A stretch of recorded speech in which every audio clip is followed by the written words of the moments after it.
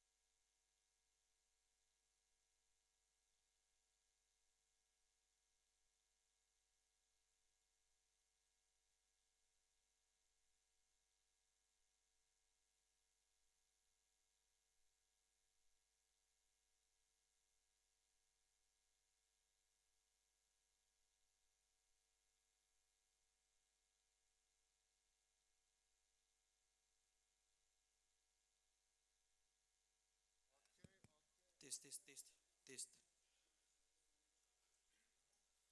Test, test, test, 1, 2, 3. 1, 2, 3, test. Test.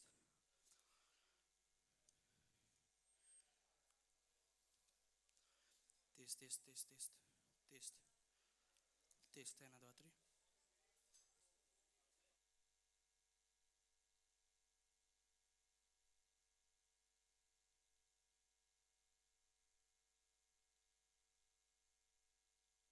Test, test, test.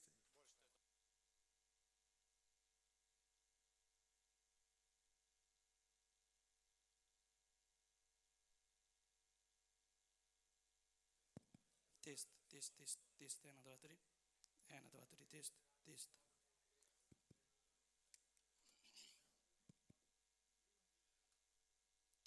Test.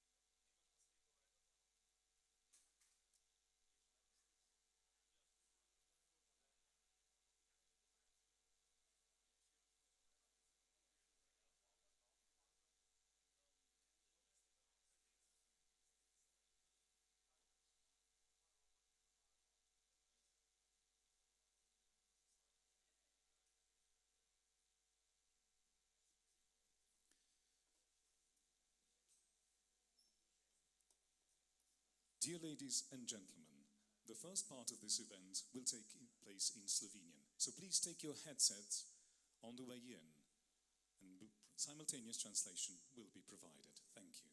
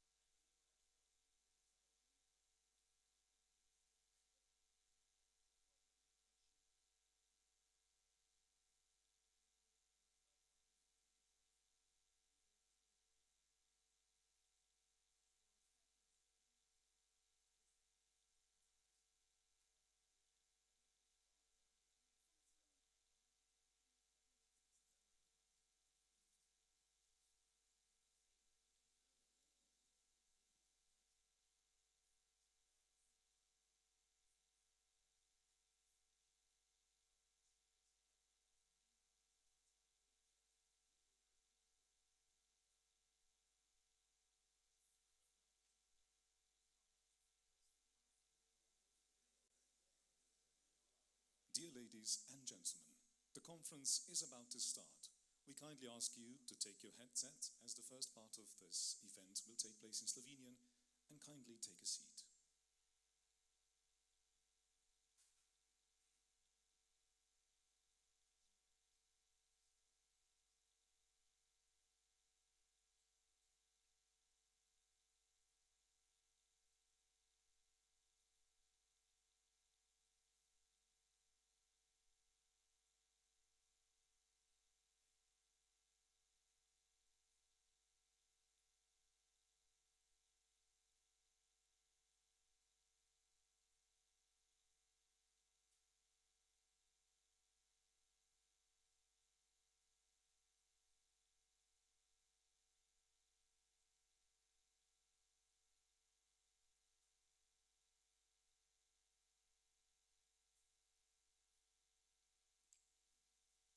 Dear ladies and gentlemen, welcome to the PCI Smart Grid 2025 Summit.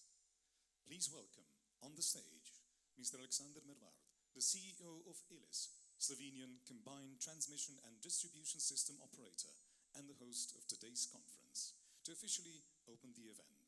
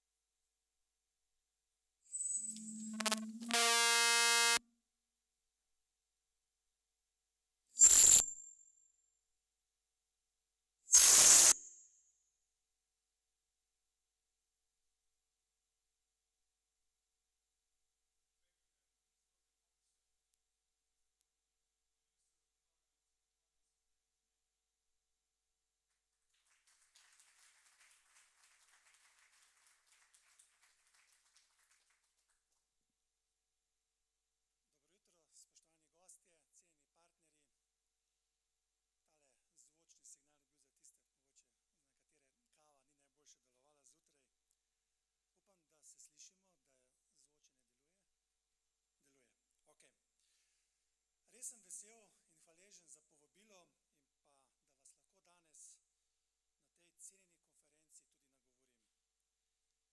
Na tej cenjeni konferenci se ne srečujejo samo energetski strokovnjaki, ampak se v bistvu srečuje znanje, izkušnje in vizije prihodnosti evropske energetike.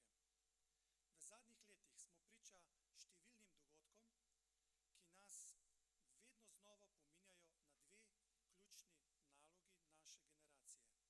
In sicer pospešiti zeleni prehod v brezogljično energetiko in hkrati zagotoviti čim večjo energetsko neodvisnost Evropske unije. To nista le politični gesti, temveč realna pogoja za našo varnost, gospodarsko konkurenčnost in kakovost našega življenja.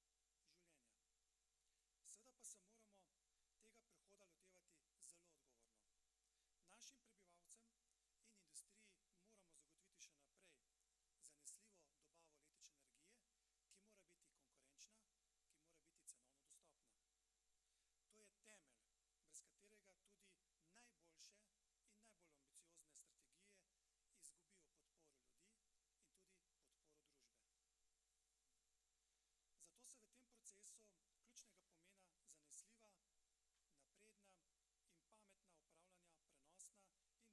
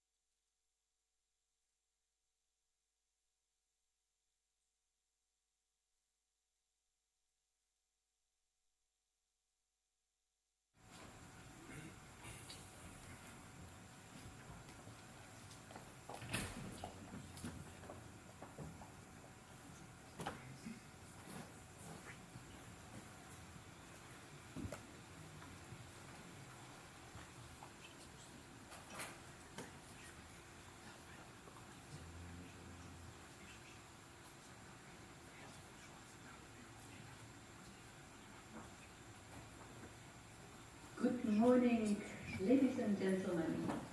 It's a big pleasure for me to be here with you at the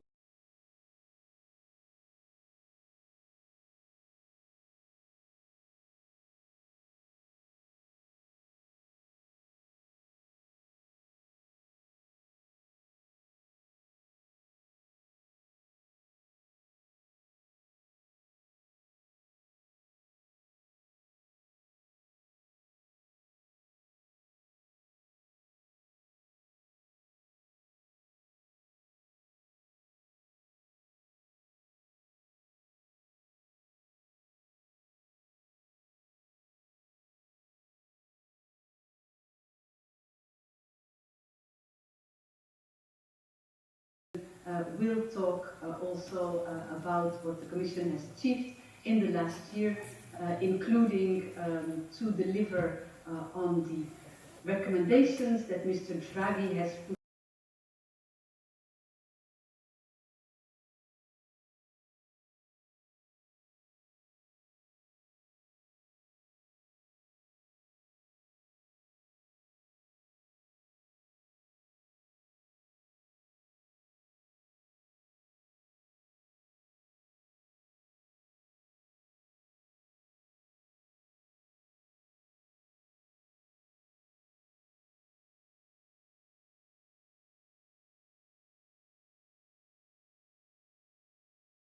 So we are really on a pathway in the European Union on a twin transition, not only green, but also digital. And the potential of digital and grid-enhancing technologies was also highlighted in our Grids Action Plan. And it is very clear that the PCI process is very important to support all of these objectives. And we are really happy also with the Technopedia platform that will be presented in subsequent editions of the Smart Grid PCI Summit. So artificial intelligence is already transforming the energy sector and in particular the electricity grids. And it really has immense power to accelerate the energy transition, to enhance the power resilience and also to spark innovation. And it is a two-way street. Because as artificial intelligence adoption grows, so does its energy footprint. And there are very important studies, for example, by the International Energy Agency that look into this, but it's really important that we need to also take this aspect into consideration. Because there are really, as we are electrifying, also demands and concerns about energy security and affordability. So in Europe, we really want to harness the opportunities, but also tackle the challenges, and that's why we are preparing a number of initiatives, including a European grids package and a strategic roadmap for digitalization and artificial intelligence in the energy sector. The aim of the grids package is to enhance the grids planning, speed up permitting, and ensure our energy infrastructure is deployed efficiently.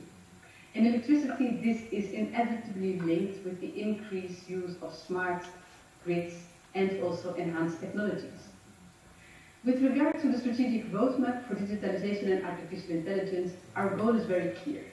We want to fast-track the deployment of artificial intelligence across the energy system and managing the risk responsibly.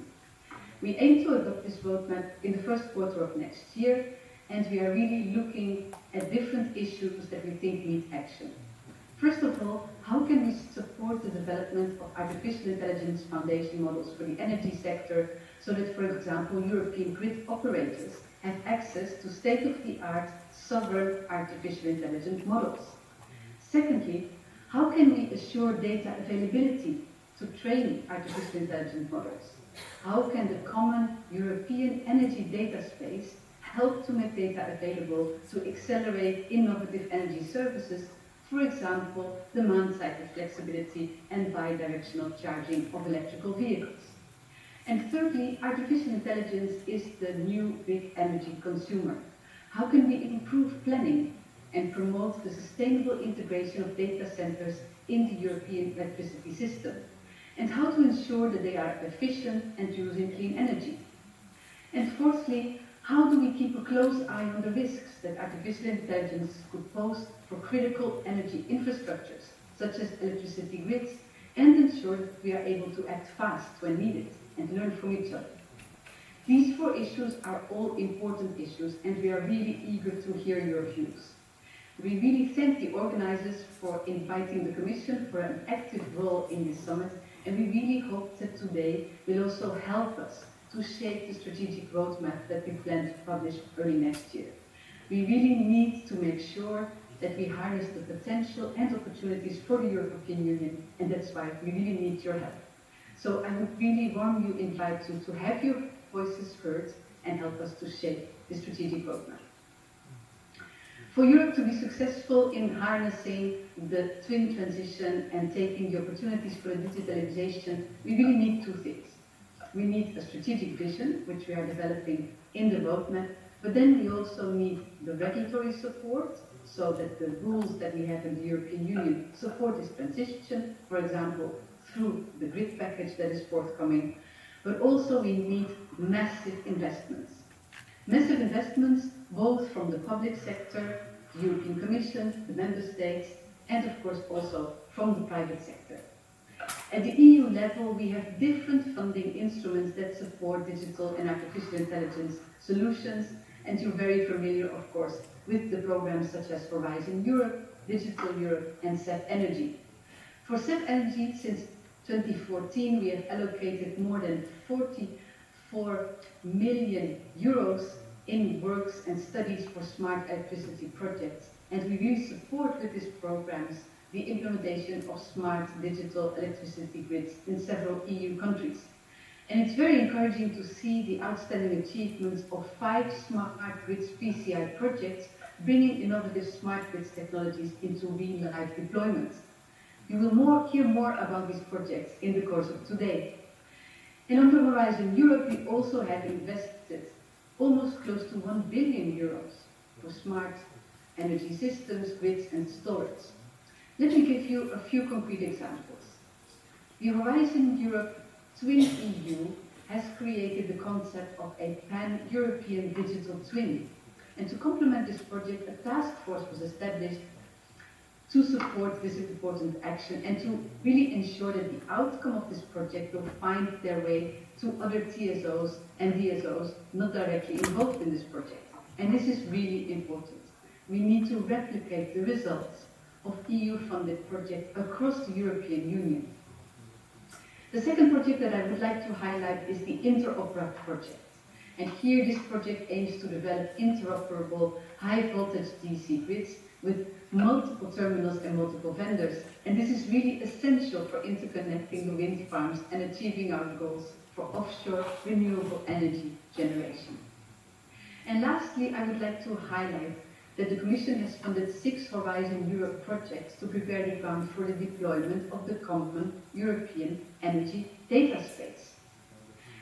It is really important to make sure that we will continue to invest into innovative projects.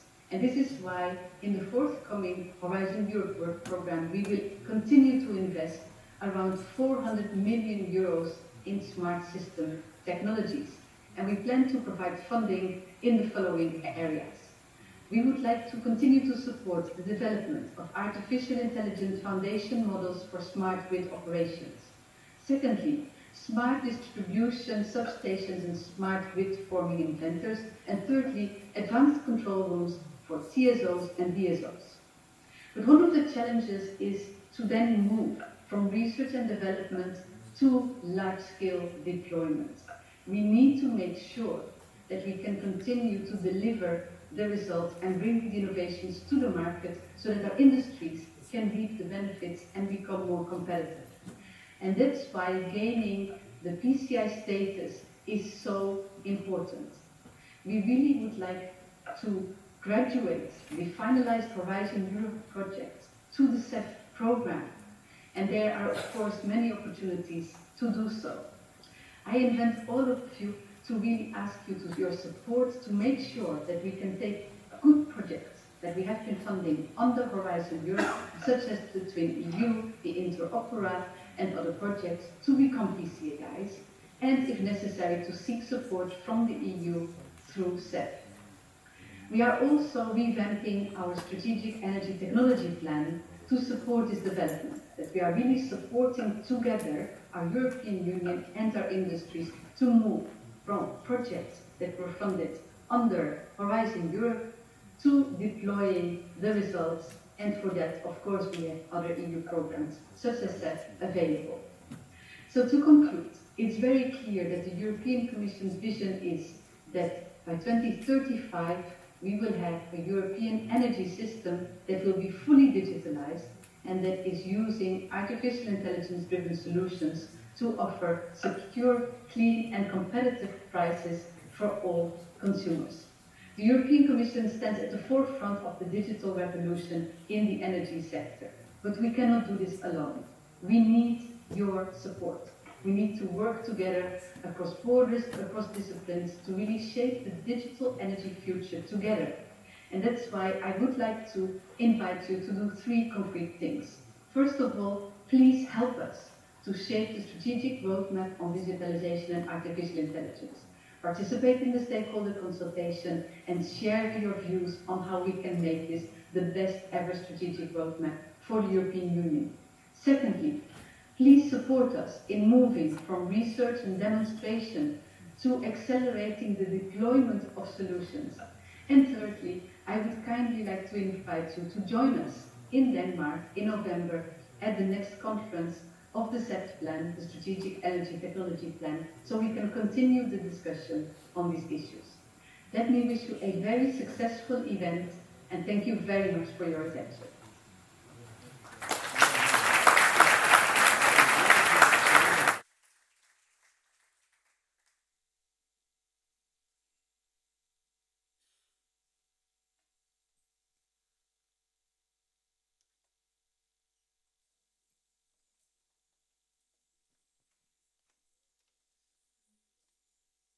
And now, let me introduce to you the moderator of today's event, radio journalist and presenter, Ms. Anja Glacha-Ferjancic.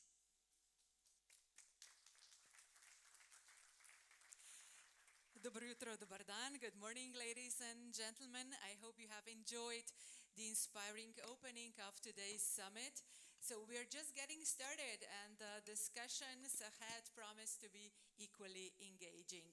Before we kick off, I have just one really kind but important request. To allow enough space for networking later in the day, I ask all the speakers to keep to the schedule. Looks like everybody is happy with that, so I will take this as agreed.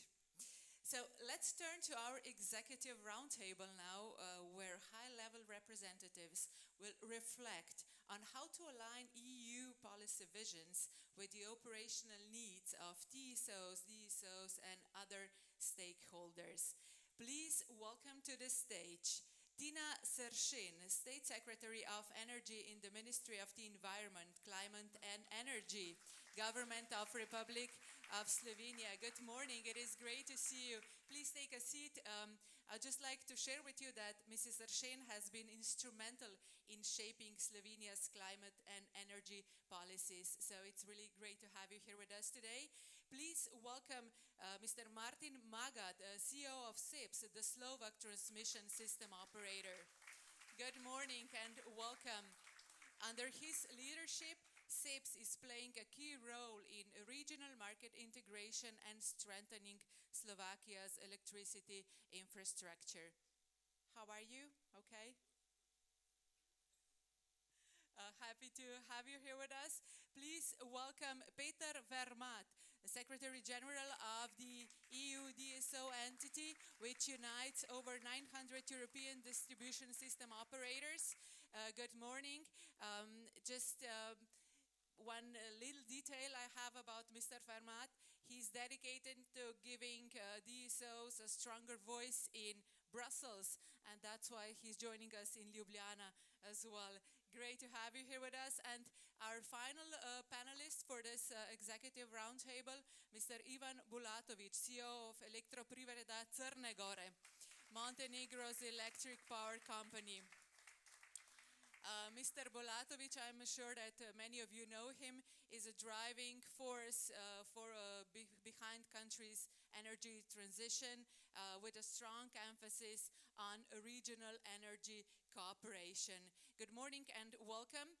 And it's a huge pleasure to introduce also the moderator of this executive roundtable, my colleague Frédéric Simon, a seasoned journalist and analyst who has spent years covering Europe's energy and climate policies. His sharp questions, be ready panelists, and broad perspective will set the stage for a thought-provoking debate. Here you go.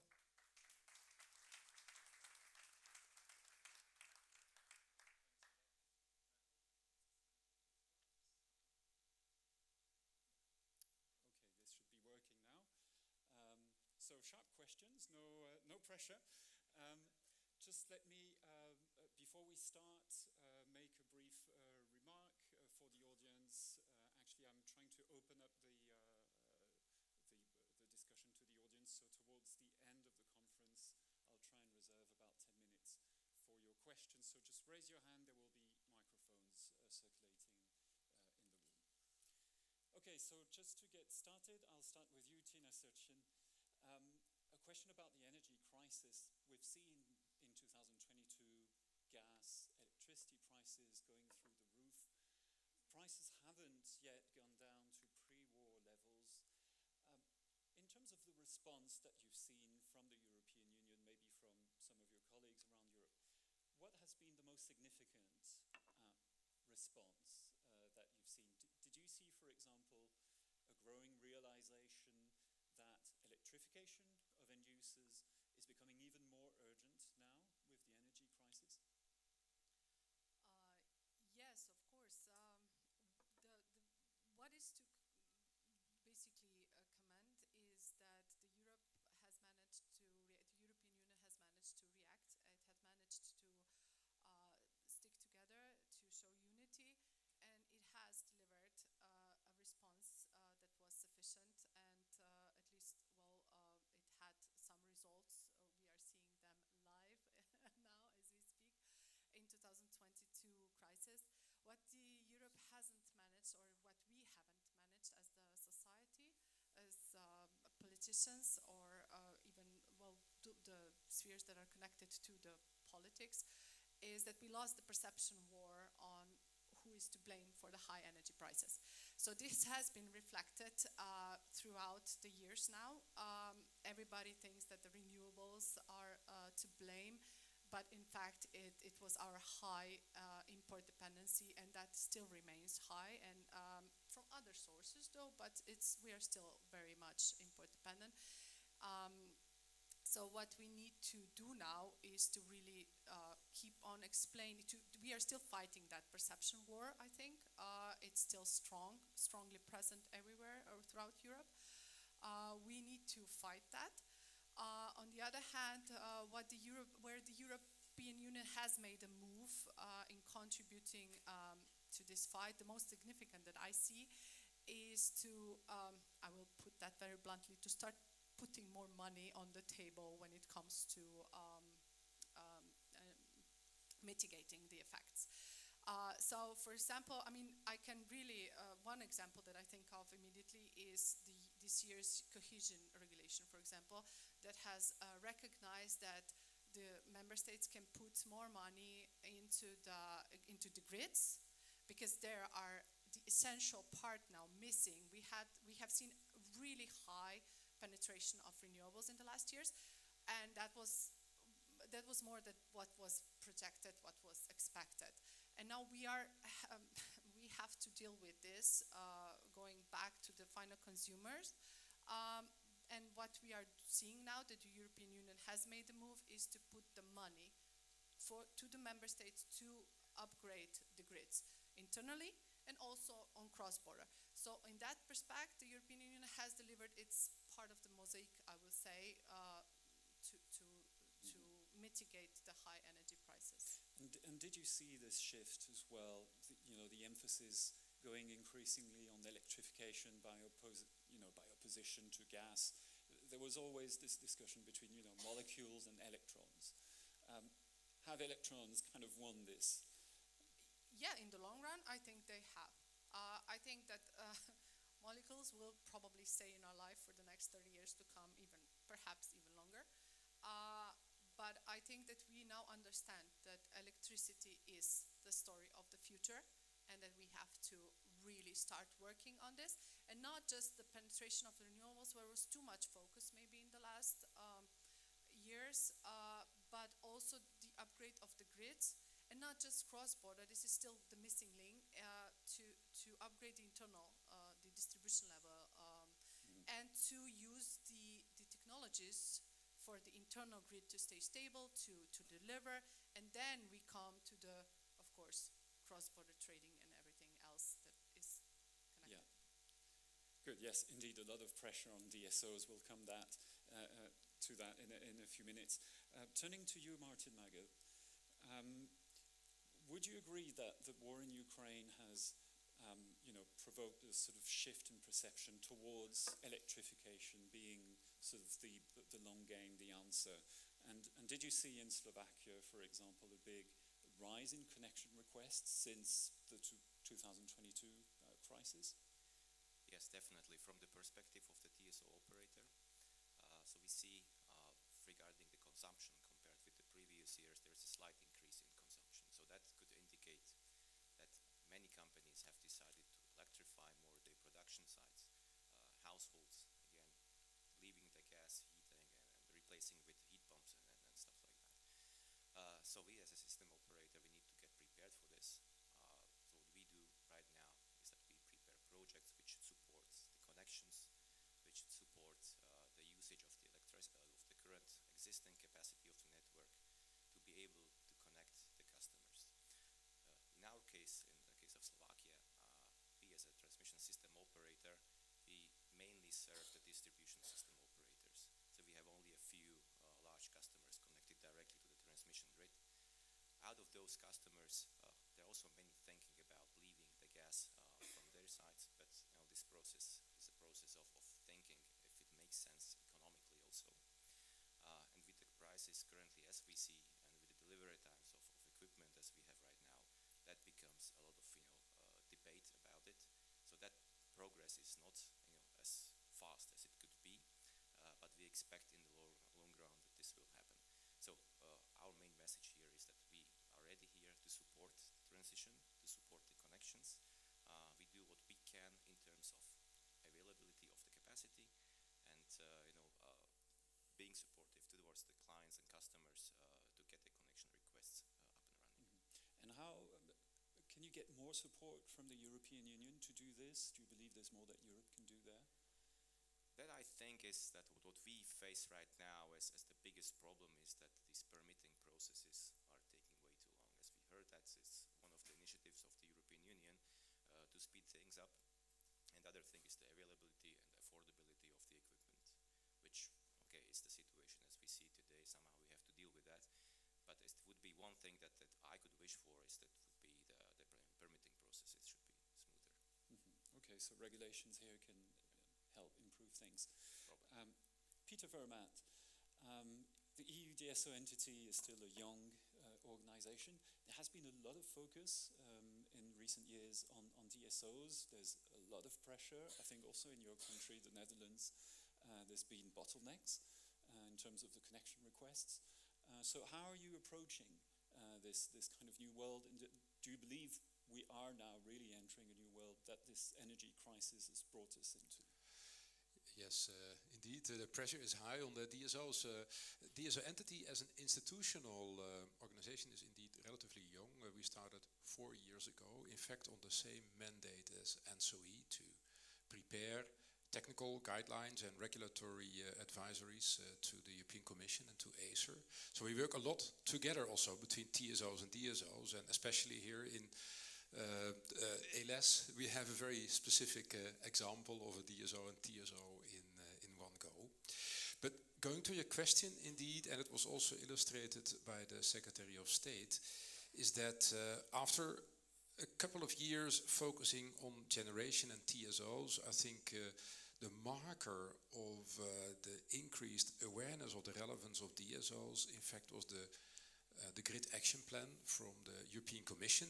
In various countries, you could have seen the awareness already increasing, but I think the European-wide view came a little bit with the Grid Action Plan, obviously also related to the very bad reason of the energy crisis from the war. And I think what we have seen is that creating that awareness helps a lot to also see what are priorities. And I think we'll discuss some of the priorities later, but I think that the starting point is quite similar for DSOs and TSOs, like increased investments, permitting, supply chain. However, it's also important to see that DSOs are much more diverse and much more, how do you say, decentralized than TSOs. So we need to fine-tune all instruments, all policies to accommodate that. So to illustrate, we represent 800 DSOs from very small to very large, connecting 255 million consumers in all member states, in all varieties that it brings. So that is one of the challenges, to manage diversity. Yes, it's a very scattered landscape.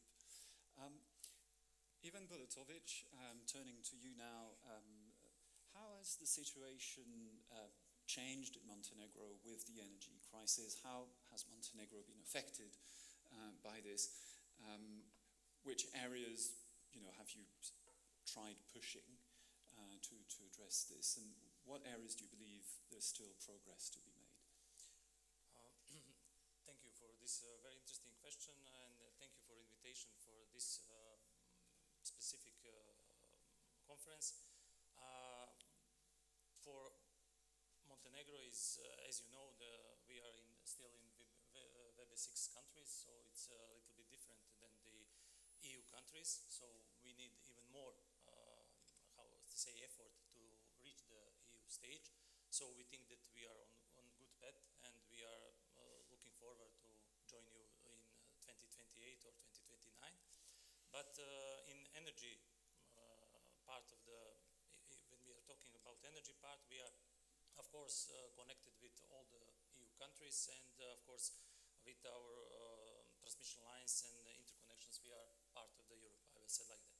But anyhow, about the crisis, crisis by itself take a lot of measures. We take a lot of measures how to intervene with this crisis, because it was really really hard to achieve the balance between the prices for domestic households and of course import the energy for the I would say for the maximum price, and it was a very difficult. What we conclude, it was very simple, how to say, that we have to be energy independence in the manner of the import. So we think that we have to increase the number of the renewable sources which will be connected to the network, and we do it like this.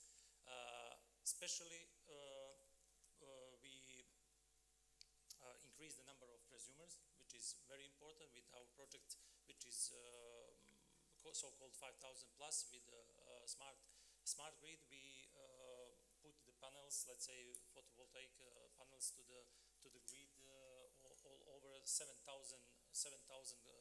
households, which is when you have how small Montenegro is like a country, it's a very big amount. It's 70 or 80 megawatts, which we installed in domestic households. It's 10% of our portfolio of production, so it is a big amount of prosumers, and that let's say somehow show us that this was the good choice. And from another point of view, we of course in Montenegro, as you know, maybe we have a really huge interest for renewables, especially in solar.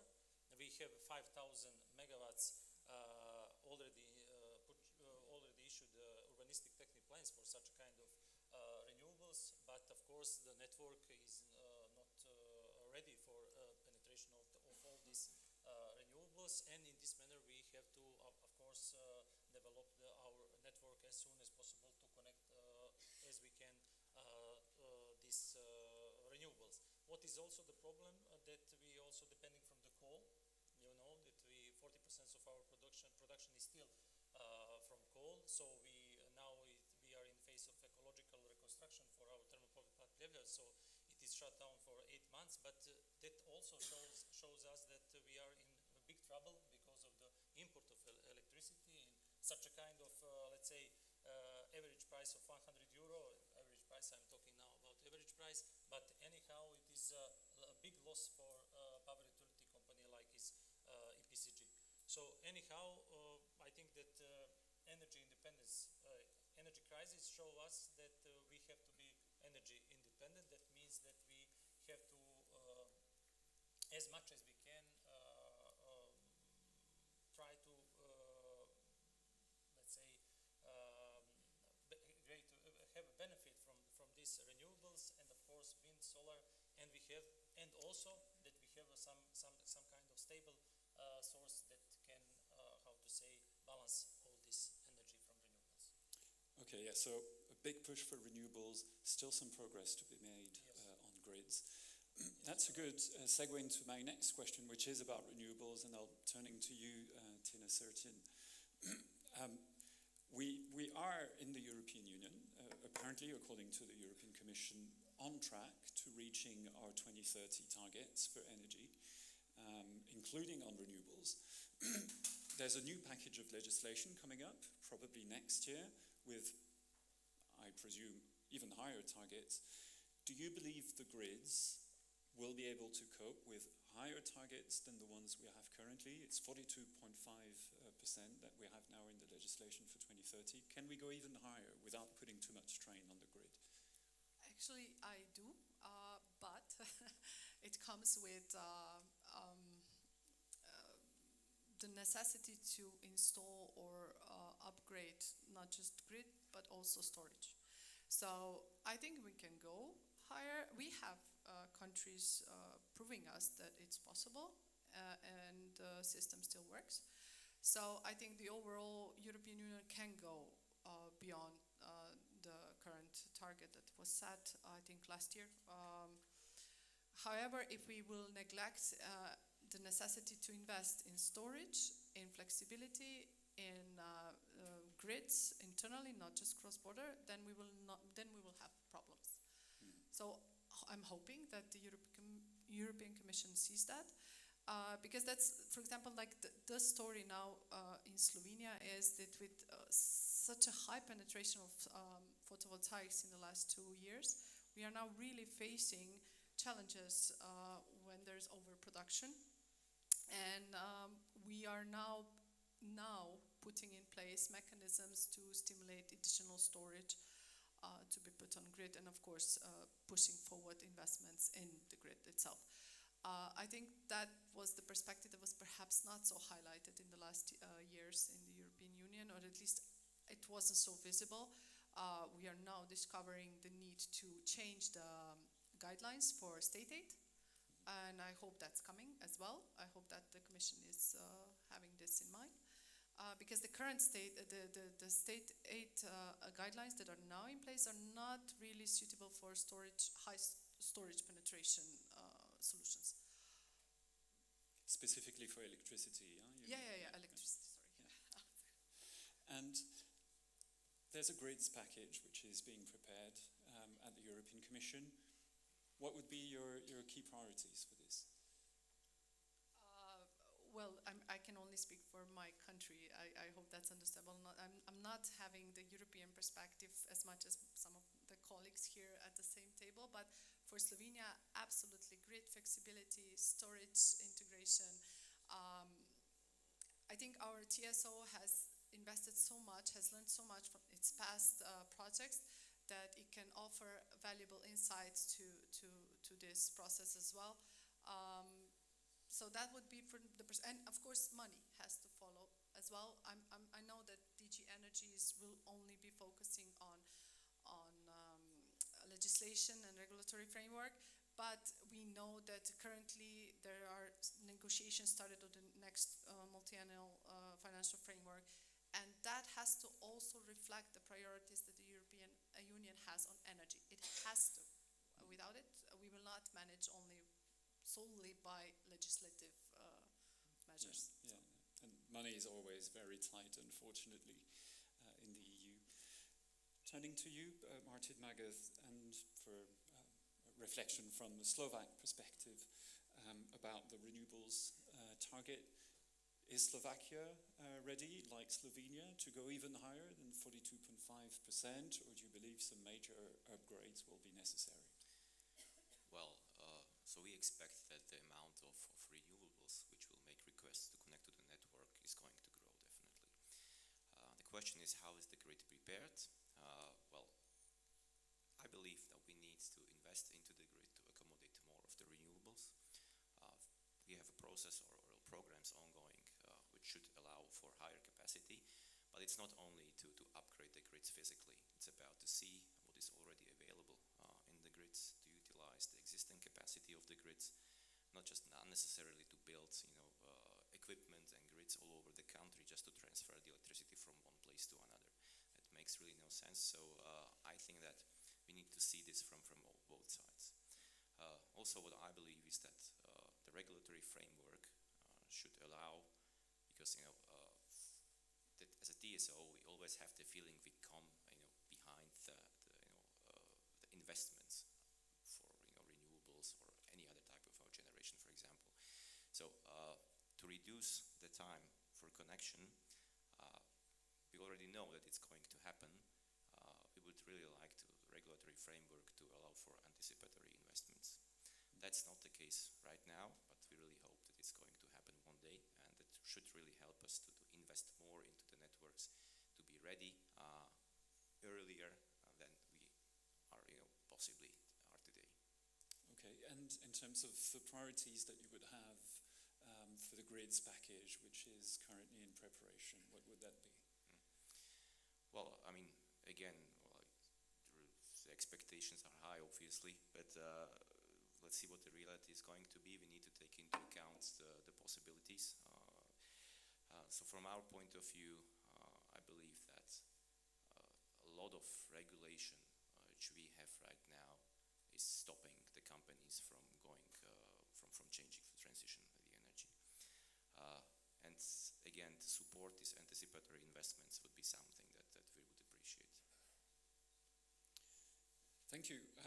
Peter Vermaat, so from the DSO perspective, we've seen all these renewables coming online, causing sometimes bottlenecks in terms of the connections. What is needed beyond 2030 if we want to go even higher than the current targets that we have on renewables? Yeah, indeed you see penetration going very high. It also illustrates, I think, that DSOs are in action. Yeah, I hear a little bit of an echo. But what I wanted to say is that DSOs are really in action mode. And to illustrate that, for instance, not everybody might realize that if you look at the increase in offshore wind in 2024, it was like 1.4 gigawatts, 1.4 gigawatts, which is massive. However, the total increase in renewables for rooftop solar only in Europe was 38 gigawatts. So there's 20 times more, all distributed about the DSO grid. So that is very interesting to see that even 1.4 gigawatts on offshore, which is very visible, but if you look around, 38 gigawatts rooftop is really showing the action mode.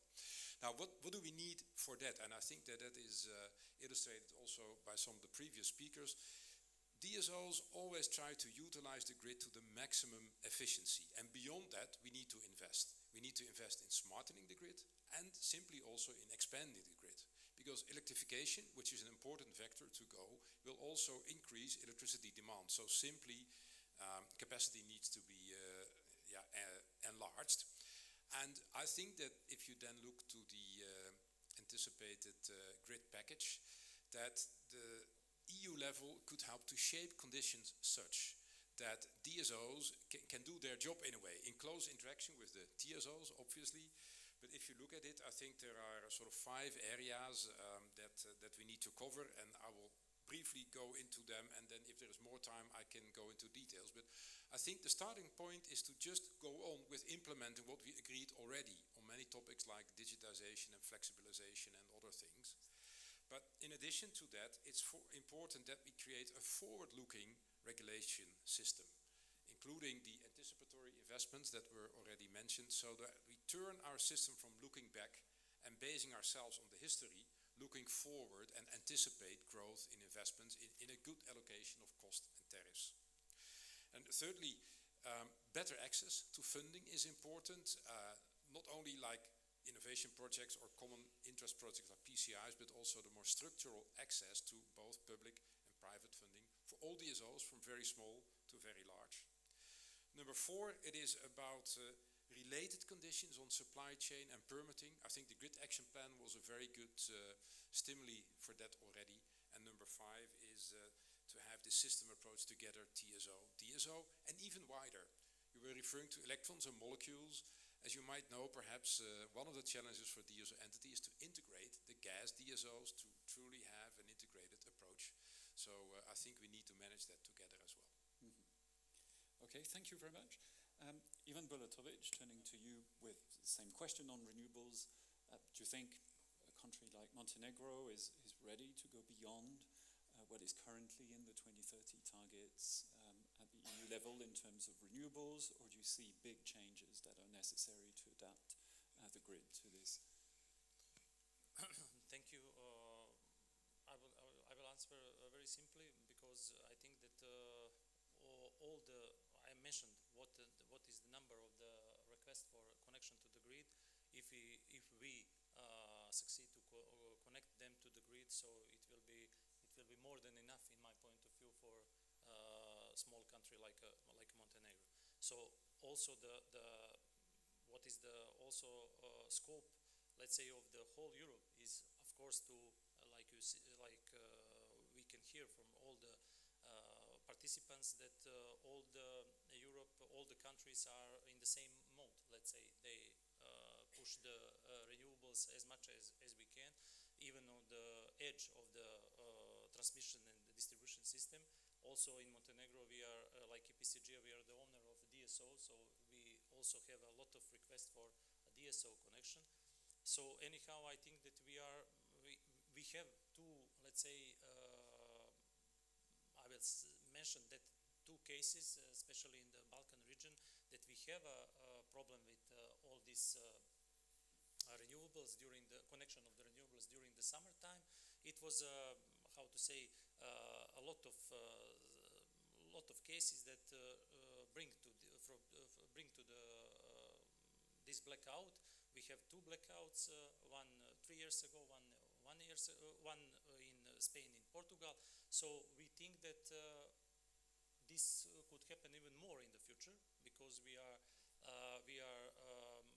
let's say, putting as much as we can. I will again say that we put the renewables on the top of the priority, and the connection of the renewables, and of course the grids are not ready for such a kind of number of the renewables. Of course, interconnection lines. You know that we need for one interconnection line due to the landowners issue, and everybody faced with this, that we need 5-7 years to build a new interconnection line, and the new let's say power plant, especially solar power plant, can be built for, let's say, two or 3 years. So in this I can see that this is the problem, that grids cannot follow all the requests for connections. And it's the same story in Montenegro. I think that the whole Europe has faced with this problem, but anyhow, we have to have, of course, better planning. That, of course, NSOE is doing a 10 development plan, 10 years development plan. Also, all the stakeholders and all the TSOs, all the DSOs, that the better planning, even I think that is very hard to plan all these renewables, but anyhow, that better planning could be one of the, how to say, can solve some problems. Okay. I will open the floor to questions in a moment, so please be ready and raise your hands. But before I do that, let me just throw a question, and I'll start with you, Ivan Bolutovic, about the suppliers of electrical gear, because we know budgets are tight, a lot of investments need to be made. There's probably an attraction to go for the cheapest suppliers. Have you turned in Montenegro, for example, to Chinese suppliers of electrical gear, or is that something that you've been staying away from because of concerns related to cybersecurity, for instance? Good question. We are open also in Montenegro. We are still open for Chinese suppliers because our procurement law is, let's say, something which is regulated, and we are obliged, like a governmental company, we are obliged to follow this procurement law. This procurement law is not forbidden for Chinese supplier. That means that the cheapest, if of course all the technical requirements are fulfilled, then of course cheapest one is winning the tender. So we cannot fight. I think that this battle is have been already lost in some years ago. So all the equipment is for energy sector is they are produced in China, or they can assemble somewhere else in Europe also, but all the main components are now that they are producing in China. So with this procurement law, and of course we have several tenders procedure with KfW, with EBRD. Also EBRD cannot stop the, let's say, Chinese companies to follow the bid to be bidders. So it's not, it's even though they EBRD or KfW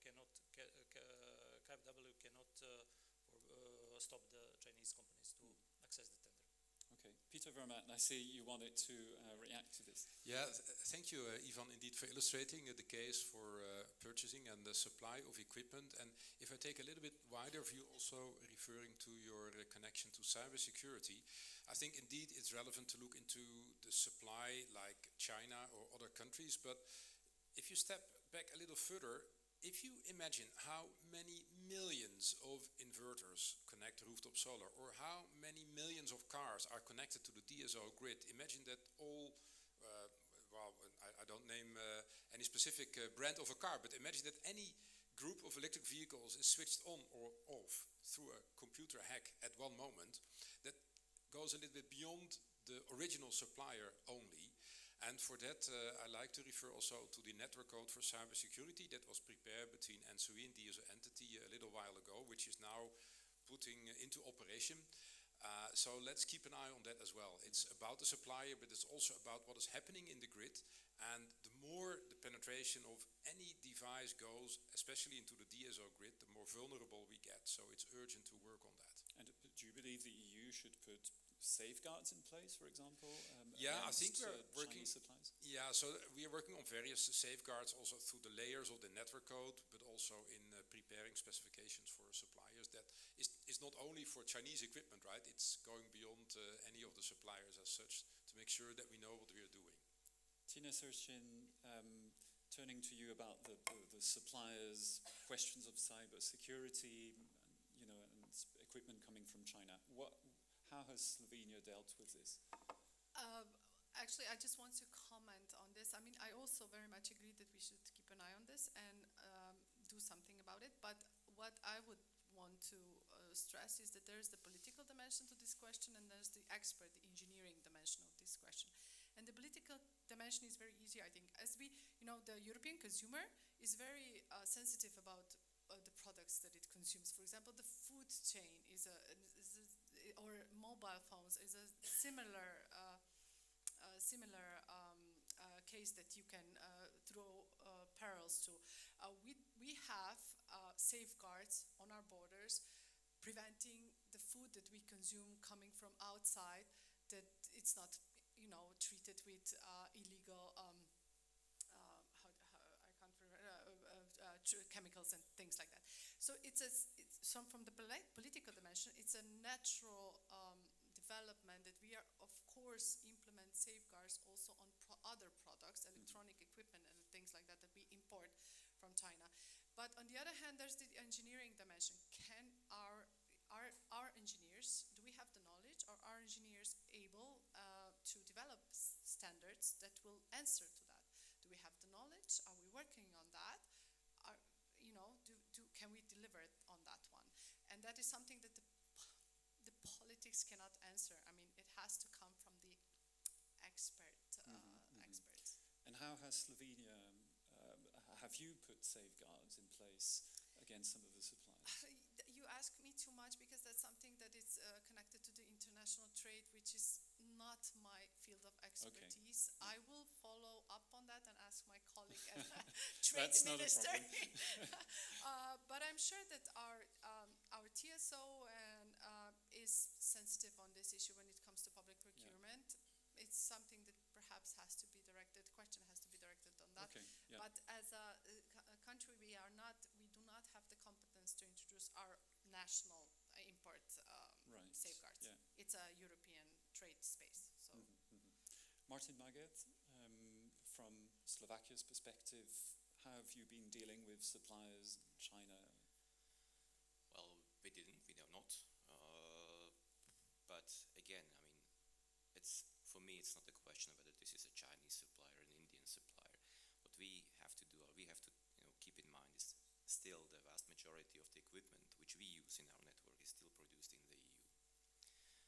Okay, perhaps some of the small things produced in China, but they make no difference again. But the strategic things still produced. What we see here, and we did an analysis, the delivery times jumped from, 2-3 years to 5-6 years. The cost of the equipment compared with the pre-war area, they jumped up by 70%. And that, I think, is the point which need to be worked on, and then we have no issues with China or Indian equipment. We need to support European producers and manufacturers to give them, means to lower the costs. Don't, harass them with, unnecessary regulations. Just to, be like an entrepreneur, cost-effective, and optimize the production. I think this would help a lot, and then we have no issues with China. Right. Again, Chinese didn't invent anything better than we did, and I think we can do better than them still. All right, so on an EU level, you say keep the borders open, don't close to Chinese. Sure, I mean, it's also important that still the European manufacturers feel the pressure of the competitiveness, right? Yeah. Because otherwise they will, again, continue with the trend as we see today. Okay, thank you very much. I see that unfortunately we've just run out of time and there won't be any space for questions from the audience. Thank you very much, all four of you, for joining us today. Join me for a round of applause.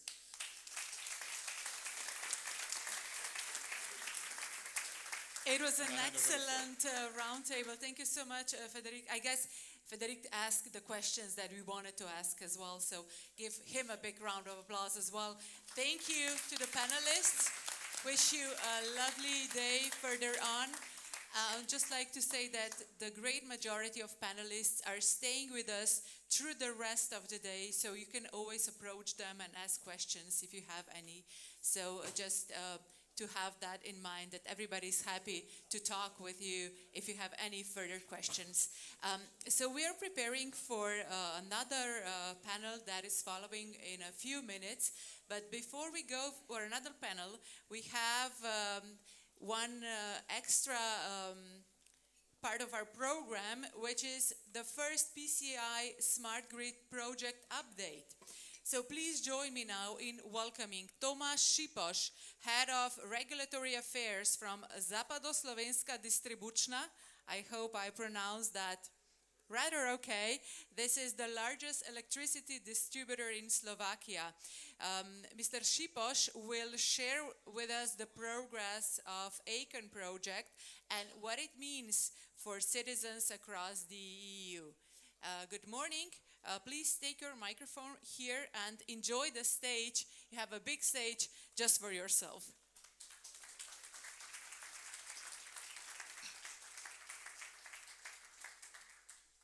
Thank you very much, and I would like also to thank especially for the organizers for inviting us to this event.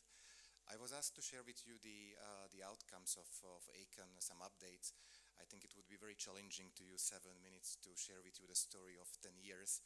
So instead of overwhelming you with data, what I would like to use is to share with you the story of ACAN as well as the key outcomes of this journey.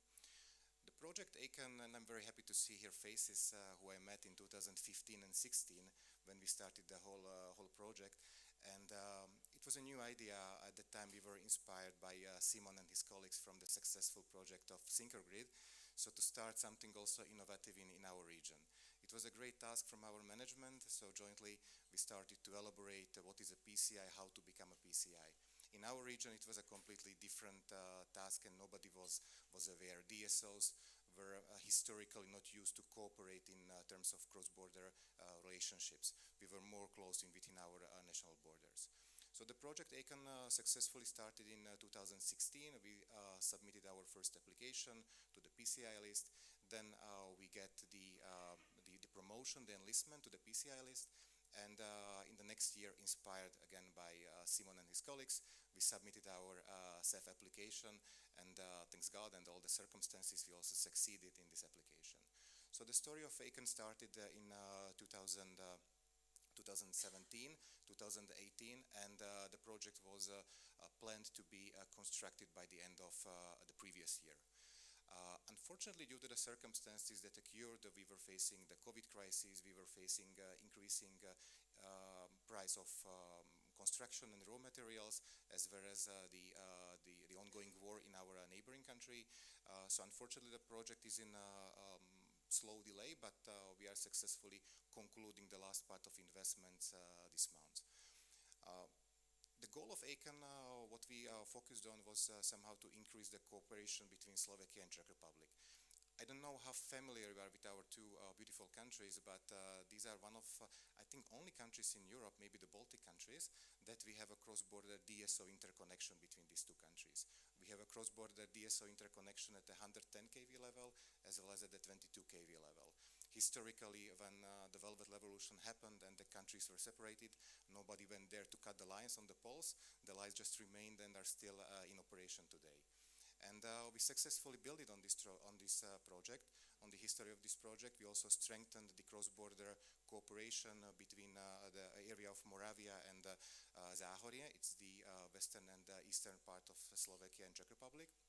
And we developed a successful project. The goal of the project was to build and to bring some innovative technologies into the country. Generally, I mean, all the distribution companies, we are aware that the companies are investing in line with their depreciation costs, in line with what the regulator is usually allowing.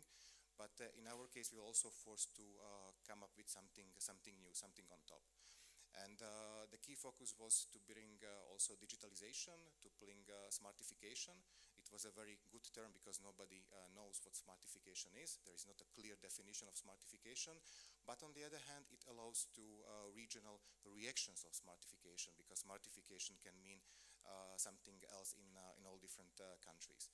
So one of the key outcomes of the project ACAN within this, sorry.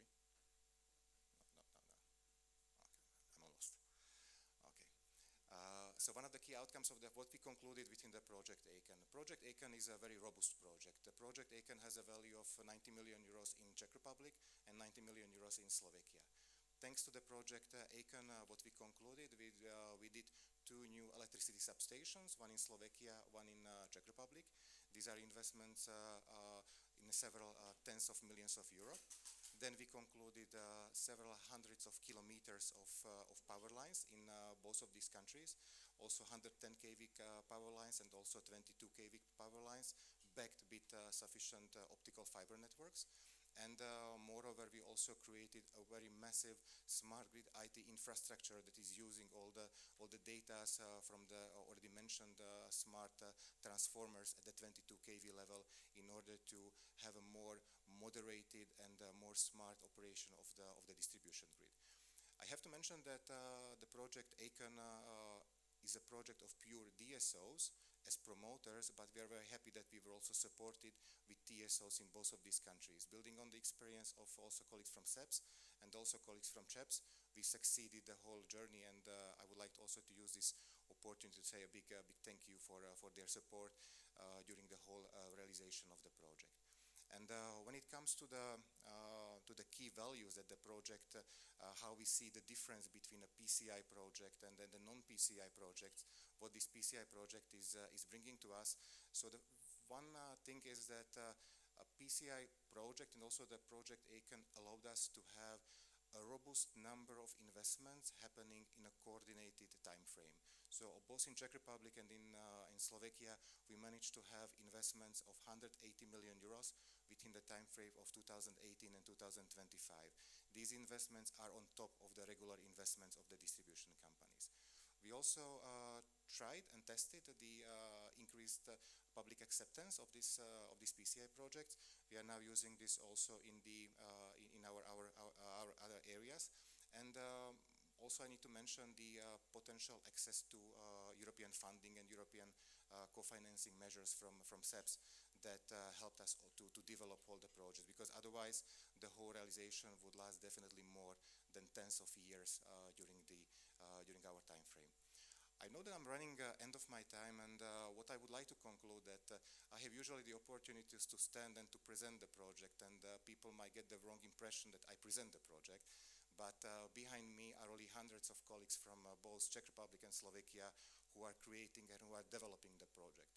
And I think that it is a very clear knowledge and intelligence also from the project ACAN that it's not about technology, it's not about impressive numbers of kilometers of lines or numbers of substations, but foremostly it's about colleagues and people who are planning, who are building, and now who are also operating in a safe and careful way all these devices.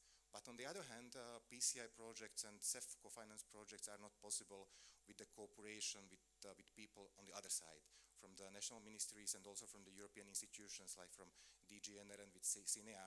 And I think in using the terminology of the grant agreements, in this case the milestones cannot be measured in megawatts or kilometers of lines. It's more about professionalism, it's about dedication, and about a very professional attitude of all these people. And I think in order to conclude, I already ran over the time, is one of the key knowledge and the key takeaways of the project ACAN and the key update that I would like to share, that the true energy transition, at least in our region, it's not purely about the innovation itself. It's really about also the professionalism of people who are involved and who are dedicated in this project, because they are bringing the lines to be constructed and the power stations to be ready in operation. Thank you very much. Thank you. Thank you. Maybe you can just leave the microphone on the table. We understood that ACAN is a team sport, and somebody has to present what you're doing, and you did an amazing job. Thank you once again. I'll see you shortly again on the stage.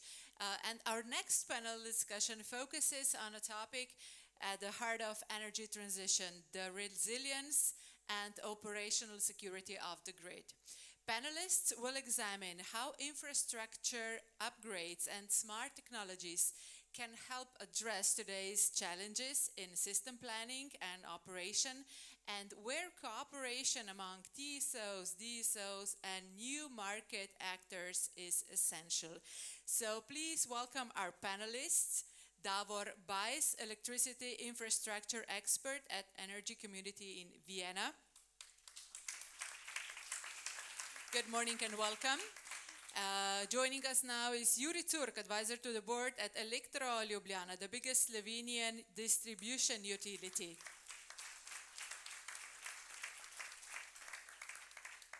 Min Daugas Ivanavičius, head of synchronization program implementation center at Litgrid, Lithuania's electricity transmission system operator.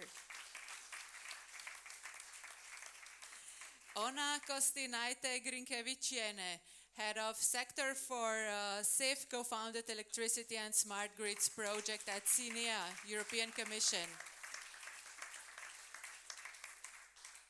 Leila Sawyer, Secretary General of Current, the voice of innovative grid technology companies in Europe. Welcome.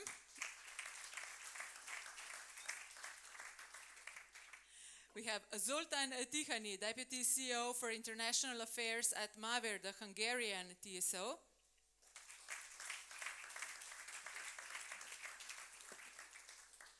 It's a great panel. Hope everybody feels okay. Just one kind request that I have before I give the floor to our moderator. Please talk directly into the microphones. We in this area can hear you, but we have a live stream as well. And if you're not speaking directly to the microphone, people who are watching us online cannot clearly understand and hear you. Okay, agreed on that. Moderating this session is Mark McGrannon, a fellow at the Electric Power Research Institute. With his experience bridging research and practice, Mark is the perfect guide for today's discussion. Good morning, Mark. Good morning. Thank you very much. Good morning, panel. We have a big panel here in a short time, so we're going to have quick questions. We're going to try to focus on the topics of resilience and security of supply, especially with respect to the role of smart grid technologies. It's a topic that's become more complicated as the penetration of renewables has become greater. Much of that being distributed, as we just heard, about the greatly increasing role of rooftop PV and distributed wind connected to the d.o.o. and being able to integrate that and maintain the security of both the transmission and distribution entire energy system. The Iberian Peninsula blackout has taught us that it can be very complicated in terms of power flows and voltage management with this high level of penetration. And things like climate change, cybersecurity, and even physical security have to be taken into account, and smart grid technologies can have a role in all of those areas. We have a project at EPRI looking at the role of grid-enhancing technologies, dynamic line ratings, advanced conductors, power flow controllers, and even optimizing the topology of the grid as tools to provide flexibility and support the security of the grid. And as we heard in the opening session, obviously the role of artificial intelligence and getting a handle on how much energy storage we need and how to manage that are going to be critical topics as well. So I think the perspectives that we'll get from this panel should be very interesting, given the complicated nature of the challenge right now. The way I'd like to go through this is to get the perspectives of the TSOs and DSOs represented here first.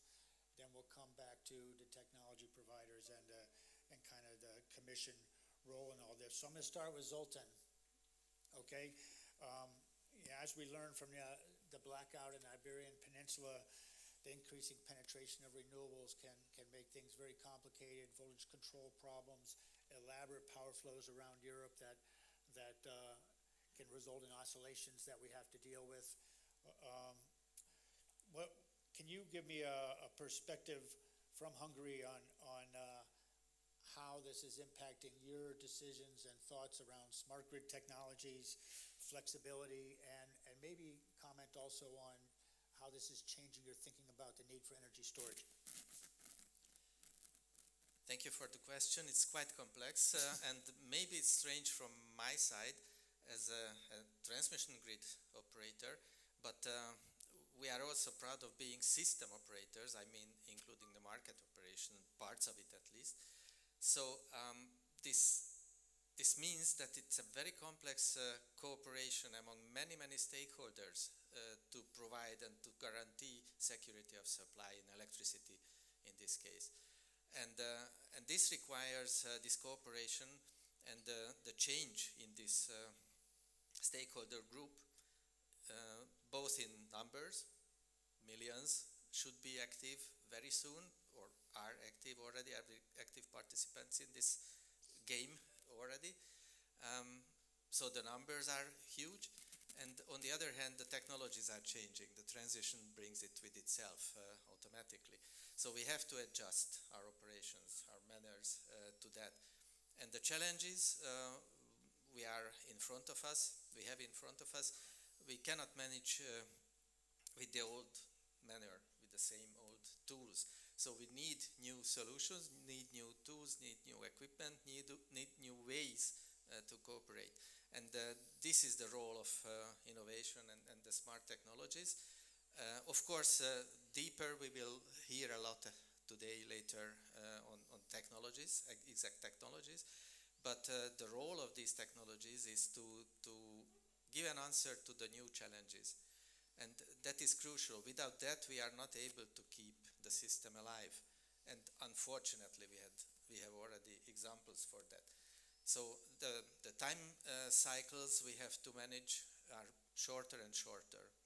The volume of data we have to assess, evaluate, use to make decisions in very short time is extremely huge. So without new technologies, new big data, new artificial intelligence based solutions, we are toothless. So that is the new situation, and of course it needs cooperation among many other participants, not only the grid operators, but all the participants of the system as such. And as we say in the ENTSO-E, in the European Association, we are building, and that was a very good message from the previous panel, we must be forward-looking. So what is the vision? We are building system of systems, and that's really true. So not only the electricity, not the gas system, or speaking about storage, and a special type of possible storage in the future is hydrogen, for example. So all these systems must cooperate, and we have to be able to manage them. So I think this is, in broad words, the picture now and the challenges we are facing. Very good. I think we'll go to Slovenia and Zurich for the next perspective, and I'm particularly interested in how learning from the Spain blackout, controlling and managing the distributed resources connected to the distribution system, and the cooperation required between the TSO and DSO, or if they're the same entity, maybe cooperation is easier or maybe not. What are you thinking in terms of approaches and technologies to manage these resources and maintain the security of supply with the wide range of inverters and systems that are out there? Yes, definitely. It's quite a complex thing. But on the other side, it is definitely that in distribution grid, we will in the future need to approach in more active control of the, actively control the grid itself and flexible resources connected. Here I mean also renewables, which are normally driven by the sun in Slovenia, but at least control of it will be necessary, because nowadays, it's for the May the 1st, it was the total delivery from transmission grid to the distribution grids was 30 megawatts in Slovenia. And the peak delivery is close to 2,000. So this is happening in the grid, and without active control in distribution grid, this will be impossible. On the other side, we know, yes, smart solutions, smart, everything is smart, but at the end we can have a big brain, really very smart, but to do something we need hands, fingers, and so on. And here we are short so far in distribution, because even we need to, for practically every investment, we need to prove that it is smart, or that if we want to pull the cable, we practically need to prove that this is really, it cannot be done smart. And this is a little bit now over. It went over the reasonable view, and in this perspective, we need to buy remotely controlled switches, which are not really smart, but they are fingers doing things that the brain think. And yeah, here we need to do more. And this we need somehow to focus more on that, because there are so many nice applications and programs and software developed through H2020 programs, but at the end we need the switches and communication gateways and LTE meters and so on to really fill that brain with the data and to execute the commands from there. Yeah, and one MotoGP driver said a few months ago, it is easy to be ambitious, but it's difficult to perform. So we need to know more about functionality that we want, and not only talking about millions and billions of investment. First, to know what we need, which functionalities are needed. This is what I'm missing. This is my perspective. Are there any new initiatives related to energy storage at the distribution level that would support this wide range and power flow interaction with the TSO? Well, so far, of course, for larger storages, it is obligation that they are able to receive the commands, but we will also soon probably have more and more pressure with the smaller units, as rooftop solar plants now equipped additionally with the storages of 5 to 10 kilowatts. And so far we are trying to persuade also through some pilot projects that they will also be obliged, not that this is a question of the market, but obliged to follow certain rules and commands from this DSO, because it is in the transmission grid, it's okay because you can transmit, it is meshed network, and structure of distribution is radial. So to solve a certain voltage problem in a certain feeder, there are maybe 2 or 3 resources that can be flexible, and they can put on, if this is a question of the market, they can put on the price, whatever. Yeah. It's tricky at the DSO level in terms of how to use energy storage on the distribution system. You can't own it.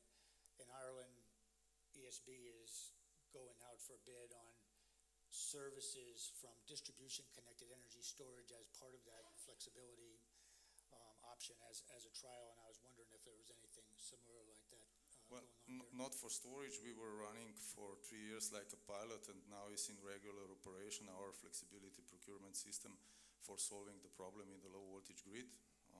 But it's very difficult because there are not so many customers willing to cooperate. And the other problem is that if we have overloading in the transformers, maybe 300 we have in the grid that are of such case out of 5,000 to 6,000 transformers, but some of them are overloaded only for hour or 2 or few hours in a year, and it's no point to make any special flexibility procurement there. There are cases that are overloaded for 200 days in a year. Again, you cannot switch off the heating of the heat pumps in the whole village for the whole season. So at the end we come to maybe 20 or 30, and we publish tender every year, but so far there is not much response on it. So we had some when we started like a regular operation, not before when that was subsidized through the pilot and so on. Yeah. Interesting. Let's go to Mindaugas and get a perspective from Lithuania. You guys have been through the synchronization with the Baltic states with the European grid already, and I'm wondering how this this integration supports the security of supply, and if there's any additional issues and challenges that come up once you're integrated that result in the need for smart grid technologies. So thank you for the question. So for us in Baltic countries, so it was quite challenging period in the last couple of years as we have been finishing the projects and as well preparing ourselves for the synchronization.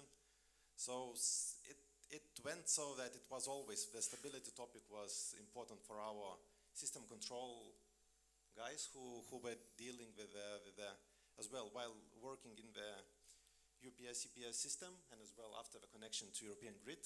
On the other hand, what we have seen in the last couple of years, we seen many of incidents in the Baltic Sea, where the electricity cables, telecommunication cables, as well gas pipeline were damaged and affected. So it was the clear signal for us as well to work a lot on the resilience as a additional topic to the system security, as well to ensure that our system is secure and we can operate in any moment. So what we are doing now, and we are quite ready with our plans together with our partners in Baltic countries, in Estonia and Latvia, and as well with Poland, considering how we should improve the resilience in our grid. So we have measures ready, implementing a lot for those resilience as a physical security topic. On the other hand, always those smart things are the daily business, which is as well executed, but you need to protect those smart, fragile elements to be ready to operate always. Is there particular smart grid technologies that are being applied for physical security purposes? Or is it mainly sensors and awareness of what's happening, or are there other approaches? Yes, there are. On the other hand, those smart things, what we should as VR system operators, we should think that as well we have smart systems which we can use as well as for second benefit. So something is used for operation of a technology. On the other hand, it could be used as some kind of a security systems. So the same topic, one example could be video surveillance system. On one hand as well, you can use the smart technologies like to have simple way to have people who are surveilling. If you see on the substation something happening, or use the artificial intelligence to screen many of the substations and to have a signals over there. Other example could be the various type of distributed acoustic systems, which are typically used for technology purpose. On the other hand, it could be converted to the security system just to let operators to get the signals before something is happening in the grid. So there are as well other aspects, so we should consider them. Yeah, very good. Let's go to d.o.o and energy community countries, and maybe you could give us some of your thoughts on the main challenges for operational security in the energy community countries and potential role of smart grid projects there. Thank you for the question. So I'm representing 9 countries which are not in the EU but wishing to join the EU, 6 Western Balkan 6 countries, and 3 Eastern Partnership countries, Ukraine, Moldova, Georgia. And the territory of Balkan, Bosnia and Herzegovina, Serbia, Montenegro, 2 North Macedonia, Albania, and Kosovo. So pretty much operational challenges are similar as in Europe, but maybe not at such a large scale, because the integration of renewables is not so intense like in the EU. That's something that we still expect to come. But anyway, I would say there are 4 or 5 operational challenges, not to go into them deeply, from aging to large transits due to, for example, large solar production in Greece. Lack of coordination, so this coordination between countries, these are small countries, small TSOs, they cooperate, but this level of cooperation should be much higher. Lack of coordinated capacity calculations, so we have still bilaterally determined NTC values, which are quite low. Then on the other side, we have Bulgaria, Greece, and Romania with the coordinated capacity capacity calculations, and then we get into situations when commercial flows are high on the east through Bulgaria to Romania, but physical flows go to Albania and Montenegro. That's the reason why Montenegro occasionally experience very large transits through the grid. Actually, we had a large blackout last year, and we had in North Macedonia one this year, which was quite, I would say, bizarre. I never heard about the blackout during minimum system load, not only daily, but probably monthly or even annually. It happened on 18th of May, and that's the main issue that I wanted to discuss, because it's somehow related with potential smart grid project in the region, and these are high voltages. So the whole region practically suffers from high voltages. The problem spread in the past from Croatia, Slovenia, Bosnia and Herzegovina. Now it happens everywhere: Southern Serbia, North Macedonia, Kosovo, Albania, Montenegro. And actually what happened in North Macedonia, they had high voltages in 5 in the morning on Sunday morning, so that's probably annual minimum load, and practically all transformers 400 to 110 tripped off due to protection of the high voltage, over voltage protection, and they had 2 hours of blackout, which is really quite unexpected. And that's the reason why I wanted to put a reference on the smart grid, synchrogrid project here between Croatia and Slovenia, which successfully, if not solved, but much improved the issues of voltages in these 2 countries. So we also wanted to suggest our countries, energy community countries, to apply something similar. And that's exactly when this lack of coordination came into place. They were not so interested. So every country now tries to solve it by themselves, which is less efficient, which is longer, which puts a risk not only to this specific country, but to the region in general because of these high voltages. And pretty much we would like to learn from the EU experience and apply it in the energy community countries. Are you also looking at any power flow controller type technologies, power electronic technologies to support the voltage management separate from interconnection and integration approaches? No, at the moment TSOs at the Western Balkan 6 area, they consider shunt reactors not so sophisticated solutions regarding controllers and such, mainly because of the costs, of course. Yeah. Very interesting. Let's go to Leila and get a perspective from the technology providers, and where do you see investment priorities related to these technologies to support system security needs, and are we starting to see an increased deployment of the smart grid technologies as part of the solutions? Thanks for that question, Mark. So so I think from the technology provider perspective, there's a few things. So listening to all the TSOs, I feel, and DSOs, I feel there's kind of an understanding that yes, we need to get smarter. Good that we are all aligned on that. Of course, we do see a lot more uncertainty going into the networks with more distributed resources and much more dependent on the weather. So from our perspective, where innovative grid technologies can really support the operational security of the system operators, it's giving the system operator more tools, more levers to be able to handle uncertainty and uncertain situations. We talked about the Iberian blackout, but there have been also in Ireland, as I'm sure you are well aware, the storms that left people without power in the US, but also increasingly in Europe, wildfires, and unseasonably hot weather, more unforeseen situations, and unfortunately this is probably not going to get less. So where we see that really the innovative grid technologies can help, as I mentioned, giving the system operator more levers. So this can be through dynamic line rating, looking at what the actual conditions are on the grid, and then making your decisions based on a more real-time understanding of what is going on the line.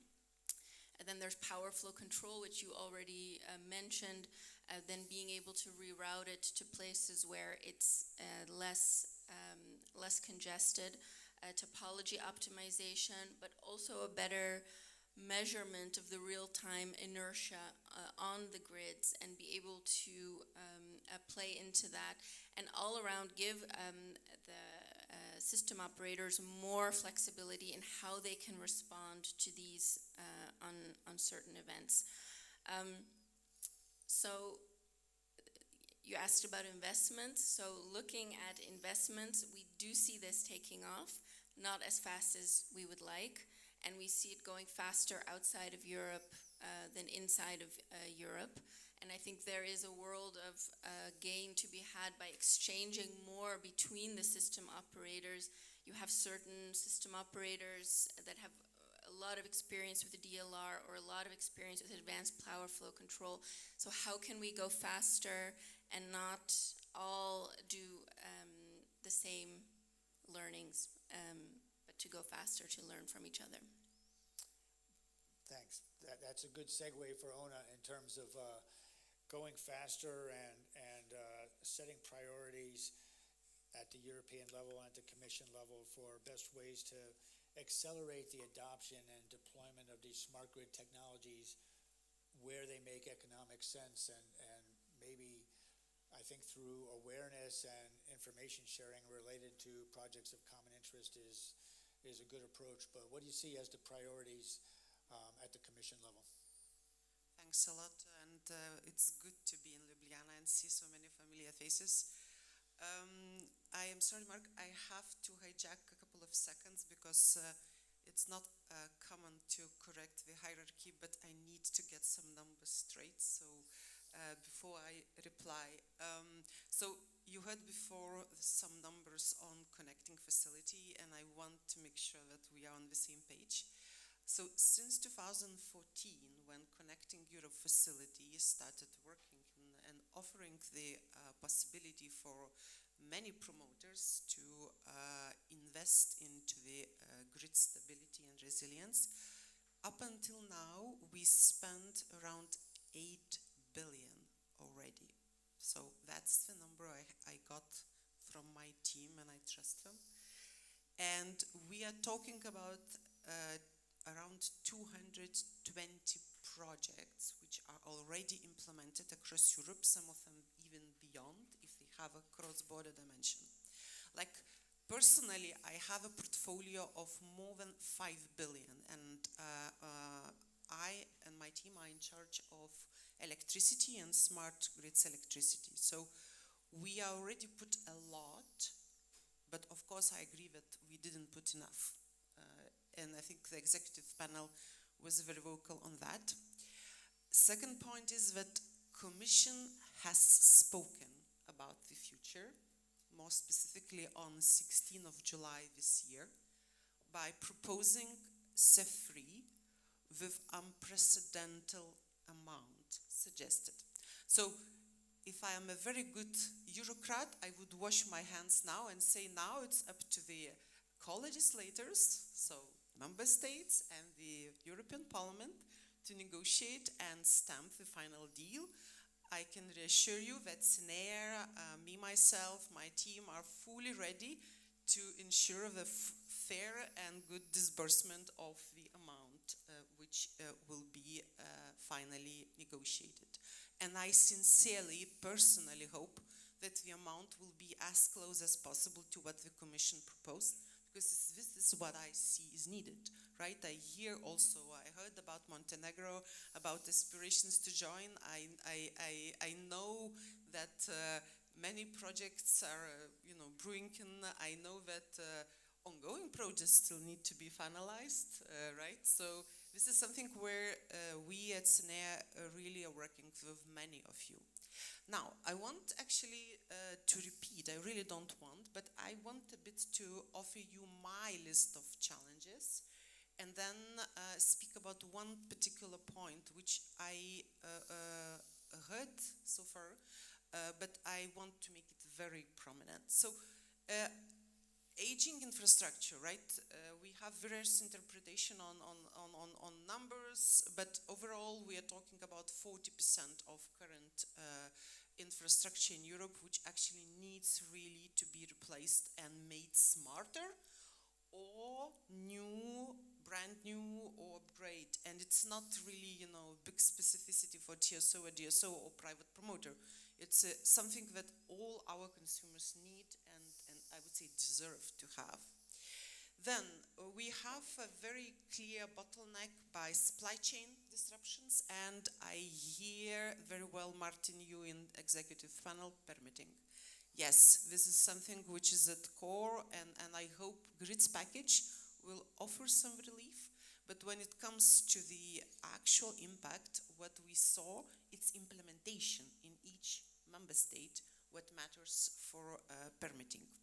Then, integration of intermittent sources, of course, yes. That's something which many of our smart grid projects deal with at DSO level.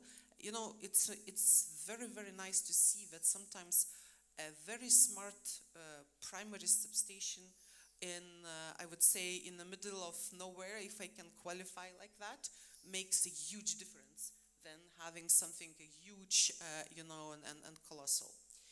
Extreme weather conditions, absolutely right, and that was the first time I heard about tornado in Czechia, and apparently our smart grid project, timely implemented, really stepped in and helped.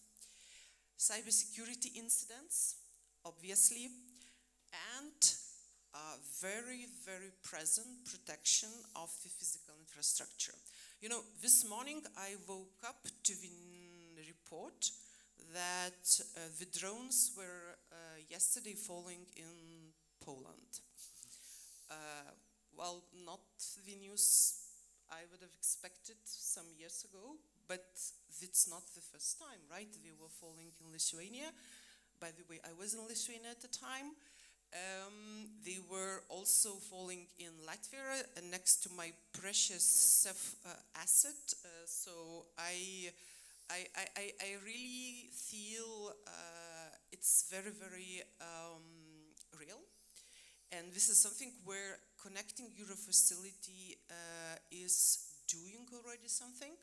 Maybe not enough. We still have call ongoing.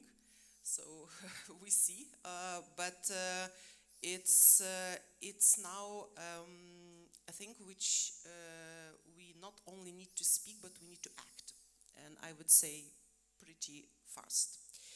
And then it comes to the emphasis I want to make is, for me, the keyword is cooperation. Cooperation on many levels. The Minister of Energy for Slovenia today also spoke about partnerships and emphasized the regional cooperation. Sometimes regional is a concept which might not necessarily be cross-border. And I really invite all of you here in the audience today to use this golden opportunity created to us by LS. My big thanks to LS. Because you can share, you can talk to each other, you can create these partnerships and you can really cooperate with each other, you can learn from each other. And SEF here is really to stand by you, with you, and where possible to help you. So I would stop here. Very good. I think that last note of cooperation is really key in terms of moving these technologies from demonstrations to becoming the way we design and operate the systems, and that's absolutely key.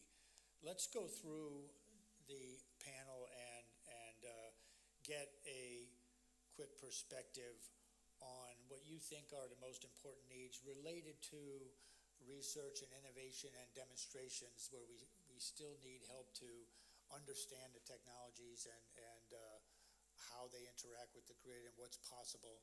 Where you see the priorities are there to help address security and resilience, considering all the aspects, cyber, physical, extreme weather.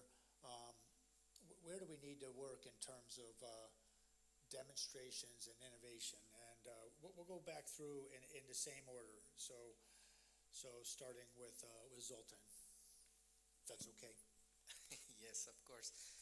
I fully agree that cooperation and sharing the gained experience or knowledge is key.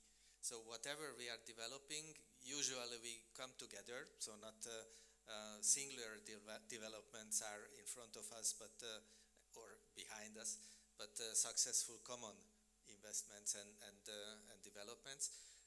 But anyhow, usually they are involving only a few participants.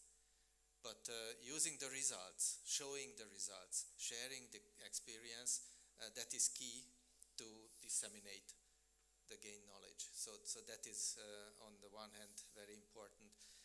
And on the other, the challenges we have already mentioned today are growing over one or a few participants, TSOs, DSOs, whoever.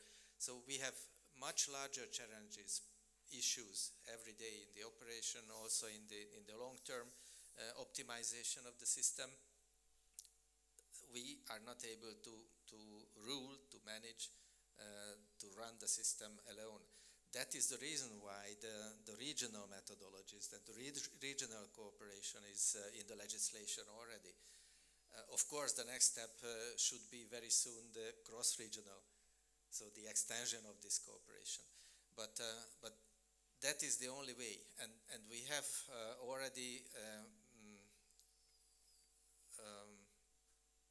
central stakeholders, central service providers, basically owned by the TSOs in our case, for example, where we are running common processes, using common tools, and this way we can maximize the welfare coming from the optimization. So this is the only way, and on the other hand, this is a must then to cooperate, to work together on the methodologies, on the tools themselves, on the investments. But these are huge investments, unfortunately, and usually these are huge investments and taking time. And on the other side, on the vendor side, it is also a challenge. The transition is quite fast, and we have to find the answers to that very soon. It was said, and I agree, we are lagging behind in terms of preparing our systems for the new way of cooperation. So we are lagging behind. We need common investments, need common developments, and in this respect, the only way is to cooperate and to agree on common priorities, because we have to prioritize. We have limited resources, both in human and in financial way. So we have to work together on that and find the common ways. That's the only way out from this situation now. Great. Jurid?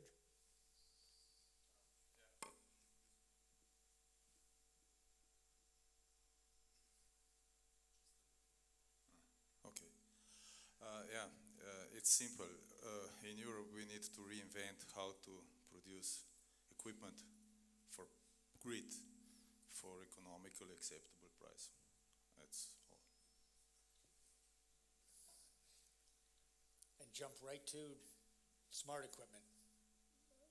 Make the leap as we bring the manufacturing back. It's same. We have like European big project digitalization, but we don't have software manufacturers, we don't have hardware manufacturers, we have nothing in Europe. But this is the main goal of Europe. Good point. Mindaugas? Yeah, I fully support that production or reducing production in European Union and reducing delivery times is something we really need to tackle, to have this topic in front of us, because it's like for a resilient topic you need, or it's a climate related, or it's some kind of a sabotage acts, you need to recover and repair the facilities very quickly. So you need to be ready, and as well, production is one of the key topic here. On the other hand, for adding on top for what we discussed, I think that it's important as well to not much to invent for the physical security. It's more cooperation between the institutions as well, the state defense authorities we have in every country, and as well to share the knowledge between the TSOs and d.o.o. So we need to get results quickly. So inventing takes time, and in general, the solutions exist in many of the cases. So we just need to take them and use what was not the case for the latest decades in energy sector. Great. Okay, Davor. Okay, I will contribute not to repeat the others. So what we can see in Ukraine, that's unfortunately probably the future which will happen. I don't know, in 10 years or 100 or 500, but it will probably happen. So the main problem are attacks to energy facilities. Okay, if we talk about electrical energy, so they suffered a lot, still manage to operate the network, but in Europe we should also maybe think more about these strategic decisions, how to protect our networks and the infrastructure. Okay, so we are all in the Green Deal, we will construct very large offshore power plants, but these are very easy to be attacked as well. And we should think more about security, not to, dream that the future will be so nice as before 2022. Yeah, does that mean more distributed? I don't know what does it mean, so I'm not the cleverest guy in the world, but yeah, this is also a possibility. Okay, very good. Leila, what's the priorities that you're seeing in terms of how research and innovation and demonstration projects can help accelerate the deployment? So I would first say that our biggest problem is not R&I, but scaling up what we have already developed. So that as a given. But then if we do, to answer your question, looking at R&I, I think it's important, to focus, we've talked also a lot about the smart solutions, but also the hardware side needs innovations. We can develop, some of our members are working on cables based on superconductors. These are technologies that can make a huge difference for Europe in terms of building a super grid, a meshed grid. Then I would say that on the more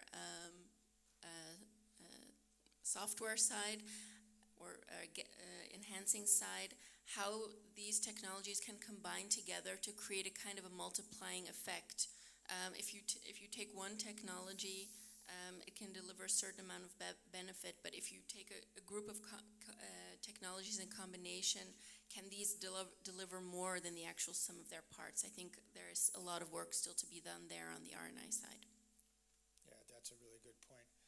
Ona, to finish it up, maybe, and your list of priorities was right on target, maybe you could give us some thoughts on where the AI strategic plan fits into this equation and how that's going to be integrated with projects in general.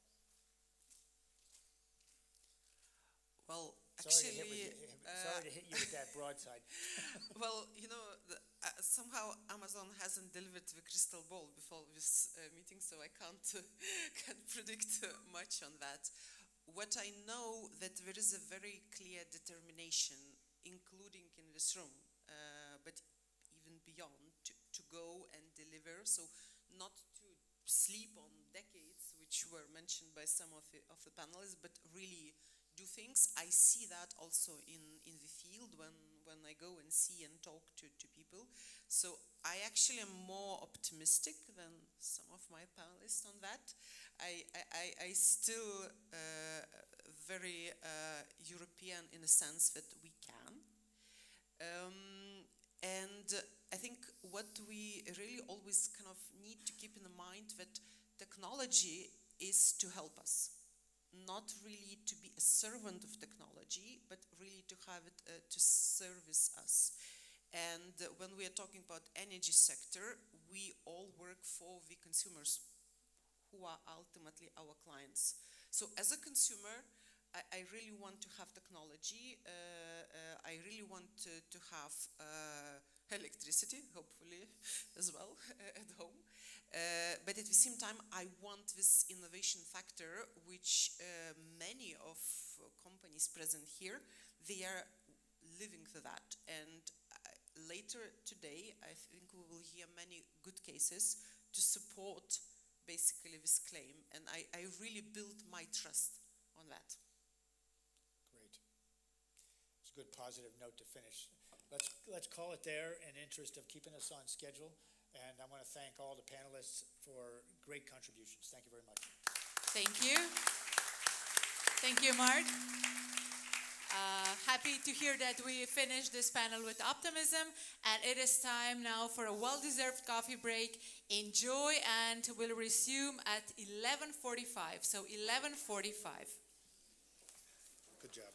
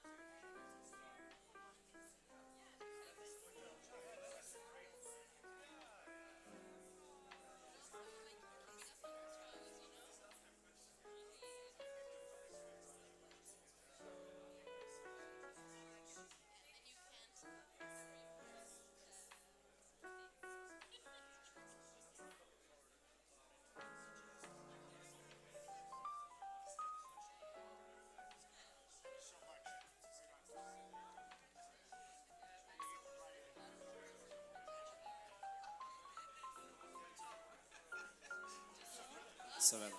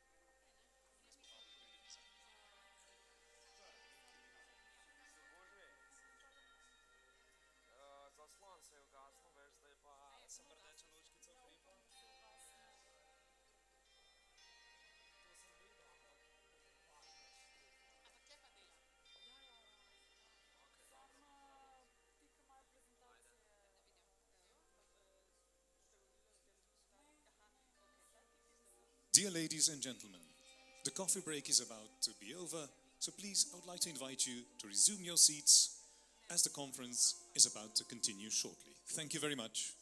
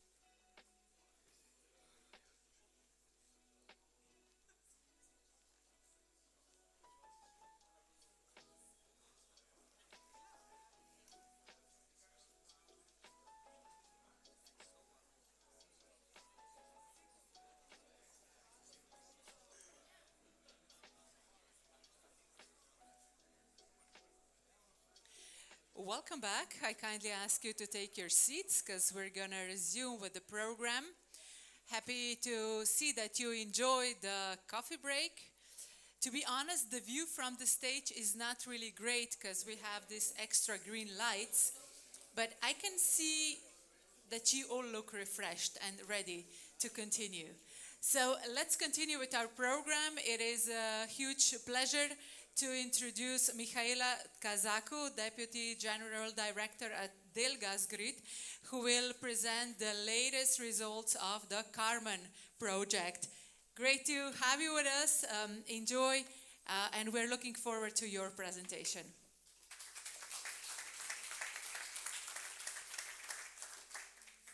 Hello, everyone, and thank you for having us here.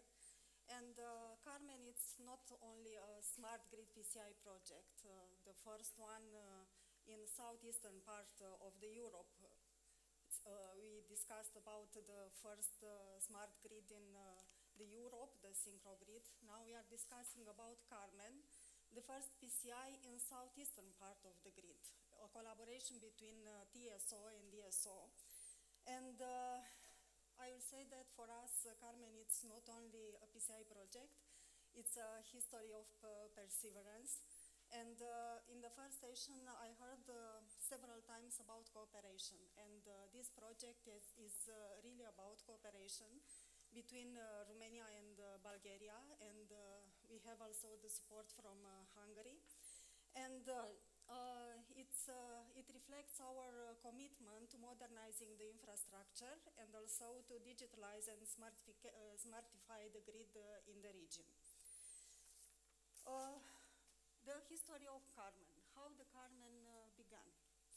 Carmen began as a cross-border cooperation between Romania and Bulgaria and involved Delgasgrid S.A., Transelectrica S.A., ESO, the transmission operator from Bulgaria, and in the second PCI list we will have also together with us the EDG West, the distributor operator from Bulgaria.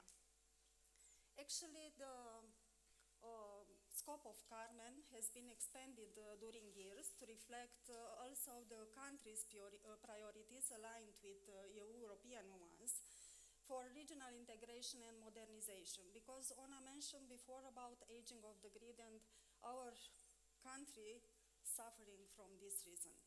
So key developments of the Carmen include also TSO and d.o.o. cooperation, but also to broader upgrade the grid, to increase the resilience and of the physical grid, and to increase also and to improve data exchange between countries by integrating the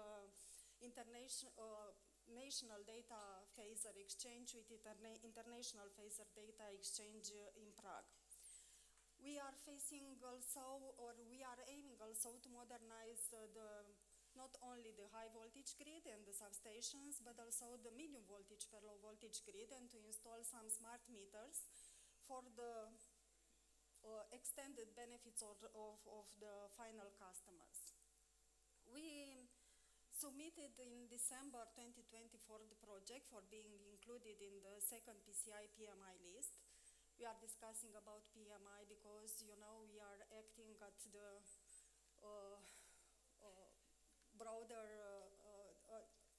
border with Ukraine and Moldavian also, and we are aiming to have also the further collaboration with these two countries. And in this year, we will submit the project for implementation for CIF funding, and hopefully this will be only the beginning of our journey. As a footnote, I can say that ESO has been already secured part of their investments through Connecting Europe facility for investments for Carmen for technical studies and design.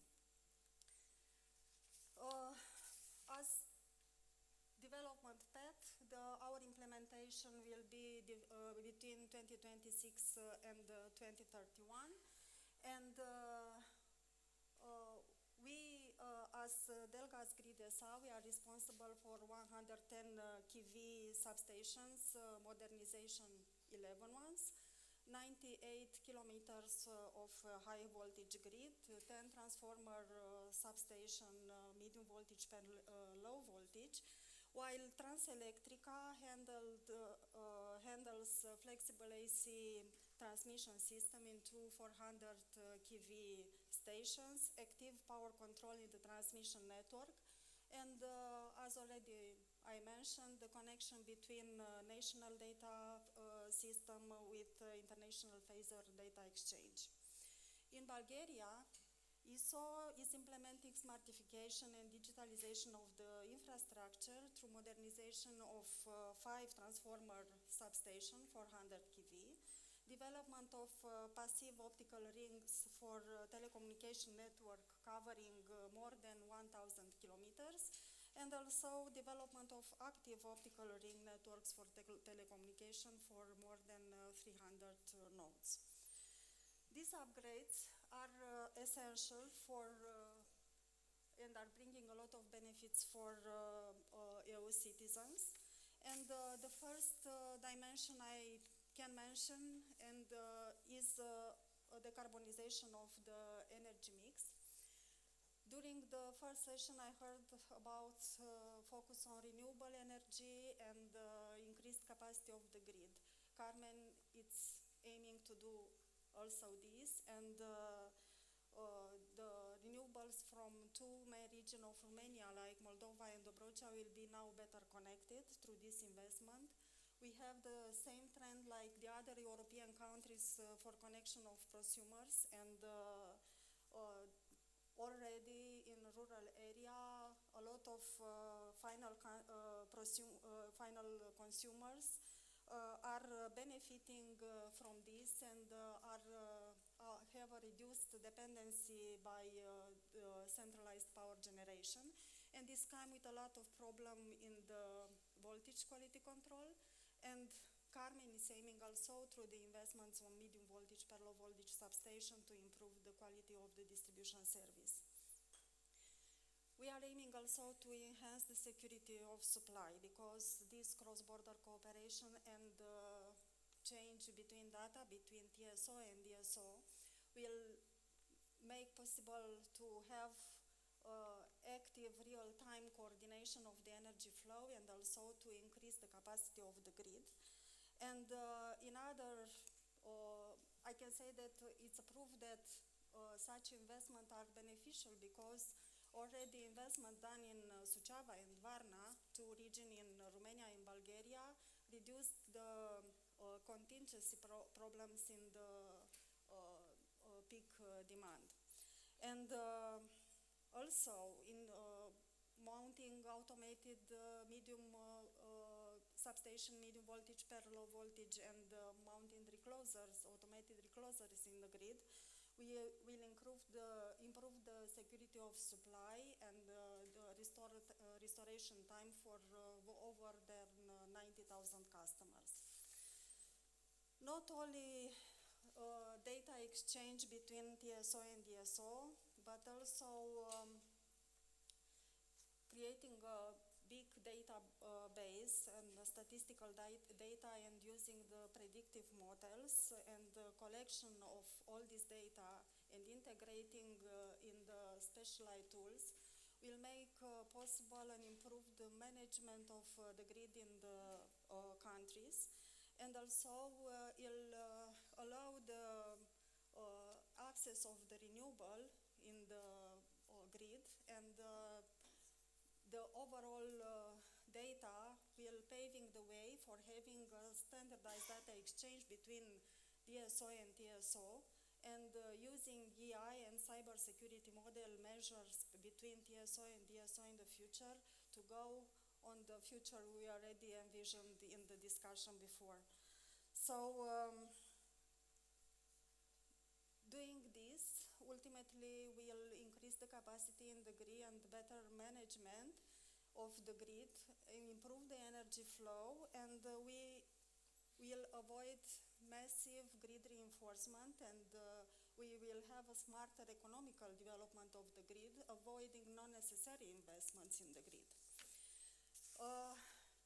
These are only some aspects benefiting for the customers, because also the prosumers model, creating the possibility to exchange data for flexibility market, giving the final customers smart data for being able to participate on the energy trending. All of this will make possible to sustain the overall economical and regional impact in the region, and will promote the sustainability and innovation.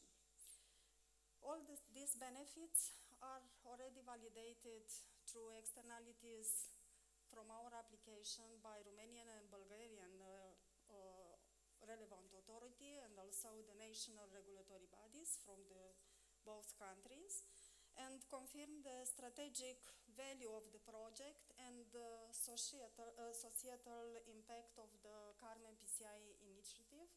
And we both in Romania and Bulgaria, we are hoping that we'll make a successful project, and we'll be able to present you the results as ECON in the next years. Thank you. Thank you. We will keep our fingers crossed for you. Thank you. Thanks a lot. So we are more familiar now with Carmen project, and we're going on with our second panel that shifts the focus to the consumer and society. The discussion will explore how flexibility solutions can complement traditional grid planning and what smart grids mean in terms of social and economic benefits. I'm pleased to introduce our speakers. Joining us is Gura Gottarut, Chair of Market and Networks Committee and a member of Board of Directors at Smart. And here you go. Jan Kosteuț, Team Leader Energy Infrastructure at the European Union Agency for the Cooperation of Energy Regulators, ACER. We have the first director of ACER joining us now, Mr. Alberto Potocnik, currently Deputy Director for the World of Practice at the Florence School of Regulation.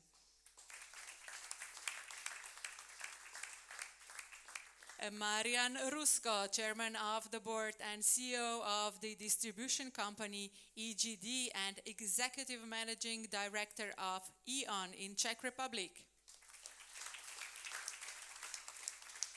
And we have Anthony Zegers, Head of Innovation Section at INSO-E. It is great to see you. A warm welcome to all of you. And the conversation will be steered by Dusan Vlaisaulievich from EKC, an energy consulting and software company. With his experience in the energy sector consulting, he has prepared some great questions. So we are all really looking forward to the discussion. Here you go, Dusan. Okay. So good day to everyone, and welcome to the second panel, in which we will discuss the leveraging smart grid for the benefits of the consumers and the society. So we are living in very interesting times of the energy transition, so we are trying to achieve the sustainable clean energy future for Europe, but also do so with enabling the affordable electricity for the consumers and competitiveness of our industry. Across Europe, both transmission system operators and distribution system operators are faced with immense pressure to integrate large scale of the renewables, to facilitate electrification of the demand, and do so without overbuilding the energy infrastructure. So the question is, can we leverage a bit more on the smart grids to make this process of the development of the smart grids and deployment of the flexibility options in relation to the traditional investment planning and decision making? So how we can align the processes of planning, the regulation, the policy measures, and also the functioning of the power system and energy market in a better way to facilitate the smart grid role. I would kindly start with Alberto. So if Alberto, I can kindly ask you to share your view. What are the main challenges that we are encountering and the key aspects that we need to consider when speaking about development of the smart grids and the deployment of the flexibility options?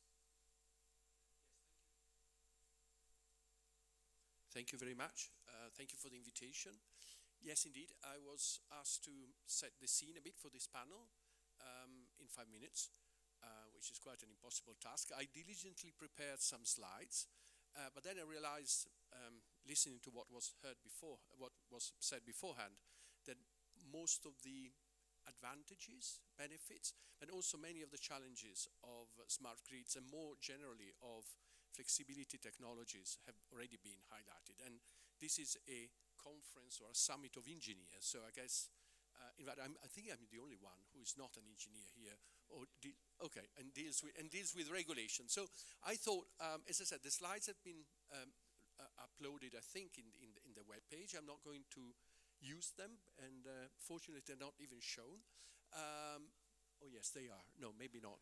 Okay. Anyway, okay. So no, what I would like to touch a bit the regulatory aspect, which is where I'm probably more familiar with. Smart grids is only part of the flexibility challenge. Smart grids in themselves help in making the grid more flexible, but the system also can be made more flexible. So I think we have three challenges here. On the one hand, we have to make sure that we have a enabling regulatory framework to ensure that smart grids can be developed.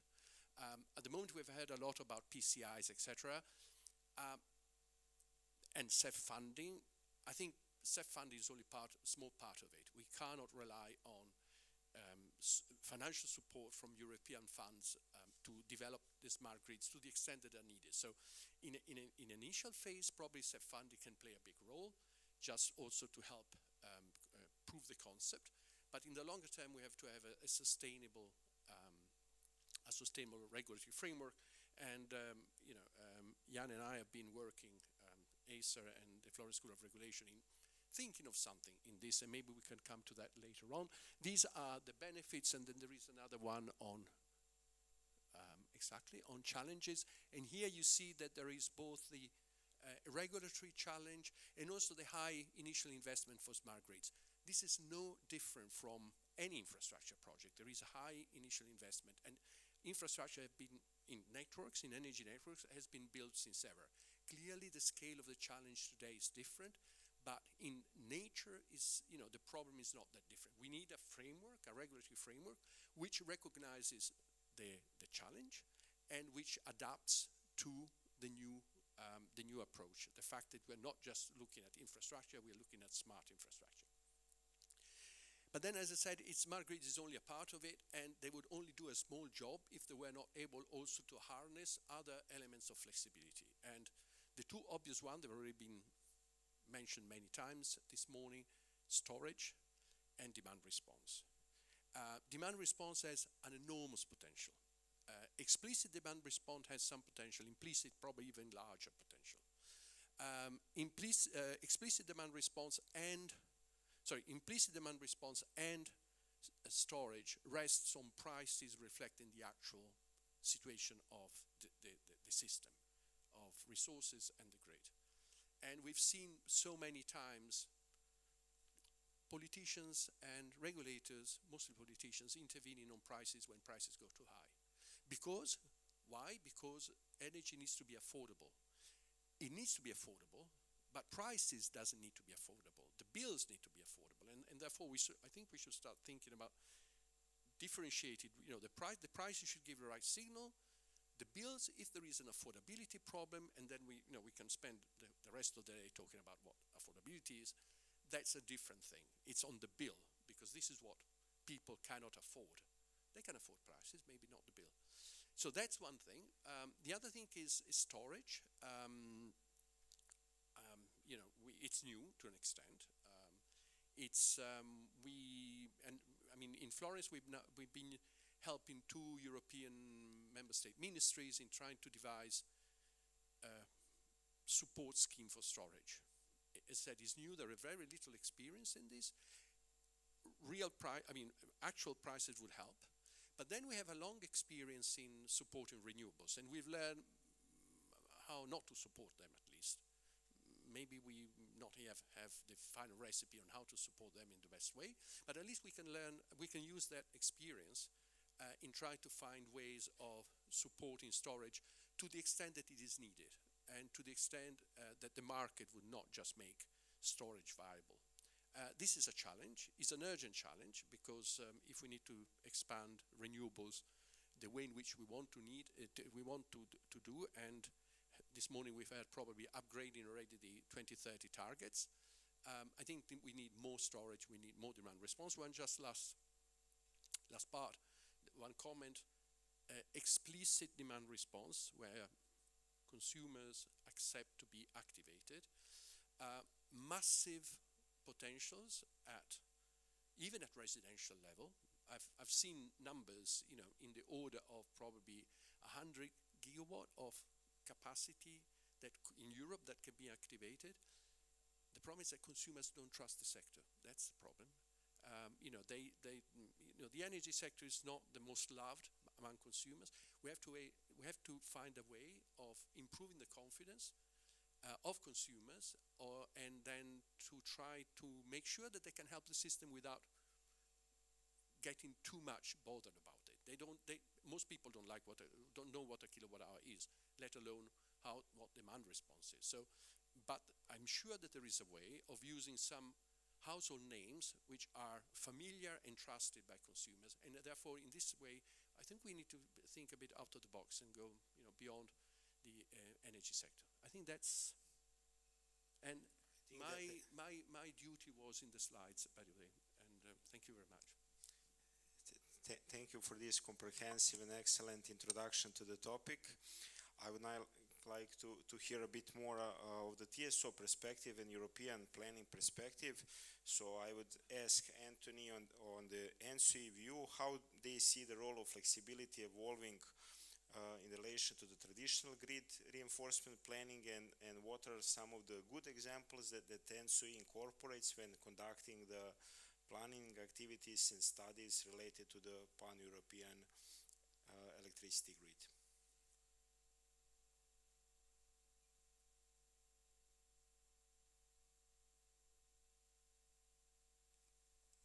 Okay, thank you. Well, that's a mouthful. Maybe trying to break this down. When talking about flexibility, obviously we think of demand and generation flexibility. At the same time, we need to think of, say, smart grid technologies or grid enhancing technologies, however we want to call them, which are part of the tool set of TSOs to make an optimal use of the existing infrastructure. So looking at the TSO level, I would say that it's very fair to say that TSOs are constantly assessing or weighing off the typical grid reinforcement, grid investments with alternative solutions, being it, for example, phase shifting transformers, dynamic line rating, network topology reconfiguration, just to name a few. So it's definitely not the case that grid reinforcement like the go-to solution for any congestion.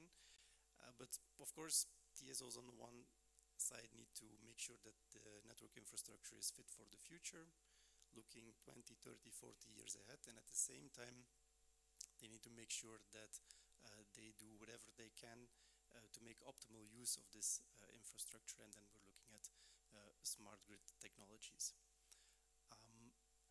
Taking, let's say, one step further, looking at the European level, talking about flexibility and the use of, or say, grid investments, we have to look at the 10-year network development plan, of which I'm sure everybody already has heard at least.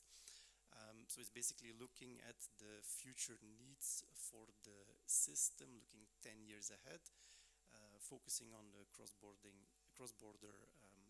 infrastructure needs, and also their flexibility is part of the equation. So already when developing the scenarios in terms of demand and generation scenarios, the TSO input in terms of expected available demand side flexibility is taken into account.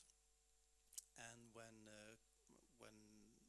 trying to optimize the models or the future grid needs, focusing on the cross-border needs, flexibility is also taking into account in terms of storage as a potential alternative for grid investment, as well as sector coupling. So looking at the gas sector and the hydrogen sector as a way to get flexibility into this exercise of the 10-year network development plan. So all in all, there are different aspects to this question, but both on a member state level, or say bidding zone level, as well as on the European level, we're looking at flexibility options. For sure, we will need more of those for the years to come. Thank you, Anthony. So after the planning and investment, we need to assure that the assets and smart solutions that we developed are put in a proper way in operation. So there are a lot of challenges there when we speak about the coordination between the TSO, DSO, between the different TSOs across borders. So I would kindly ask Jan to maybe share some views of the examples and challenges that we faced when we're speaking about operational usage of grid enhancement technologies, for example, and what are the regulatory and policy measures that could ensure the smoother transition and efficient usage of smart grid solutions. Thanks. Quite a complex question, I think. Maybe if one would have it in front, would be maybe easier to answer. But first, to start with this, that regulatory frameworks should be there to allow and to sort of incentivize the efficient usage of infrastructure. Of course, smart grid goes in that direction. So you first need, I wouldn't be here judging if smart grids are used efficiently, because smart grids are efficient usages by definition. In I would say 99% of cases, maybe there is an outlier here and there. So you need to have regulatory frameworks which are technology neutral, and I think, or solution neutral, let's call it like this. I think this is, at least from our perspective, one of the biggest issues right now, because historically this never needed to be the case. 10, 20 and more years ago, you didn't have grid enhancing technologies, at least not on par with what we have now with digitalization and so on. So the only investment was the investment into classical infrastructure.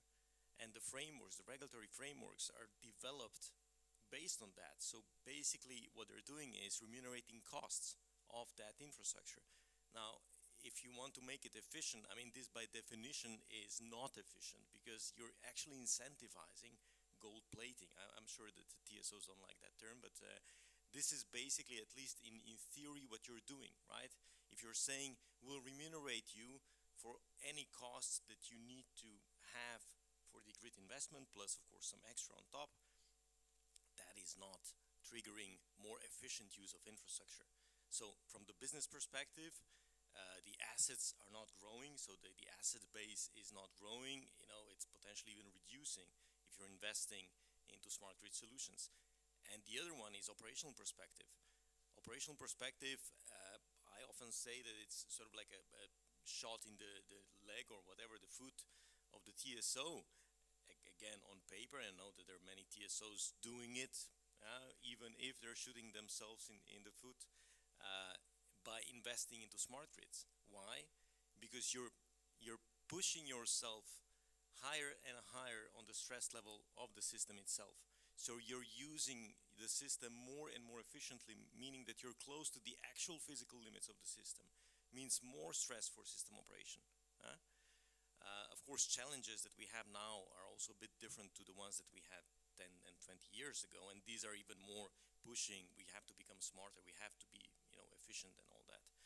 But so the underlying problem, which I think needs to be primarily solved, is the regulatory frameworks themselves.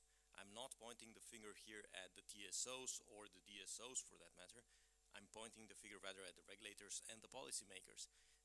It's not that I see the policymakers stepping in. This is something we definitely dislike and saying, you have to do this, this and that like that. It's the regulators who have to create the frameworks in a meaningful way, of course, together with the system operators, listening to the system operators and so on, and create a neutral playing field.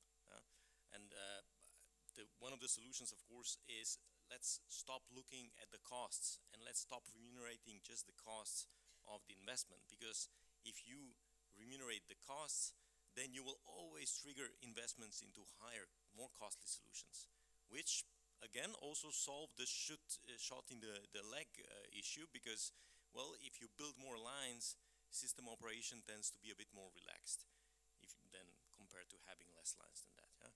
So again, regulators need to step up, produce frameworks which really incentivize and create a technology neutral environment, in which I think the system operators, of course, it's going to take some time to have this mindset change, but I believe that the system operators will adapt and become much more efficient. And I agree with what was said before, that CEF, of course, can be the initial trigger, but the actual income has to come, of course, from the consumers. And the consumers have to feel the benefit. I think this is one very important aspect of all of this, right? And I think the title of this panel is something to do with benefiting the society and the consumers. And I mean, for them, it's not really beneficial if they just hear that, the grid is becoming smarter. Who cares? I mean, on the consumer level, really, who cares? People in the room, of course, care. But consumers do not care that it's smarter, that there is some extra smart technology there used by the system operators and so on. No. Is the bill getting down? Is the bill cheaper because of that? That's what they care. Is the system more resilient? Will they have electricity? Will the number of blackouts reduce and so on? That's what they care about. So this is what we also have to show through this. Thanks. Thank you, Jan. I fully agree. What we heard also from Alberto in introductory part is that the highest untapped potential for the flexibility is at the DSO side. So I will now like to proceed with Guro and Marian to give their perspective on what are the main challenges to integrate flexibility into operation at the DSO level, what are the risks the DSOs are facing when developing certain initiatives, and how we can make this process go even faster. So ladies first, Guro, then Marian. So thank you for the question. I think that we were still now talking about how can we start to use flexibility, and you talked about incentives. In the clean energy package, the DSOs are to prefer market-based procurement of flexibility, investigate this before investing. And the NRAs should provide incentives for this. Clean energy package ended into force in 2019, and we're still here. So something needs to be done very clearly. Now, one thing which I'm very happy to see in the network code that is now under consultation is that the responsibility for setting up markets is now clearly assigned to DSOs, which at least clarifies a problem which I've seen at least in some member states. I've seen in Sweden actually, DSOs saying that we can't buy flexibility because there's no market. Okay, now we know who to blame if there is no market. Now that's on the more general stage. Now when you look to the projects that have been set up, there have been lots of projects and pilots in Europe. What they often struggle with is liquidity. My experience is that very often the system operator will start with defining their needs. It's a good place to start. But then they just focus on their needs. And when you set up a market, you have to understand what are the needs for those who are to provide this flexibility. And what do the flexibility service providers need? They need visibility. They need time to adapt their services and their business models. They need product design that are compatible with their technology and business models. And they need sufficient activation. Because what I have the impression that system operators often underestimate is the cost of a flexibility service provider to enter this market, to develop the interfaces, to develop the business plans, etc. In addition to this, they do often underestimate the fact that in order to enter a local flex market, very often you have to step out of another market, very often the balancing market. So you have the cost of entrance, but then you also have the cost of lost opportunity from the balancing market. And that is something that is totally underestimated in the projects. So I think that they need to work more together with the FSPs and have more time to develop, to understand, and take into account the learnings. Thank you, Boro. I think, first of all, thanks for having me, thanks for invitation. And I think it is important just to say how important it is to discuss all that issue from the DSO's perspective, because the energy transition mainly, as we know, decarbonization, digitalization, decentralization, and also electrification is happening within DSOs mainly. So all the PVs, or many of the PVs, also onshore wind, batteries and so on, charging stations on the customer side are connected into the grid, mainly into the distribution grid. And there is really the crucial question also how we bring the customers more into the energy market, just to play an active role in this. Because they are not pure consumers, as in the past, consuming the electricity flowing into their houses, but it's also about being active in terms of producing the own energy, but also sharing the own energy or store it or provide the flexibility to the market. And there is a question, what can we do as DSOs just to enable the customers to take part on this market? And I think there are two parts we can enable, and there is another part we can also use all that within the DSOs, because we will need to balance our grid on the regional level, not only on the TSO level, more and more as more and more of these equipments will be connected into our grid. So the enabling part, we will still have to invest into copper, just to be able really just to connect all the customers, to cover all the requests from the customers. So it will be a lot about the copper, just believe me. Smartification as well. And in the special case of enabling our customers, it will be about data. So it will be about how to collect the data, how to store the data, but especially how to evaluate the data, and are we able to predict what's going on in our grid more precisely as today. And for example, in Czech Republic, we established a data hub, which is a common company of the DSOs and the TSO. And it is a data hub collecting all the necessary data for the customers when they are sharing the energy, when they are providing flexibility to the market, when they are aggregating flexibility, accumulation, and so on and so forth. So you need data. So this is a part of a DSO. And the last, it's also a hard discussion. We are back in the regulation. It's also about tariffs. Are we, for example, with dynamic tariffs, are we enabling also demand side management or demand side possibilities to react? Where we can use, especially the flexibility as a DSO, first of all, is congestion management. Yeah. Is there a possibility, because we don't have congestion normally 365 days a year. If we would have, it would be a problem. But nevertheless, for some hours within the year, we can use this flexibility and the flexibility market as well. And of course, for balancing of our grid. So this is also the possibility how to overcome. And then this is a question. It might be also cheaper just to use the flexibility than to invest into our grid for a long time, being used only for a few hours a year. So this is also a big opportunity for us just to stabilize the cost or even to decrease the cost.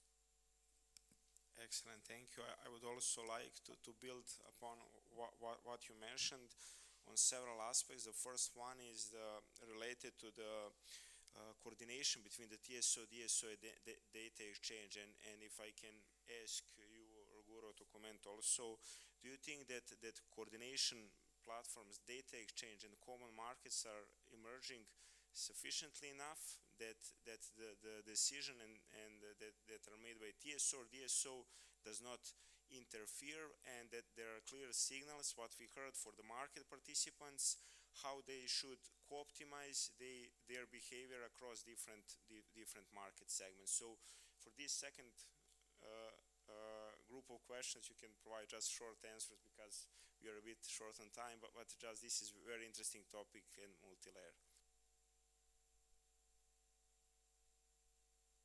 Okay. Would you like to start, ladies first? No, I think in the terms of knowing what's going on the distribution side and the TSO side, we need more interconnection. And it happens ideally via data, just that we are really knowing what's going on and evaluating the data which are available. Therefore, I think to have a common data platforms, to be able really not only to know what's going on within our grids, but also going on in different DSOs, what's going on the customer side, to predict the consumption. I think this is very important, not only for us on the DSO side, but also for the TSO, and vice versa, it's the same. Therefore, I think it will be in the future a lot about data and how to exchange the data and how to have a common platforms where to share the data. Yeah, definitely data sharing is essential, but it's not the only thing. In order to co-optimize, as you say, at least from the individual point of view, and I'm not sure that we need to co-optimize all the markets together, but we need to allow, it's a question of market design. The network code on demand response mentions the possibility for DSOs to forward bids from their market into other markets, such as balancing market. I see no reason why this should not be mandatory, given, of course, that the products are compatible and subject to CBA, probably. This market coordination by product design and by making it mandatory to facilitate sharing of liquidity is really key to keep the liquidity, especially in the lower grid, so that it's available for the DSOs, and also to maximize the profitability for FSPs, because if they're not profitable, they're just out of the market. One other point, one thing that would be crucial to facilitate this is to have product design not only on national level, but also a higher level standardized product design for local flexibility on European level, so that you can ensure the compatibility with the balancing market. Thank you. Thank you. This is quite important, like in the balancing platform, what Picasso Mari have brought is this standardization, easier portfolio optimization across boundaries, and I would like to reflect also on the regulatory and policy point here with Alberto and Jan on your view of what are the key aspects that we need to consider when we speak to accelerate the deployment of both grid enhancement technologies and demand side flexibility. Very quickly. As I said before, Jan, we developed a possible approach to promote a green enhancing technology. It should be, as he said, solution neutral, but it tried to overcome this sort of so-called capex bias, where, he already explained basically what the problem is that the current regulatory framework sort of promotes investment in hardware. And once you overcome that problem, you say TSOs and DSOs need to deliver on specific targets. If they are able to do it at a lower cost, then we split the savings between the TSO and DSO as an incentive and consumers. And that is basically nothing different from incentive-based mechanism of a more traditional type, where if you beat the regulatory target, then you keep the difference. And this would be the same thing applied. Those who are interested, I think the report is published both on our and on their website. Two final comments. Many countries, even large countries in Europe, the deployment of smart meters is still lagging behind. Without smart meters, I don't know how you do demand response. This is still so. I mean, we're talking about and large countries. I'm not saying sort of pockets. And the other thing is, even now there is this dynamic price, fixed price. I think even fixed term, fixed price contract should have an element at the margin where consumers are exposed to the price. Otherwise, they wouldn't care. And they would have to go into explicit demand response, which some of them would not want to do. So I think this is also something that if there is another legislative package, it may be included.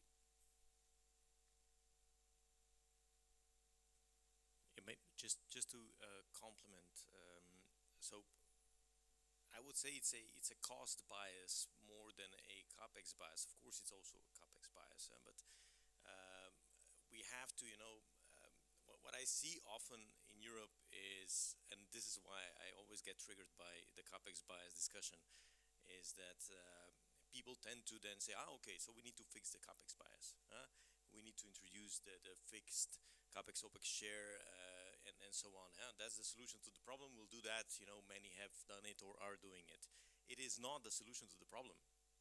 So please, I mean, if if anybody thinks of that, think twice, because smart grid solutions are low total cost solutions. And even if you have a FOX approach, you will still not have a comparable unit of costs versus a classical infrastructure solution. So the idea that Alberto was saying that we had, and I think it's already implemented in Italy and giving lots of benefits, and on its way to being implemented in Slovenia also, is benefit sharing. So not stop looking at costs, share the benefits of the project. So if anything, that would be the one that needs to be triggered and implemented in regulatory frameworks.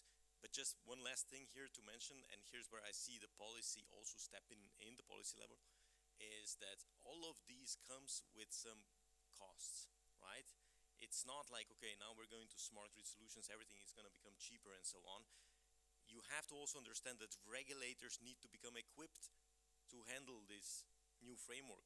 This will be a very demanding framework for most regulators to work on, because it's asking the regulators to all of a sudden not just look at the cost and say, yeah, benefits are bigger, so we'll give you the cost back. No, it's asking the regulators to look at the benefits and analyze them and determine exactly what these benefits will be and how to split them. This is many times more difficult than the current regulatory frameworks in that sense. Thanks. Thank you, Jan. Marian? Allow me just one issue. I think we are talking a lot about affordability, and we are talking a lot about the cost. And I am quite convinced that the cost will increase. Yeah. So this is for the given. And the big elephant in the room is electrification. If the electrification is not kicking in, all the tariffs, all the megawatt hour prices will increase. And this is also an issue that we shouldn't only concentrate on the investments, smartification and so on. It's important, by the way, but we should also support the electrification within the society. Otherwise, it will not work out. I would like to take all of these team panelists. We are almost on time. I will check on Slido. Do we have some questions, or if there are some questions directly from the audience? Yeah, okay. Just wait for the microphone so that everybody can hear you, please. Yeah, hello, Andres One from Operato. Sometimes we have the technology, but it's not being deployed. For instance, an example, grid forming inverters. So 8 years back, we studied them extensively in Migrate project. In these 8 years, we have been integrating a lot into our grid's renewables, but grid forming inverters are still not here. Recently, Tesla issued a white paper advocating this technology. So my question is, do we really need big guns to foster adopting a new technology, or we can do this by ourselves, just by the regulation, for instance. Alberto? I'm of course defending the regulatory side here, saying that yes, it's all based on the regulatory frameworks. I wouldn't want to see any big guns being used in any way, and also it sort of implies sort of interfering with the free market, right? At the end, I think the essence should be, again, solution neutrality. So if you have a solution which is performing the best in a sense of cost and also the output, then the framework should allow it to be taken, and that's the idea. Thank you. I guess it's a right time to wrap up. Thank you, Dusan. Thank you to the panelists. It was an extremely interesting exchange of ideas and knowledge. Thank you, and thank you also for mentioning the elephant in the room. It's good that we are aware of that. Thanks a lot.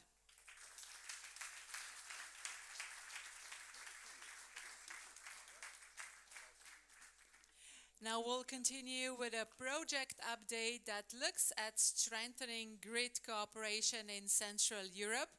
Please welcome to the stage Otto Frič, leader of funding and innovation program at Zapadnoslovenska Distribučna, who will present the progress of the d.o.o in-grid project. Here we go.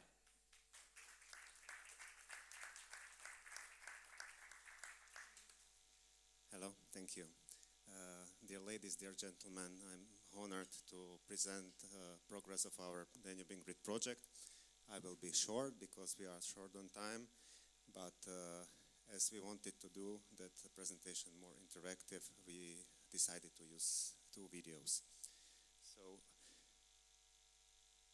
basically, this is the data sheet about our project.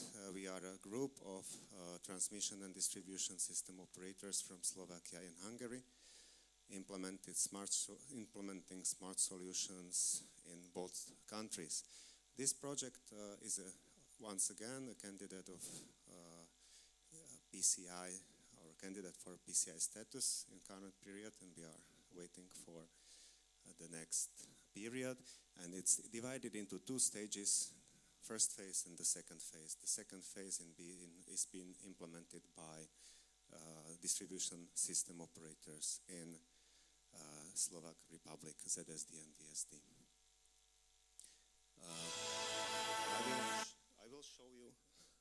I will show you one video, one of our deliverables that has a cross-border dimension, and it's the video of the Meteo data platform.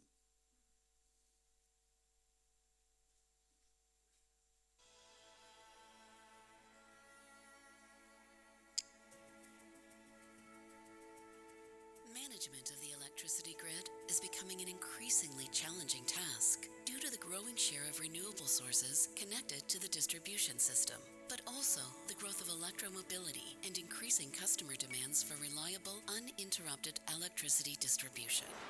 However, the occurrence of extreme climatic events also has a significant impact. Weather knows no boundaries. To guarantee the safety and reliability of distribution, we are also preparing for non-standard situations. As part of the Danube in-grid project, we have expanded the network of weather stations, thanks to which we can monitor locations and facilities exposed to increased climate risk. Based on this, it is possible to optimize operations in real time and make strategic decisions when designing the electricity distribution system. Weather stations are compact devices designed to measure selected climatic variables. Data is transmitted to the system, and alarms can be triggered if set limit values are exceeded. Mutual cross-border data exchange through a common platform between project partners in the Slovak Republic and Hungary allows for better mutual awareness about events in the field. This will be reflected in higher operator preparedness, enhanced rapid response capabilities, and better design of new lines that can withstand extremes. This way, we can minimize the impacts of weather extremes on technical infrastructure and our customers.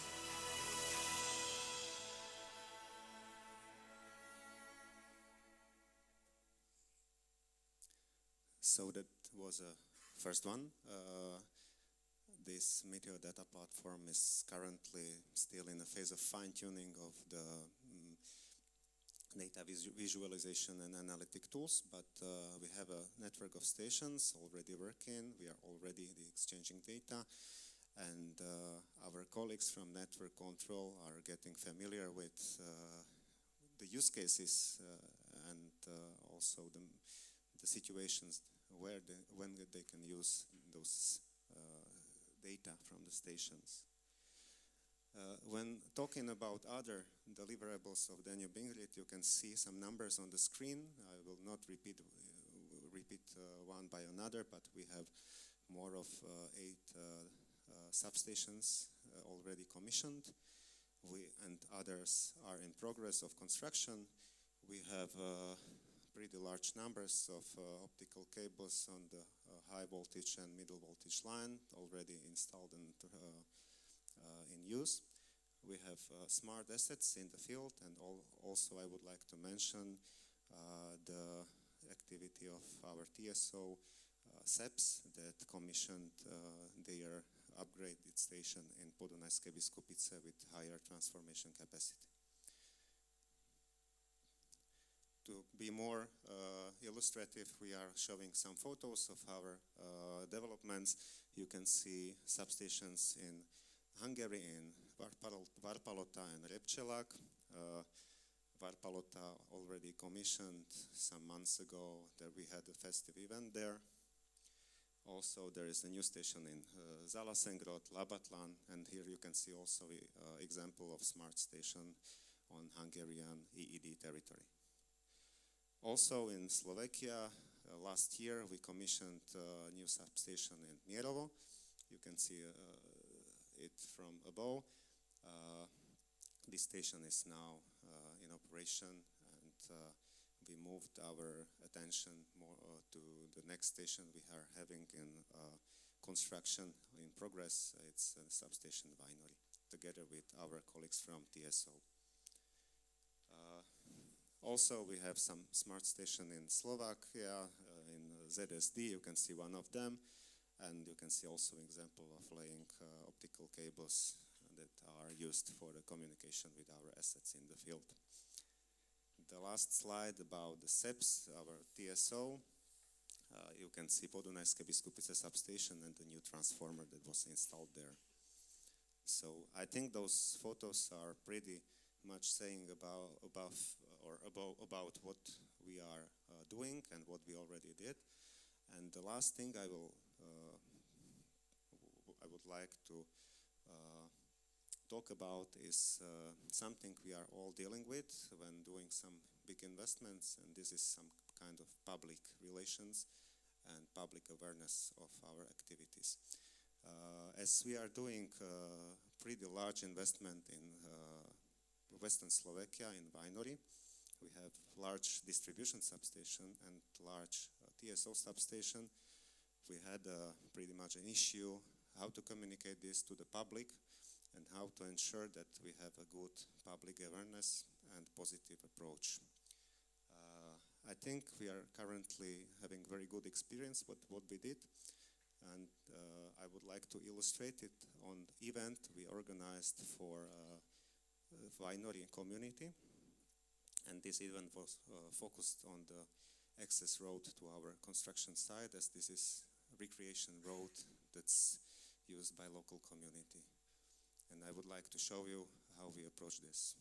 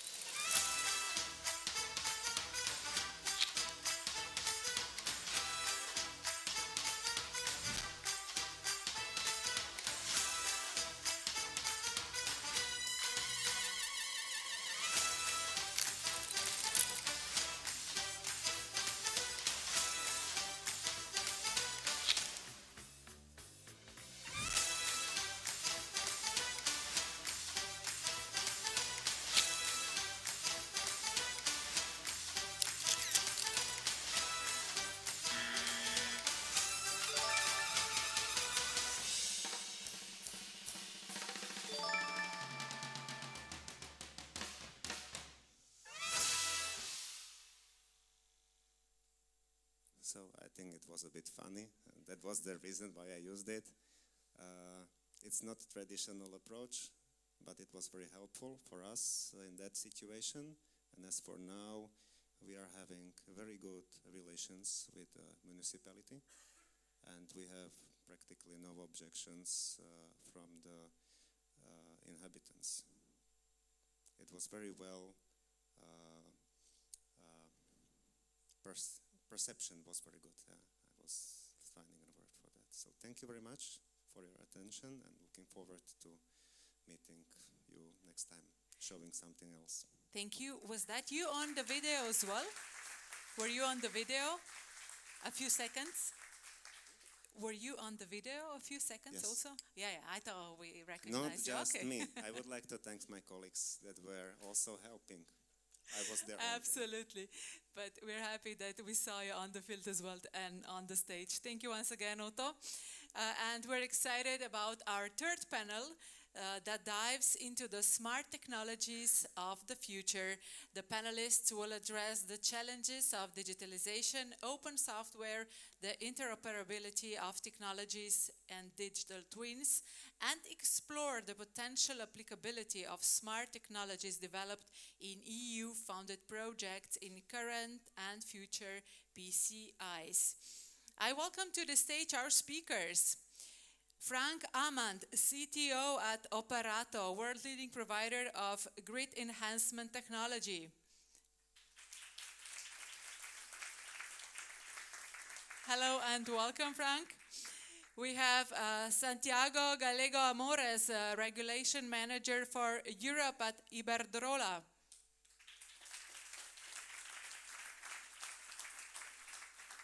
Joining us next is Karol Kosa, Executive Director of the Electricity System Development Section at SIPS.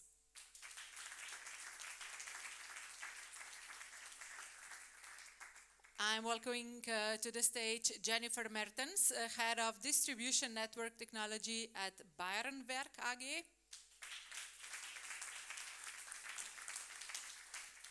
Ugo Stecci, Project Manager and Researcher at ITRA.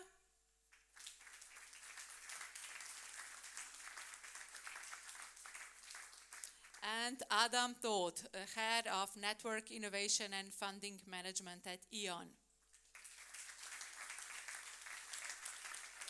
It's always great when panelists are coming from all over the place. Such a nice dynamic. Okay, we have a great panel, and moderating this panel is István Vokony from Budapest University of Technology and Economics. He leads the Department of Electric Power Engineering.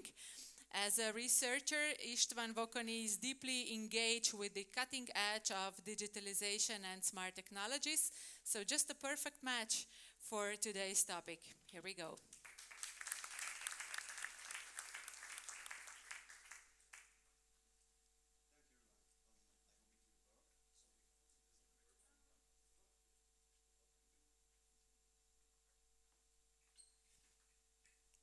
This was the first test how to involve new technologies into the daily business. That will be the most important part of our panel. As you can hear me already, let me share you a short story. I arrived here this morning by car and running on the highway. I saw some technicians, I guess from d.o.o colleagues, working on some maintenance, cable maintenance, I guess. With heavy rain, they were very muddy and everything else, and it came into my mind that we will discuss about smart technologies and brand new solutions and long-term projects and strategies, what they recognize from this part. So I hope in 30 minutes you will have some answer or the answer, but yeah, it will depend on the discussion and it will depend on you. So I will ask our technician colleagues to put on the slide on the screen. So it will be the second test of the technology for today, because we prepared some questions to involve you into this dynamic approach and discussion. So I hope we will see a QR code on the screen, but if not until then, we can jump into the main topic. And Adam, if you are ready, I would start with you. As we recognized from the intro and the previous videos, there are some brand new technology involving into PCI activities as well. And a couple of years ago when I was a PhD student, a couple more, but never mind, there were always buzzwords. On that time, smart was the greatest buzzword than everything else. And since then, it's outdated. Today, digital twins and other buzzwords are the most sexiest one. Is if you would like to prepare a paper, what is your idea? What is your expectation? Is it possible to bring those kind of technologies into real life? And the other part is, how is it possible to differentiate, for example, a large PCI project comparing to other Horizon activities? Thank you, István, and I just wanted to say that I'm grateful to be here.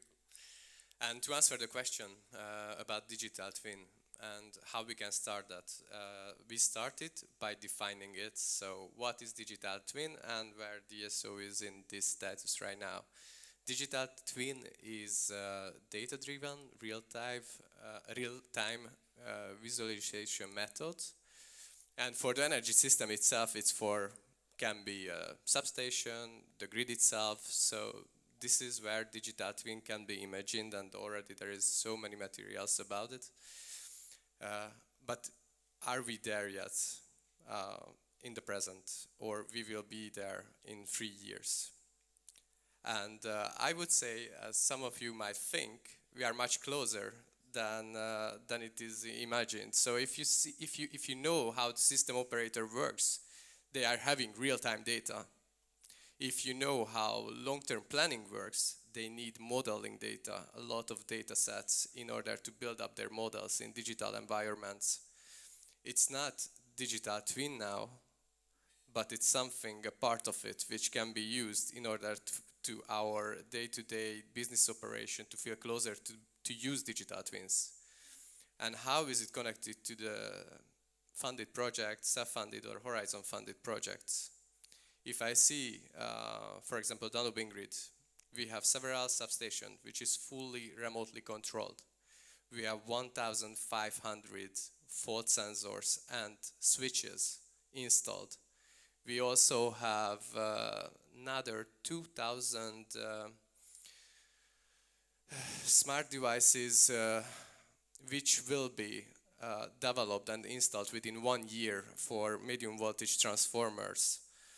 So, and also there is also 170 kilometers of OPGV, so optical lines, which improves the data quality and also the data transmission. And I think it's a really important message that this is how contributes towards digital twins, which is not there yet, but this is always needed to improve as a DSO. But just to be clear, there is like, if you think about business operation, business as usual, we have 3 main challenges I would like to highlight. The one is data quality, has to be improved, I can say. Another one, which we usually forget, is the cost of data and the cost of data transmission. I'm a high voltage electrical engineer, so it's not my field. I'm always surprised by the price, and it's good learning. And third is availability. So it has to be available. The grid is resilience. It's built to be resilience, and data has to be resilience as we get it in order to be used as for digital twin, which is a really high-tech solution in my view. And that's why we need also the Horizon Europe projects. And I would like to mention d.o.o, where also we, as the Hungarian DSO, is part of it. It's 75 consortium members from 15 different countries in order to improve TSO, DSO, and cross-border collaboration towards the European d.o.o to create a digital grid. So also you can find a very nice article from EDSO about it. I really recommend to read it because it summarizes where it goes. And why we need it. It's, if I remember well, 3 years project. We need time to gain trust towards toward digital twins. And that's how Horizon Europe project came into the picture. So as from one side, like a CEF project, it's much closer to business as usual operation and creates the basics, the core. Like this kind of Horizon Europe project can give us the time to gain trust and real experience to like explain ourselves how to use it in the future. So that's my vision. Thank you. Thank you, Adam. And you mentioned digital network and digital grid, and I would like to state the next one to Carol regarding digitalization and bringing the network development into daily business. So what do you think, a fully digitalized grid operation, it's a possibility, it's a must? Or do you see the most progressive areas where it's really a daily business or daily operation, business as usual, using that kind of technologies? And can you identify such areas where in 5, 10, 20 years term, we shouldn't go into highly digitalized operation? What is your expectation? Yeah, thank you for this question. I think what to say this to this topic, because it's really difficult to say something smart because everything has been said before. But I would like to say one thing. Digitalization doesn't mean that it can solve everything. At the beginning, we have to go step by step. This is very important, but we have to say also that what the digitalization mean, because on the TSO level it's not a very new term, because we can say at least in Slovakia we have digitalized the asset almost as the whole. The big problem is maybe on the DSO level, because they are not on that track so far, but they are moving very quickly forward, and I think that this will be essential thing, a must for the future.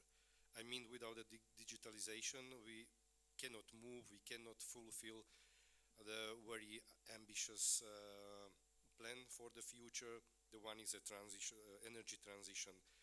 We also have to keep in mind that we have here another topic we have to deal with, and it's an aging asset. It has been said and mentioned by Ona. This is a very big challenge, at least for the TSO, but I can say that also for the DSO environment. So we are moving step by step in that way. We try to digitalize the whole asset, at least in the condition of Slovakia. We are not far away from that. And I can say that the infrastructure will be prepared. Now it's just on our shoulders, how it will be used, what kind of artificial intelligence we can use, how to make this infrastructure more efficient, better utilized, because I think that this is the main problem, how to use the existing infrastructure as much as possible. And what we can expect for the future, but now I'm not saying just about the TSO, but also for the DSOs, that we will have to continue in this way of moving forward, because we know that what are our duties, that were said a lot about the duties, about the regulatory framework, about the expectation from the infrastructure, how we can serve for the grid users. And this is not an easy task. We have to go step by step, and we realized in the last 2, maybe 4 years that without smart technology we are not able to keep the pace, because the traditional tools are not sufficient to keep up with the very quick changes in the electricity system. At least in the Slovakia condition, we noticed that the situation changes from 1 hour to another very dramatically and rapidly. And so far, we can say that we are not so prepared for these changes. Everybody is saying about the grid that has to be resilient, has to be flexible. It sounds like a cliché, but without these two terms is a lot of money. Of course, a lot of efforts how to reach these ambitions. We have some idea how to fulfill these goals. There is also a very good tool how to help us to really fulfill this goal is PCI status, and of course then self-funding. We used this opportunity in the past, and we are using this opportunity, and we would like to use it also for the future, because it can help us at least to make these projects that are not so known in the environment. And even our staff has a problem with smart technology project, because we are just looking in the future how to use them, how to operate them, what can be the benefit, how we can explain to the grid users that we will need this type of projects.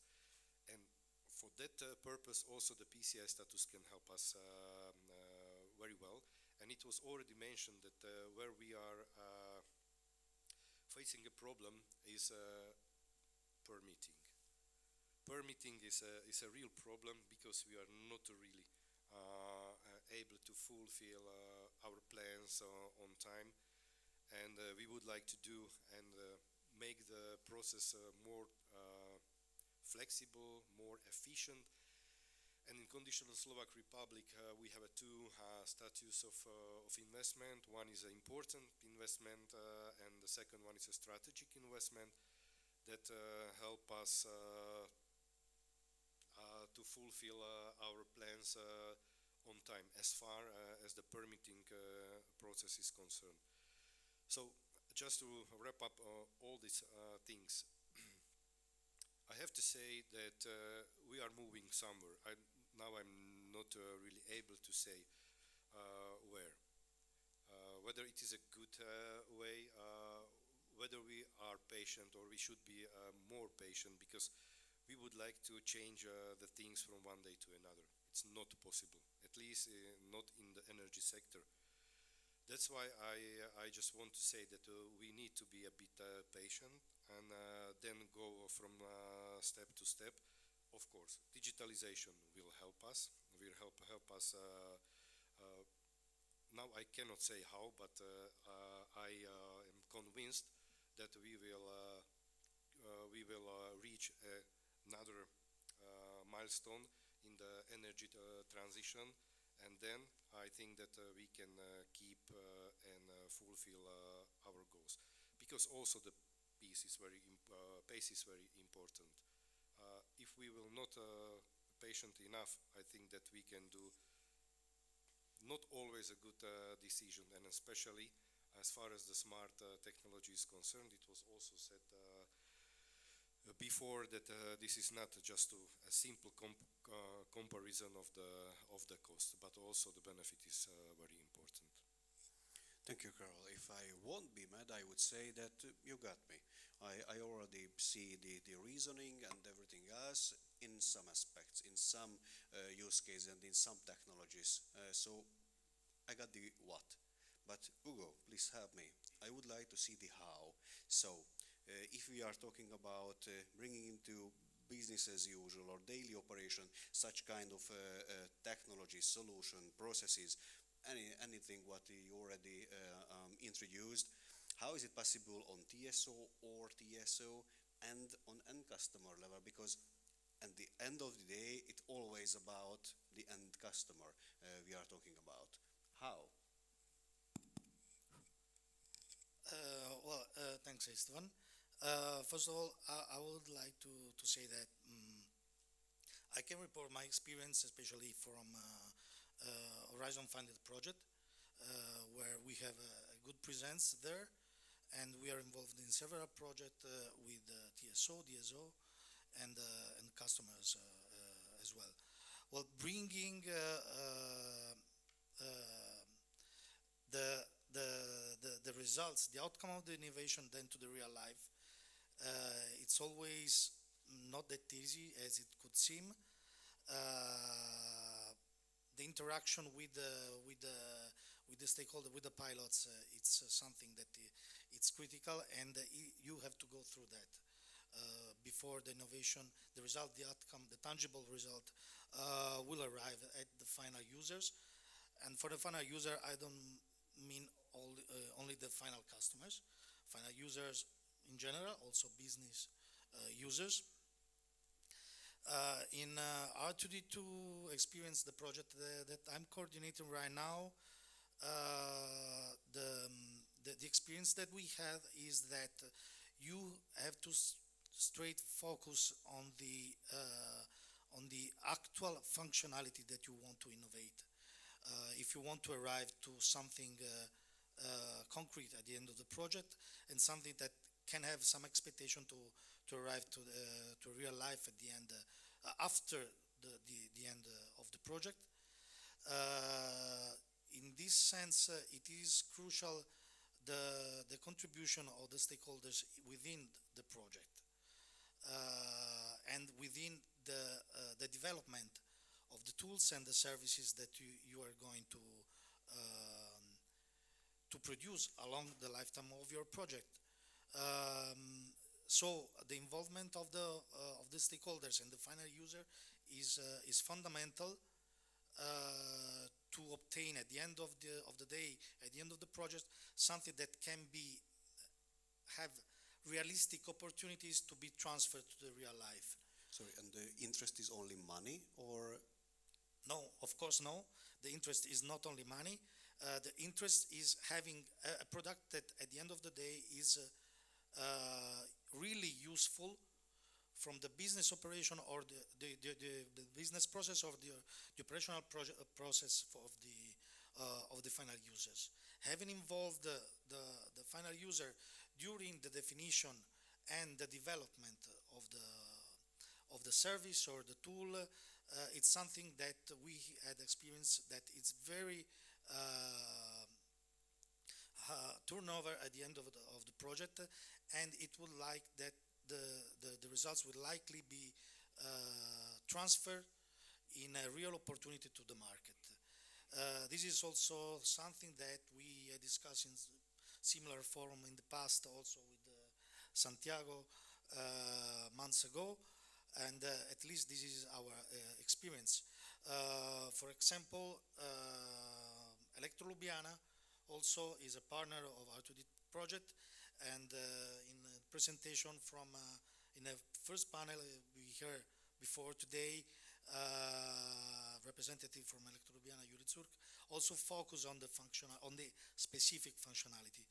Unless we are talking about, of course, strategic innovation at European level, like digital twin or like data spaces that were mentioned at the beginning from DG representative early this morning, staying focused on the specific, I would call it incremental innovation. It's what that can assure you to arrive at a successful result. In this perspective, conversation and experience that we had with the stakeholders within our project had identified also another fundamental parameter, that is the timing. The timing to obtain a minimum viable product at the end of the project. Whatever it stays within, I would say, 2 years after the end of the project, it will have a good probability then to arrive to market. The focus of this session, I appreciate very much the focus of this session that you share before, because you want to stay also in the previous conversation with Urus, we want to stay focused in 1 to 3 years after the project to arrive in real life. I would say maximum 2 years in this sense. Otherwise, cost will increase too much because it means that you need to revalidate a lot of things before arriving in a real life, but also the market will evolve. So your innovation, your research, maybe it's not up to date as you expect it to be. And the competitors are running and they are not waiting for you. Thank you, and it's a really nice idea to go further regarding the market. And I know that the energy crisis, everything else is it's quite bad and a sad story. But I see the how should I say positive part of that the awareness on the energy sector and how to use and utilize the energy is getting higher and higher, and that I think and at least it can be a positive part. But where are we now? How is it possible to involve actively the stakeholders? You mentioned the final user, not definitely the customer, but from flexibility market point of view. Santiago, what is your experience? How can we involve actively the let's say the final user? Hello, thank you very much for inviting me to this conference. We have heard about your question in the previous panel. I think this is the right question, and we have to address it. I was going to say that from our perspective, it's my perspective of a DSO participating in European funded projects, but also as operating in 4 countries. So we have the perspective of with different geographies. We are operating in America and also in Europe. So we can compare the different frameworks.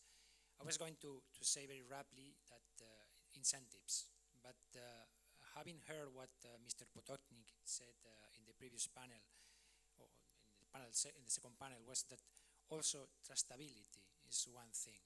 I think that triggers something in my mind, because it's not only incentives. Of course, incentives are needed, but to get the trust from the users is very difficult, because the energy sector, and Mr. Potocnik explained it very well, they are probably not aware of the possibilities, but also somehow fed up with our sector, because it's all about prices going up all the time, or not controlling this.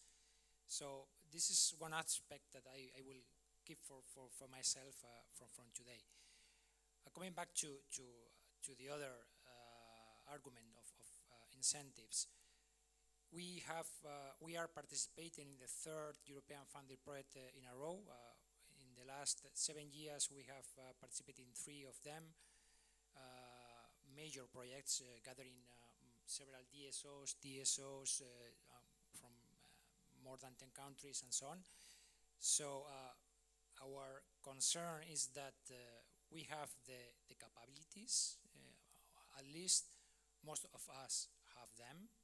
I'm talking about smart metering, smart meters, and also the infrastructure required to manage them. We are talking about communications, we are talking about platforms, we are talking about skilled staff. This requires a lot of investment, a lot of innovation, and future applicability of smart grids is that. Smart technologies require this kind of things, but we are still concerned about the response from the users.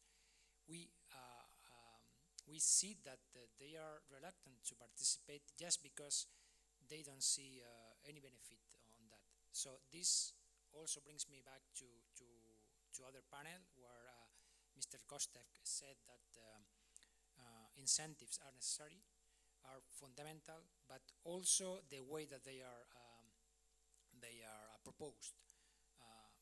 Of course, flexibility should be a benefit for users. They have to get the right incentives in terms of economical benefits, but also for the DSOs, TSOs, we have to see that there is also an incentive to change the way we are operating. And that's something that it's basic. And just to make an example, in my country, in Spain, we have all smart meters roll out for, I don't know, 5 years now, 6 years now. So to me, smart meters are the first and the basic tool to have this demand response in place, because they allow you to monitor the consumption. Also, the customer can monitor their consumption. This is most important, because they can react to they can have the response. But also we need platforms with the European funding project. We learned that we can develop this kind of platforms harmonized across Europe. That's very important because also the service providers will require to do, I mean, to do businesses in several countries with not additional cost. That's a very relevant thing too. But in Spain we have this situation, but we don't have the regulatory framework in place. We cannot provide flexibility from users as the DSO. So we have to wait. And then I understand the idea of the proposal of the regulators that we have to try to avoid too many investments. But the real situation is that yesterday in Spain we published the capacity maps for demand following the mandate of the electricity market electricity market reform.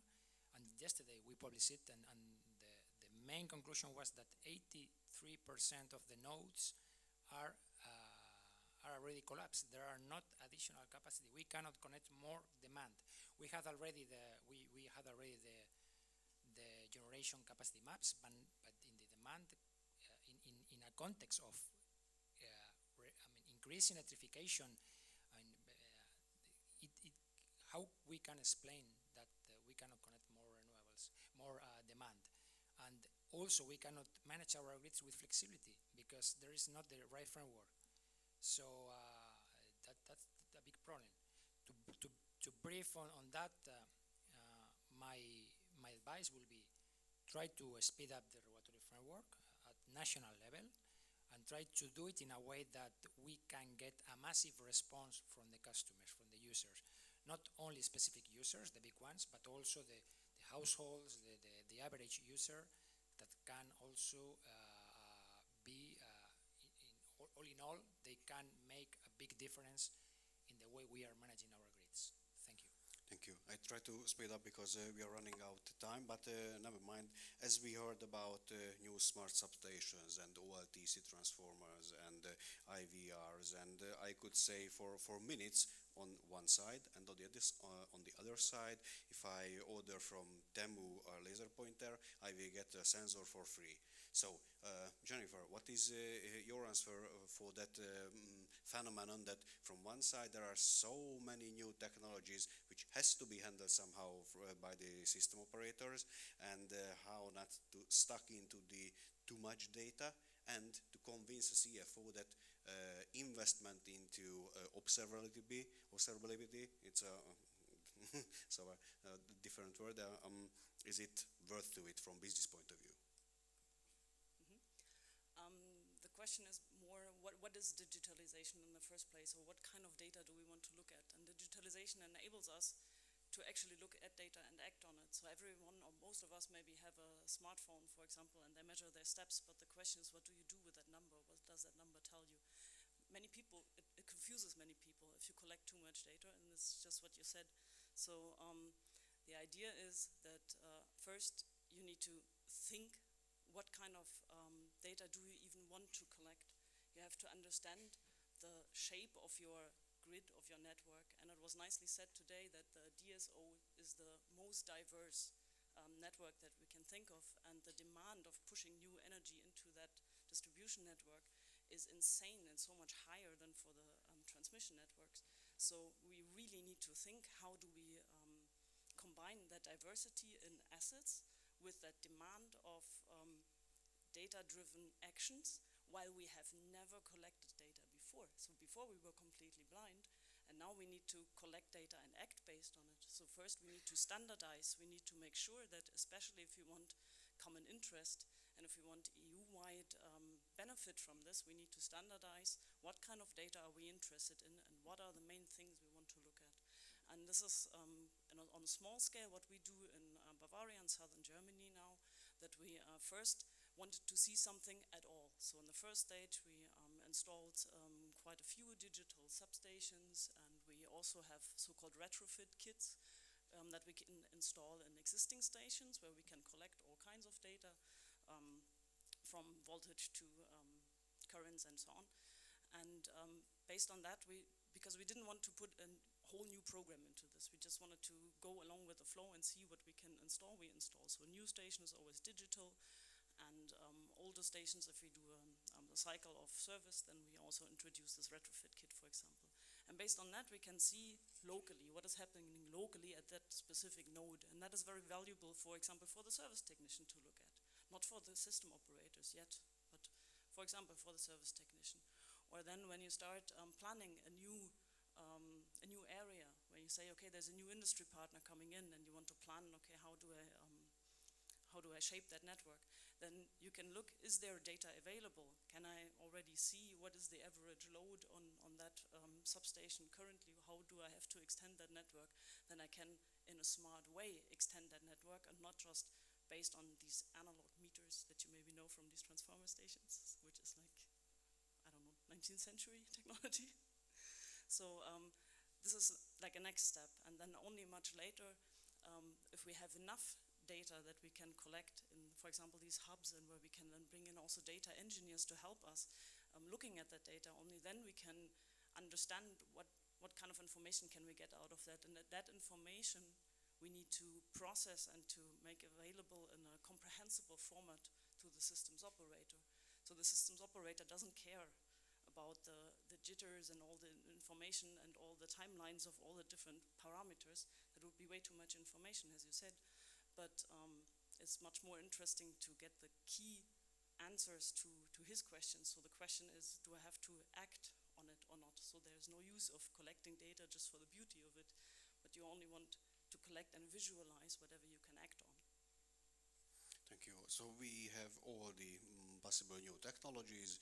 We decided how to handle the barriers from regulatory point of view, how to roll out, and we have all the information about that. So we are done on 24 degree on normal temperature with a normal three-phase operation, sunshine and everything else. But what happens if there is a tornado in Czechia, or there is a hyperstorm, or anything else? So we used to that everything works on the proper level, but the whole area around us decided to change. How is it possible to keep up with that kind of change and yeah, we should say the climate consideration? Frank, what's your opinion? Thank you for the question and for the invitation. I recently read in a study from Swiss Re, the big reassurer in Switzerland, that 1 out of 3 of power outages in the USA are related to extreme weather. And then the last 12 years, this frequency, the moving average of those specific events, outages, is rising. So the crisis is upon us, whether we choose to or not. And so obviously that means that weather data is very important. And I believe that meteorologists, technology providers and operators have to work closely together on doing 2 things. One thing is to get better weather, improve this weather data. So as an example for that applied to the technology that we are developing, dynamic line rating, we have a weather specialist in our company who's working on microscaling. So taking the mesoscale weather models that are typically used for the weather forecast, they are 5 by 5 square, a square of 5 by 5 kilometers, and we are refining this based on the hills, valleys, forestation, so to make this more accurate, because we'd like to have specific weather data for every span. So we want to be more specific than the 5 by 5. There are other things that can be done, ensemble forecast and things like that, to improve the weather. The other thing is to use this weather better. And here it's important to say that however we can improve the accuracy of weather, and particularly forecast going further in time, we all know that the uncertainty is never zero. Yeah, there is always an uncertainty related to it. And there it is then important how to deal with the uncertainty, and actually it means that you have to start to think of these parameters like a rating in a more probabilistic fashion, because if you are taking the uncertainty of your weather input into account, then the parameter that you're going to use is also a probability distribution. And so you'll have to make some decision, cutoff point to make this into a thing that you can use in operations. And there will not be an international rule that says you have to use a 90% or a 95% confidence bound, because it's too specific. So this is something that you take the local situation into account and the local understanding of the operation that makes that you can do this translation from a probabilistic space to operations. And then when you combine that, you can actually, and I'll illustrate it again with DLR, or let's say dynamic transformer rating, that would be the same thing. You can do two things at the same time. You can increase the average efficiency of the assets taken throughout the year, because we know that on average, with the average weather, the dynamic rating is higher than the static, and so you exploit it and you have higher efficiency. But the days that you don't have it, then you take the consequences and simply, and if that is slightly below static, then you do that, and by that you increase the resilience. So you do those two things together, and it's really a management decision how to make this trade-off with the risk appetite and all the factors that are involved, going from market participation to planning to security analysis and finally operations. Thank you, Frank. I always tell my students at the university that there are no good technology or bad technology. You can utilize something on a good way or you can waste it. I strongly believe that I'm much more closer how to use it on a good way based on your conversation. Thank you very much for accepting the conversation and your time and energy. Thank you.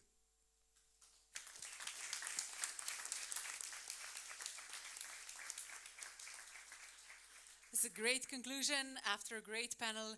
Thank you to all of you. It's a pleasure listening to you. And I guess everybody now knows what's coming up next. We have a lunch break. I think it's well deserved. And just to remind you, we will continue with our program at 14:35.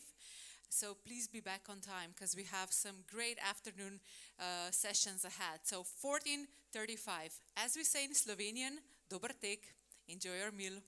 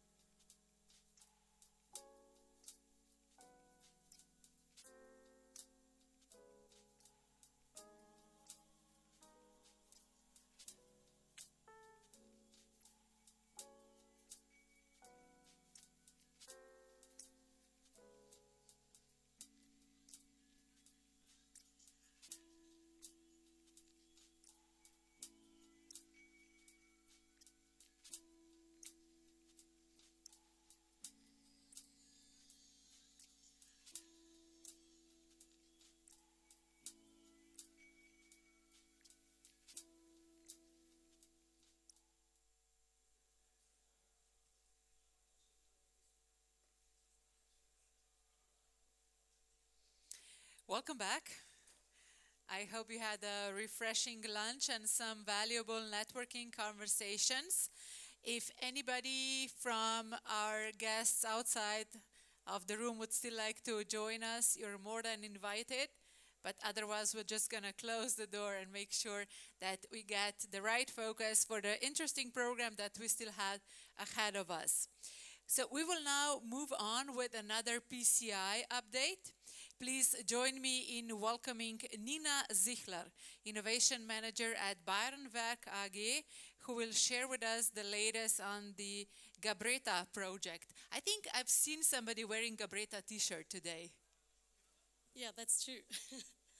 Thank you very much. My name is Nina Zichler. I am the project manager on the German side, and I have the pleasure of giving you an update on the status of our CEF-funded PCI project, Gabreta Smart Grids. The project promoters are Bayernwerk Netz GmbH, one of the largest DSOs in Germany and the largest regional DSO in Bavaria, and EGD, our Czech E.ON sister and also the coordinator of the project. We are supported by our TSOs on the Czech side from CHEPS and on the German side from TenneT. And I just want to give you the key figures. So the value of CEF investment is in total 200.7 million euros. And the total value of CEF co-financing is 100.3 million euros. So the funding rate is 50%. And the implementation area, as you can see on the right, covers basically our whole or entire distribution grids. But we have a very strong focus on the border regions regarding our investments. Yeah. Let's take a look at the progress made so far. We divided the progress report into 3 clusters, and here you can see the first cluster, which is dedicated to communication and dissemination activities. One of our major first milestones was the project launch event in April last year. You can see that on the picture on the right. And this event brought together all relevant stakeholders from business, politics, and society and celebrated the successful start of our funding project. Another important milestone was the release of our knowledge platform on our project website in April this year. And this platform provides relevant information in an easy to understand manner on what a smart grid is, which components are needed for it, and other relevant energy-related topics concerning our project. Another milestone is just ahead of us. In November this year, we are planning to release a knowledge platform for energy experts. There you will find articles and information about conferences on energy topics or smart grid topics like here today in Ljubljana. So the next cluster is related to our construction activities since the project start. And on the German side, we have installed already more than 15% of the digital secondary substations, same as for power line communication systems, and 2 other important milestones were the start of construction of our primary substations in Germany. You can see that on the pictures on the right. These are pictures from the groundbreaking ceremony events. And the first one was for our primary substation in Rottenburg an der Laber, which is in Lower Bavaria. And it was in October last year. And the other picture is from the groundbreaking ceremony in Kirchentumbach in Upper Palatinate this year in May. So in the final cluster is related to our IT activities. And on the Czech side, the data hub development has started, same as for our common concept for design, for an application for local electricity mix indication. And this application will help customers to play an active role in the energy transition by enabling them to plan when to switch on their household devices when renewables are available. So this is a very, very concrete benefit for customers and consumers, but it's not the only one. There are more other important or more benefits than this one, such as increased grid capacity and connection possibilities for users, lower emissions through integration of renewables, then reduced electricity costs thanks to smart grid technologies, improved energy security, better supply quality and crisis response. So basically the development of a long-term sustainable and resilient energy system. Also, stronger international cooperation and broader market participation are two key benefits. And last but not least, the support for new business opportunities and enhanced EU economic competitiveness through modern smart grid infrastructure. So that brings us to the end of this short progress report, and thank you very much for your attention. And thank you.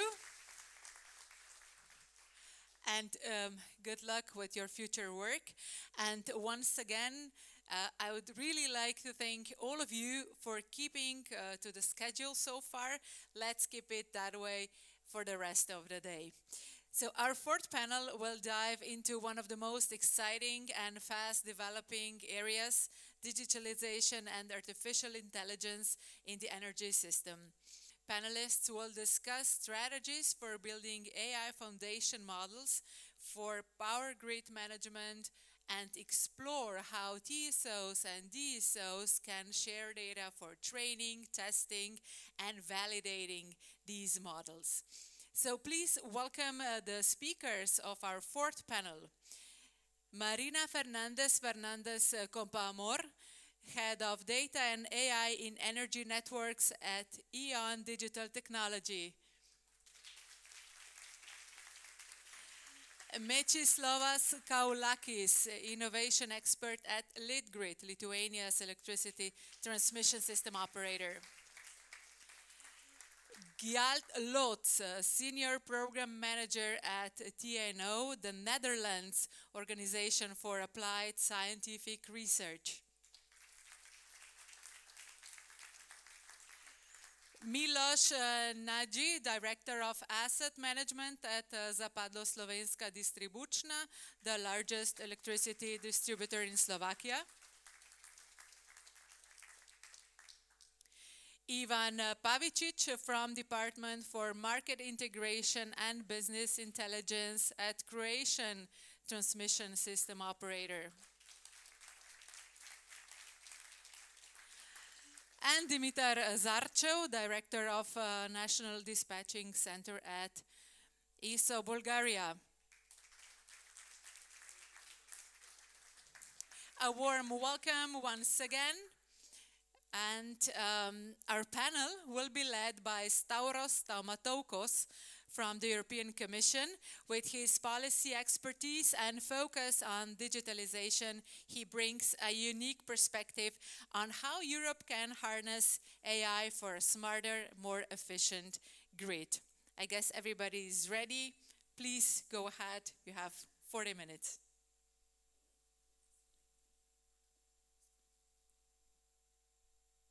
Thanks a lot. Good afternoon, everyone. Just to frame the discussion a bit, if you will bear with me 2 or 3 minutes, we will discuss AI. And I share all of your concerns here today.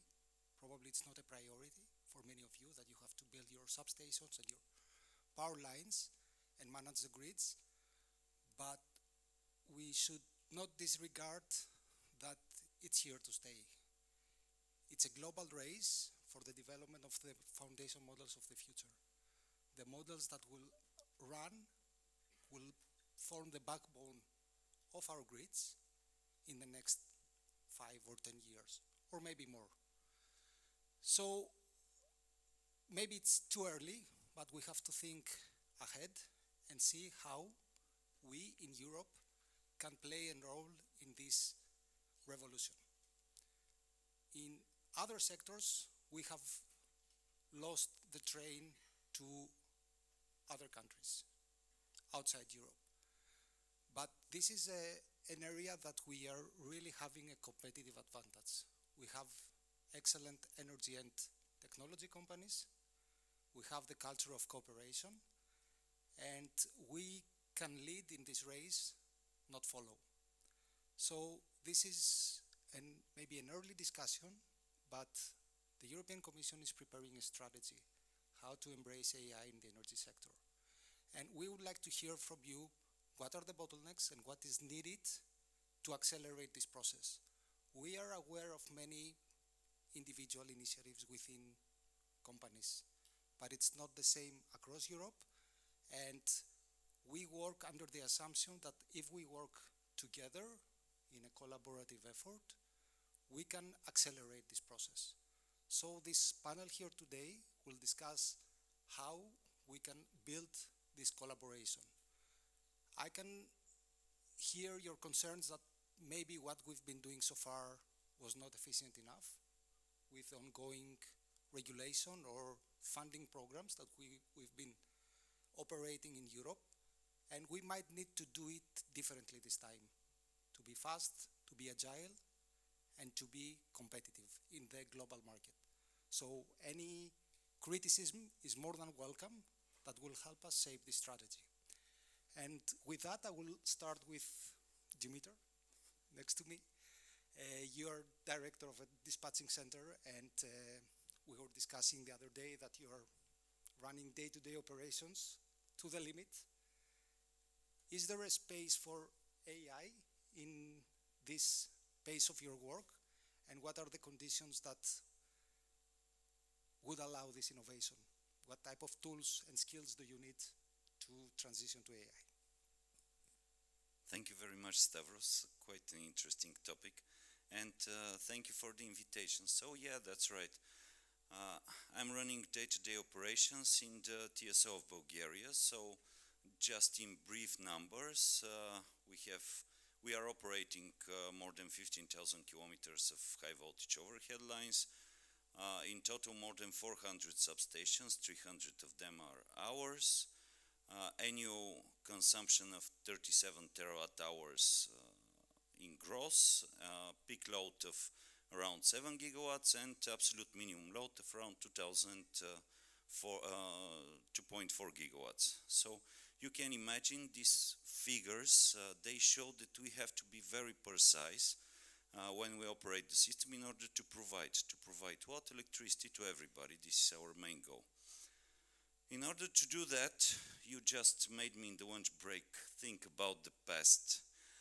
We are just obeying one simple equation I was taught of back in the days, 30 years ago, sorry to say that, at the university, and a guy there, a very old teacher, maybe my age at this point of time, he told me that the production should be equal to the consumption plus losses in the grid. And it was simple as that. So what is produced, it needs to be consumed, and it needs to be transferred, to be distributed, and so on and so on. In order to keep this balance, 20 years ago, even 20 years ago, we had sophisticated tools. We were vertically integrated companies. We were fully independent according to the primary resources, to the generation size, to the transmission, and to the distribution. Then everything changed, and it changed for better, I would say, because this is incentivized this unbundling that happened maybe 15 years ago. It incentivized actually the penetration of the renewables, different relations between all the players in the energy sector, new technologies, something that is really, even the people at the moment can feel it. 20 years ago, I was going to Thessaloniki with my diesel, speaking on my Nokia 3310, I think. And now I'm driving there with electric vehicle, using medias on my iPhone and so on and so on. What happened? What happened is that actually from these conventional units, we passed to lots of renewables. Renewables are really producing most of the energy at the moment, at least on the Balkan Peninsula. And we have to maintain the same excellence during our operations. How do we do that? If we had 30 sites that we needed to observe 20 years ago, now we have hundreds of sites that we need to observe, hundreds of calculations we need to do, and hundreds of possible scenarios that we need to choose from in order to perform our day-to-day business. In the morning I heard about DORs. Okay, we optimized the active power flows, and then every split that was discussed from the morning, it was starting with the announcement of voltage co-ops. So active power is not enough to be controlled anymore. We need to control also the reactive power. We have new players, new set of services that are not only frequency-based services, but non-frequency-based services. We have this grid forming. I have heard a very nice question. Grid forming inverters, why don't we use it? And then next question, okay, synchronous compensators, why don't we use it? Then all of this goes to one dispatching center, and all of this goes to guys, 2 or 3 guys, that needs to take the decisions. These decisions must be on time and must be absolutely correct in order not to suffer partial blackout, total blackout, system split, whatever you can think of, name it. How do we do it? We digitalize. And there was a question on your site, what is digitalization? Digitalization is where you have the data, you have enough data, and you can process it in order to make the right decision at the right time. For this, we need of course, a lot of automation, we need a lot of telecommunications, and we need observability. And this observability must not be after the event, in the next 15 minutes or 30 minutes. It needs to be achieved now, because as I told you in the beginning, actually what is produced, this is consumed, and this is the fact. In order to do that, we really need to deploy these networks and these automation systems that we need in order to achieve full observability of our networks. And I'm not talking about transmission system networks, because yeah, I was telling you that from 15,000 kilometers of high voltage lines, we have something like 9,500 kilometers of fiber optics. We have these digital substations, we have remote control rooms. All of this is already in place in the transmission system operators. Now we are talking about seeing the individual consumers on the distribution side. We really need to see what is happening there. They need to start playing as the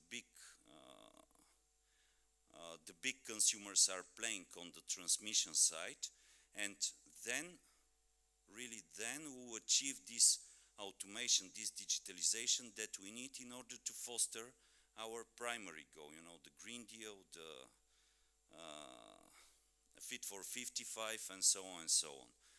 In order to do that, as a project, of course, because finally we are talking about projects, we started as a TSO, a common project with the DSOs on our territory, of course, to provide a common secure network, telecommunication network that will really go to the individual secondary substations of the DSOs, and will enable all this data to be provided from all the points and from all the individual consumers to a central hub where we can process it, we can operate it, we can use it for secure system operation, but in the meantime, it will be used in order to be provided to the traders, and these traders to make the best use of it during its market operation, because finally the final goal is all these really individual users to to be active participants on the balancing market, which will incentivize actually this deep decarbonization that we are talking about, and also for sure will lower very much the system costs that are incentivized at the moment from ancillary services, from balancing, and so on and so on. So what is my main message actually here, and what I am hoping to provide as ideas, that when the DSO start to act like a TSO by means of automation and by means of deployment of all these means that we need actually to continue our decarbonization, at this point of time really the dispatchers in our control room will need this passive artificial intelligence that will have to be there in place to be able to process all these huge amounts of data, the big data, idea, just to process this and to give us possible scenarios for any of our online situations that we have to face. So thank you. Thanks a lot. So passive artificial intelligence is what I keep from all this interesting approach. So Ivan, I come to you. I think you work in development of actual solutions, right? And I would like to give us an idea of what are these concrete, the abstract AI models that we say. Can you give us some concrete use cases and problems that they solve, in simple words? Thank you. Thank you for the question. So, just to recap of our experience with AI, we are using AI almost 10 years when the first model occurred. First model was for load prediction. The idea behind that, it was more accurate. That was the only idea why we use it firstly. And after that we made some other adjustment to existing model, and we also developed new tools for forecasting wind production, losses, procurement, photovoltaic. Right now we are in that process, and some kind of prediction of the market prices only for the ahead time period. So our experience from implementing AI is quite straightforward, because it was simpler. For us, it was a little bit easier to understand how to achieve the goal with the same amount of data. So we didn't need to make all these analyses like physical models that you need to develop. And the idea that we do not have that software development in the case of some existing tools. So from our perspective, until today, we have a positive experience with the AI, but this year we experienced some challenges. I will say that, because all this data was trained on the historical achievement, historical measurement, and so on. But today, this year, we experienced some new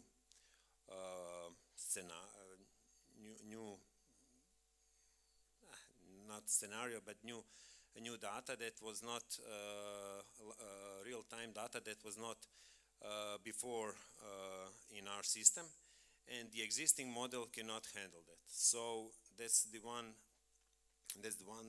of the reason that we need, for the next upgrade or retraining the existing model, we need another set of data that already have that, let's say, anomaly in itself.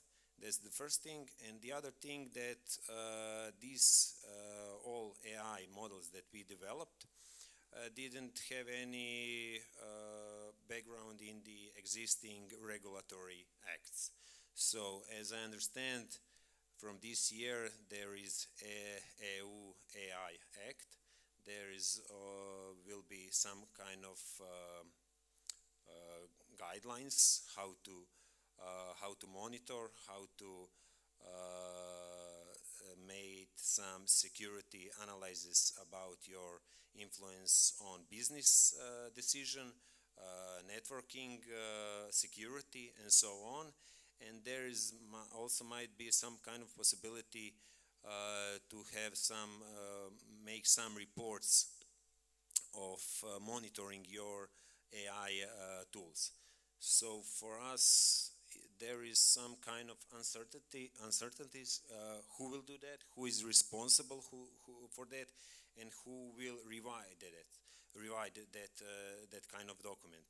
So in the future, we expect some guidelines on the European NCE level. That's the first thing. And the other thing is to have some kind of KPI index to see what other countries are doing and what's their benchmark in some of the category that we already using AI, and to make, let's say, step forward if we are not on the same level. Thanks a lot. Very interesting, and thanks for making this reference to the EU AI Act. It's coming into effect this summer next year, the high-risk use cases, and critical infrastructure is among those. And indeed, we aim to issue a guidance on what will qualify as high-risk use case, and for this, what are the individual steps that companies have to undertake, like documentation, risk assessment, transparency of the models, etc. And this is a good link to the next question. I will come to you, Mrs. Lovas. Probably I will ask you to play the bad guy about, tell us about the risks of this new technology. So what, given that energy systems our grids are critical energy infrastructure, what are the safeguards that should be in place, and what are the potential risks in developing AI models?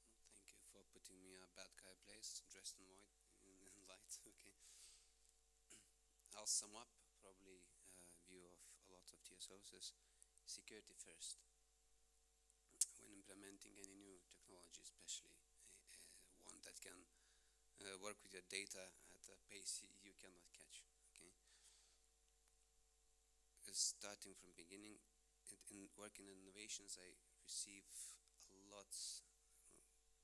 Once, twice a week, I receive somebody an email from some industry company asking to speak with them about a new AI tool that they offer. Okay, they range from asset management, operations, digital twins, substation automation, digitalization tools, controlling your system HVAC, buildings HVAC system with AI. Don't know why I need those, but they're mostly harmless. Yeah, they work in their own bubble. They do the work. Those little AI systems, but once you start going into operational, working with operational data, making decisions that affect,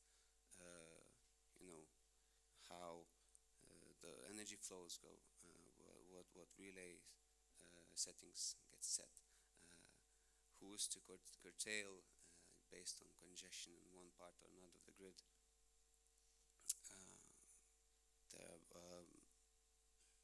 Then you come into a kind of a wall, and you have to step back and think.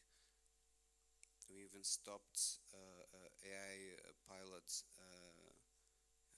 halfway last year, which was very helpful, potentially to help us crunch on purchasing data, help us input, understand the purchasing requirements, put them into a online system that everyone uses. It's usually, you would have saved thousands of hours. I think about 8,000 hours estimated a year of purchasing department. But it was stopped dead in its tracks because we realized we don't know how to work with AI tools. Why? Because we did a kind of a short questionnaire of the company, how do you use open ChatGPT? everyone was like, okay, so we use it to scan in documents and provide input, summarize. And not always do people think of what kind of information they share with the AI models. Of course, it's compartmentalized, it's there just for you. It's not going to publish that data, but still, it's just one example. So from LitGrid perspective, we are lacking internal regulation, lacking competences, and general education of the workforce of how to safely, securely use AI tools. There was this EU regulation 1689 of last year that, among other things, describes rules for safe AI use, and it's got also has fines in there which are quite hefty for improper AI use, capped at 35 million. We as a critical infrastructure owner, we fall under that, so it's a big risk, and we have that risk identified. We have a whole plan set up for a year ahead of putting those regulations in place and educating the workforce. We have loads of, from another perspective, we have loads of data sitting in our databases that wants to be used, needs to be used. We have DLR systems, we have digital acoustic sensing, which provides low gigabytes of data a day. We have the whole grid scanned with LiDAR. We have autonomous drones running around, flying around. We have WAMs and other systems that are really useful tools, but we cannot use them fully. We need AI models that would crunch data down to usable format, and we'll have digital substations in the future, and those mean, there's a big AI model controlling the whole substations, the whole network for you.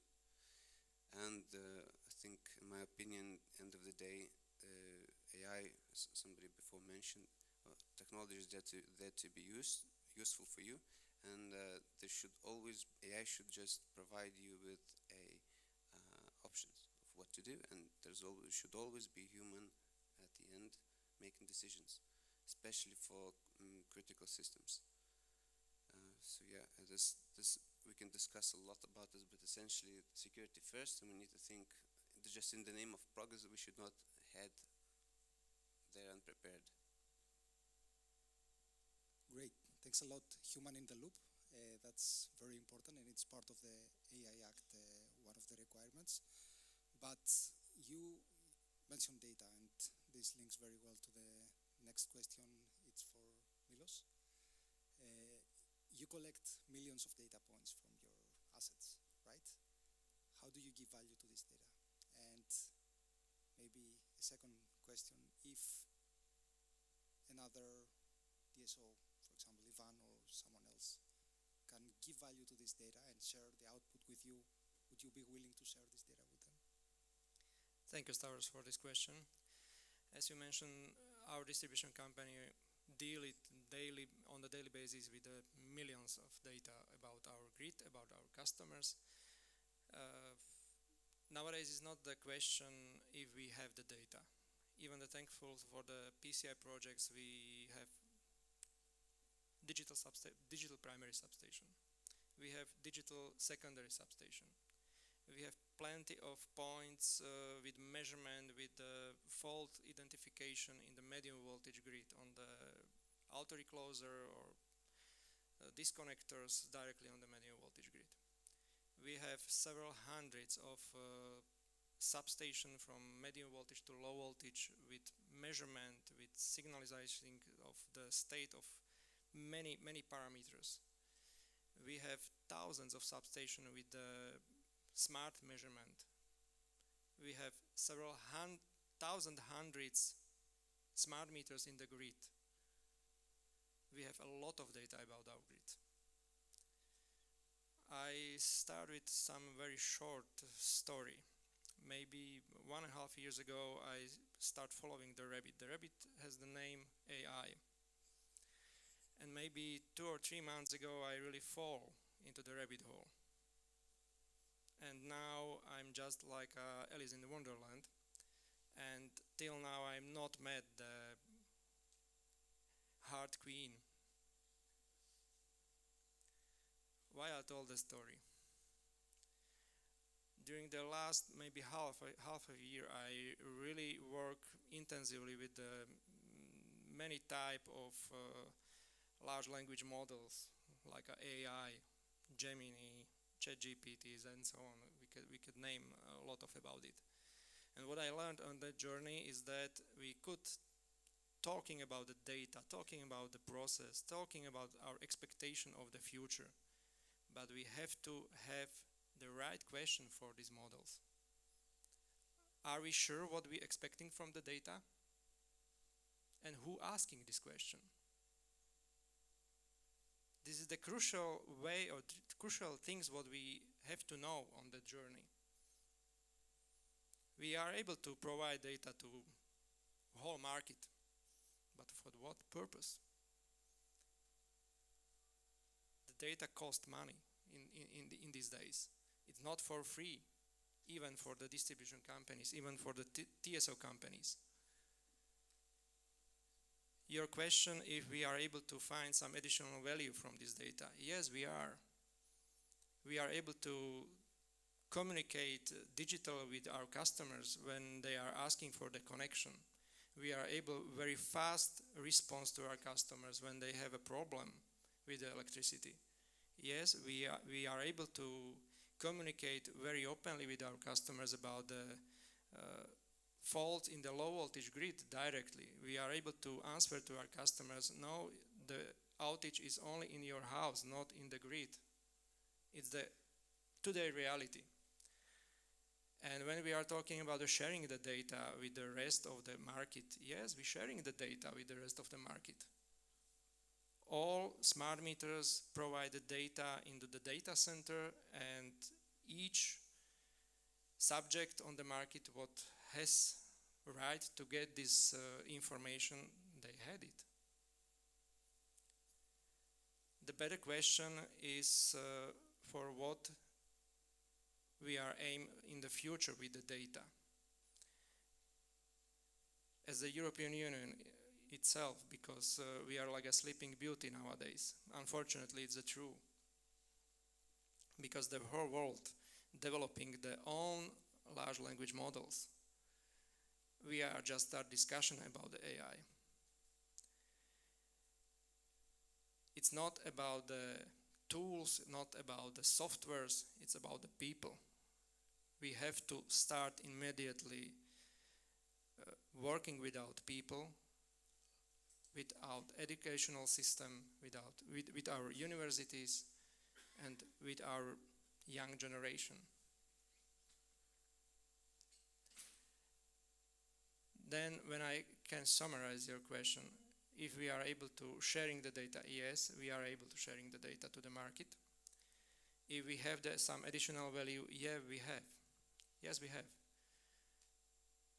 That's a very short story from my side. Thank you. Thanks a lot. Very telling, the story and the narrative. Thanks a lot, Milos. Marina, I come to you. You work across different DSOs, and you're in a tough position to collect data sets from all those DSOs into a common infrastructure.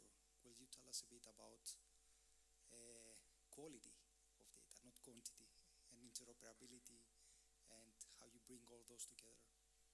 Yeah, indeed. Thank you. I mean, you know, when we are talking about the importance of data and how it's so important, the amount of data that we are collecting, but how are we connecting? And to me, I want to take a step back and say that it needs to start from the different organizations is digitalization and data management at the strategy. And then that means that you are going to invest time and resources. And here it comes from your point where you're saying like we don't have the knowledge, or we might not have the professionals. And I know that data engineers do not grow on trees, or like electrical engineers neither, but still investing on having some data professionals at your team is fundamental. Either if you want to build your models yourself, you want to build your AI models yourself, or if you want to buy them, you need someone that is able to establish, okay, can I challenge,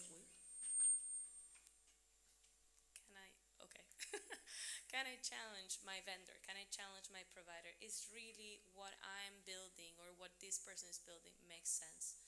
And then on top of this, I would say that we are very much used in the sector to have this waterfall structure of running projects. I think we need to bring a environment of collaboration. No, you were asking like who needs to build the requirements on security, on volume, like what do we need this data for? It's like both ways. I think the business has to establish this. What is the answer that I want or the questions that I'm asking myself? And then the data engineers need to come along and challenge them. Bringing, for example, data engineers from industries help a lot. And we need to be very bold at simplification. You cannot imagine how many times I get requests on, yeah, this data field is so fundamental, we need to have it, we need to implement it, and then you check and it's not filled. It's not used, and you're just making your platform not efficient, slower, and costly. Actually, I think it was Adam Toth from me on Hungary was mentioning how he was surprised about the cost of the infrastructure, and this needs to be evaluated by a data professional. And then when you have all of this, which is not easy because you said it yourself that the technology is not the problem, it's a change management issue, then it's a matter of, okay, how are we going to design this data platform? And of course, I would recommend you to go as much as possible in the standards. You don't need to reinvent the wheel. Use industry-wide technologies also for the talent problem. If you're going to go into a very niche technology, then it's going to be very, very hard to find these professionals that can maintain ultimately this platform. So overall, I think to have this data interoperability, you need to take a step back and then have the commitment from the organization. And I'm not only talking about the DSOs. I would say regulators also need to invest in this as well. Have the commitment, invest in this talent, in the co-development, and then of course push as much as possible on industry-wide or industry-adopted technologies. So that would be more or less my take on this. Thanks a lot, Marina. Gelt, I'm coming to you. You're part of one of the innovative Horizon Europe projects, d.o.o, that you develop the innovative technologies of tomorrow. If you could give us a sneak peek of what's coming from the innovation side that could be in the next 2 or 3 years deployed in the market? Sure, thank you, Stavros. Also, thank you for having me, for inviting me to Ljubljana, although the weather today is not so perfect, but still it's a pleasure to be here. Please allow me to first give a little bit of context. I'm not running, like Dimitri, a TSO network, but I'm from the Netherlands, which is roughly 2 times the size of Slovenia. I recognize that many of you are from Central Europe, so I give a little bit of an introduction. We have 8 times more people than live in Slovenia, so easily calculated. The population density is about 4 times as high. In the country, we have 99% of the grid in a congested area. So almost the full country, there is a shortage of energy, so to say. To give you an idea what it comes down to, if you build a new house in the Netherlands, the average waiting time for you to just get a normal grid connection, a power connection, is 1.5 years. There are areas in the Netherlands, if you have a company, and you want just a regular connection that applies to a company, which is a bit bigger than a household, but I mean, it's not the biggest client to the grid. There are areas where you have to wait for 10 years, which I think illustrates the severity of the situation in which we are. So I would say in the Netherlands there is a very big demand for more capacity on both transport and also on distribution level. So the grid needs to be expanded rapidly. Also the amount of electric vehicles is rapidly growing. We are also moving away from gas-based heating for houses and buildings. We are moving to HVAC systems, so heating, ventilation, air conditioning, all electricity-based. We do have a lot of PV production, but of course the PV production takes place in summer, and we need the power for heating in winter. So there's a big, I think, a very universal illogical situation here where you have the production and the consumption of the power not to be in sync. So in order to address the whole situation, there's a big hope not only to physically expand the grid, more cables, transformers, power stations, etc., but also to do things smart. Because digital innovations typically may take place at a higher pace than having a physical infrastructure being brought into operation. It takes years and years, assuming you even have the people. We have a big shortage of people. If you're a good engineer, I think the story so far illustrates we have a lot of work. There's a lot of opportunities in the Netherlands to work on this area. So in order to move, in addition from physically expanding the grid, moving to digital systems, of course, there is very big hope, and there's a lot of promise in making grids smart, and by making use of AI, as of the previous speakers in the panel also indicated, AI is anywhere from your watch and your phone to many things in the house these days. Your kids may use AI to make exercises at school very easy to do, etc., etc. So AI is everywhere. On board levels, there is a general conception that AI may be the big solution that the electricity grid also needs in order to address all the challenges which are coming at us.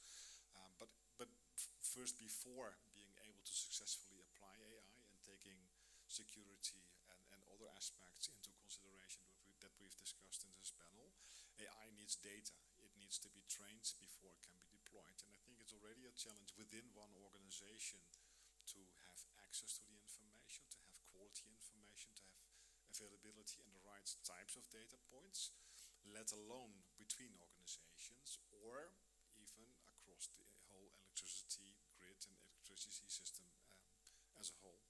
So that's why we are in the Hedge IoT, which is a Horizon Europe innovation action funded by the European Commission, developing solutions that allow for the exchange of data in an organized way. We call it through data spaces, where, for example, the ownership, reliability, all kinds of security aspects are all taken into account. It's not that you just open the door and say, if you want my data, walk in, because if you open the door for a cooperating party, you're also opening the door to a hacker, which of course in terms of having a critical infrastructure is not a very acceptable risk to take. And once, of course, data exchange is in an organized way catered for, parties can also multilaterally exchange information for any kind of application. We're building in the project a number of applications that demonstrates on scale in different countries on how that works and what the benefits are.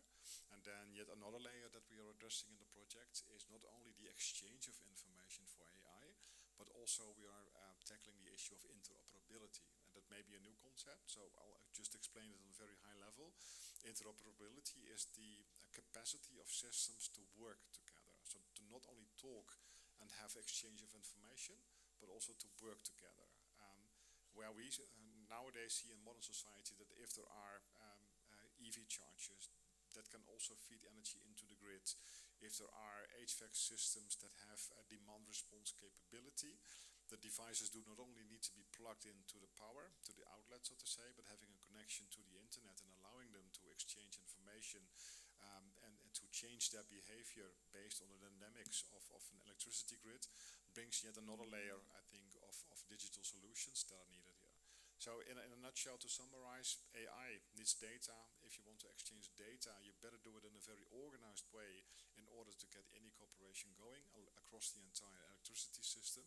And once you're able to make use of these applications, we also develop open source solutions that anyone may use for interoperability. Again, giving a solution for systems to cooperate, to work together. Thanks a lot, Yalt. So I had another round of questions, but I think in the interest of time, we will not take it, but I will give it open to the public, and I will ask my colleagues at CINEA and LS to forward to the participants. I see a question there. Okay, happy to see that we have a question. Here you go. Hi, so I'm Frédéric Simon from Carbon Pulse. I was interested to hear if, by experience of any of the panelists, the AI is being used for meeting climate climate objectives or decarbonization objectives, whether it's helping in that sense or not.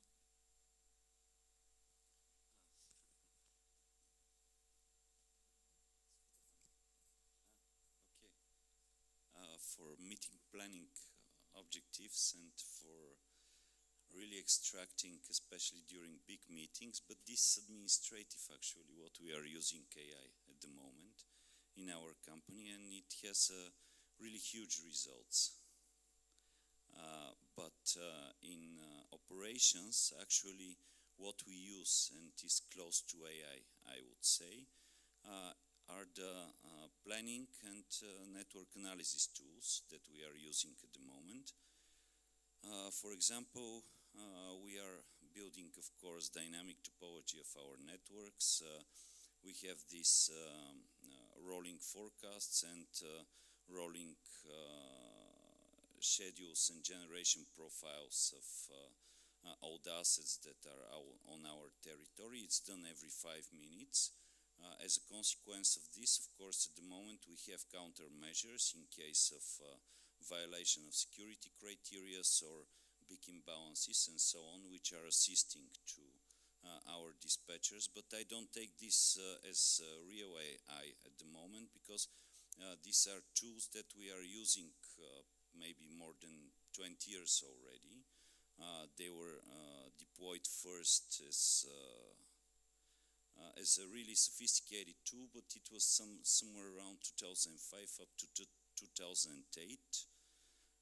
And they are based, of course, on these models. They are based, we were discussing just in the lunch break with my colleagues, based on this simplex method and another methods for linear regression, and also on the theory of the game, on statistics.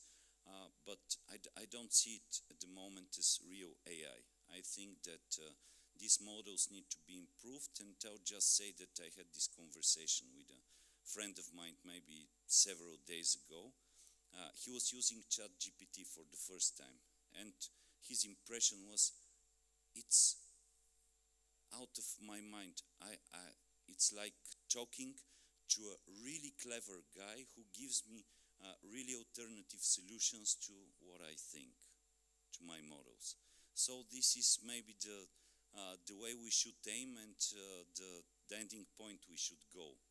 Of course, cybersecurity, of course, own infrastructure and so on, everything is in place. But really we should put the technology models that can be processed from this new type of AI. Thanks a lot, Dimitar. So I think we need to close, right? If I may, just 1 minute.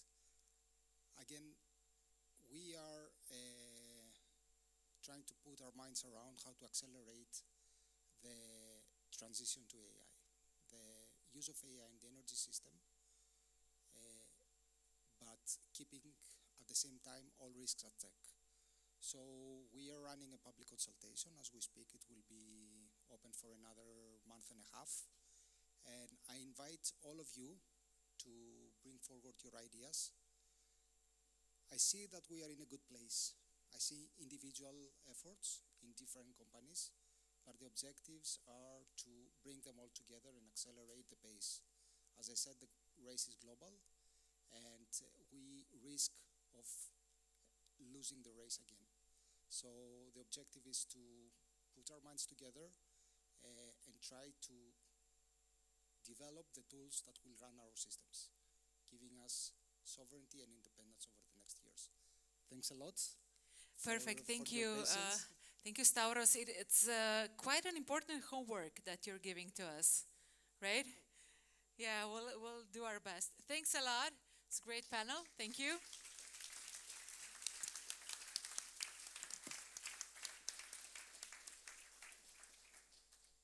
And before we start with the homework, we still have one presentation and one panel to go.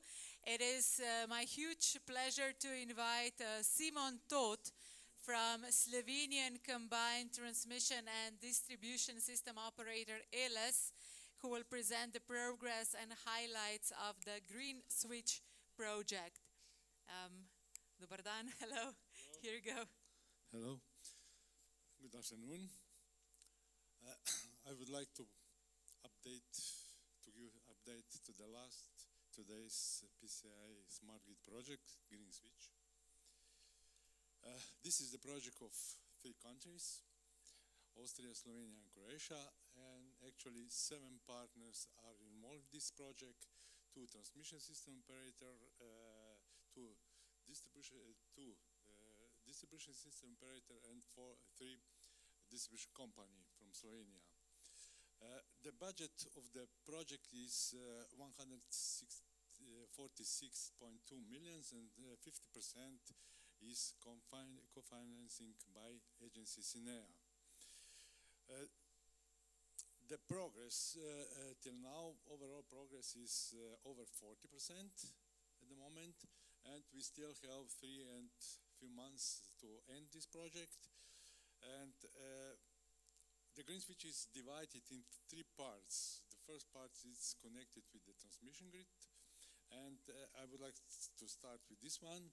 So here we have 5 projects. The first is the power flow control device, which will be installed in substation Podlog within power line Podlog-Oberzillach, and it contains the static synchronous series compensator. We have already models AAAC and also high voltage device already completed, and at the moment we are preparing to factory acceptance test for all this equipment. The second one is the power flow control device shifting transformer in Croatia, where the tendering process is in the last phase, and they just opened the bids and they have evaluation of this for these bids. And the next one is dynamic thermal-rating system, known as SUMO. We have actually all contracts signed, and we are and the prototype of the measurement board is already completed, and it is in the phase of the testing.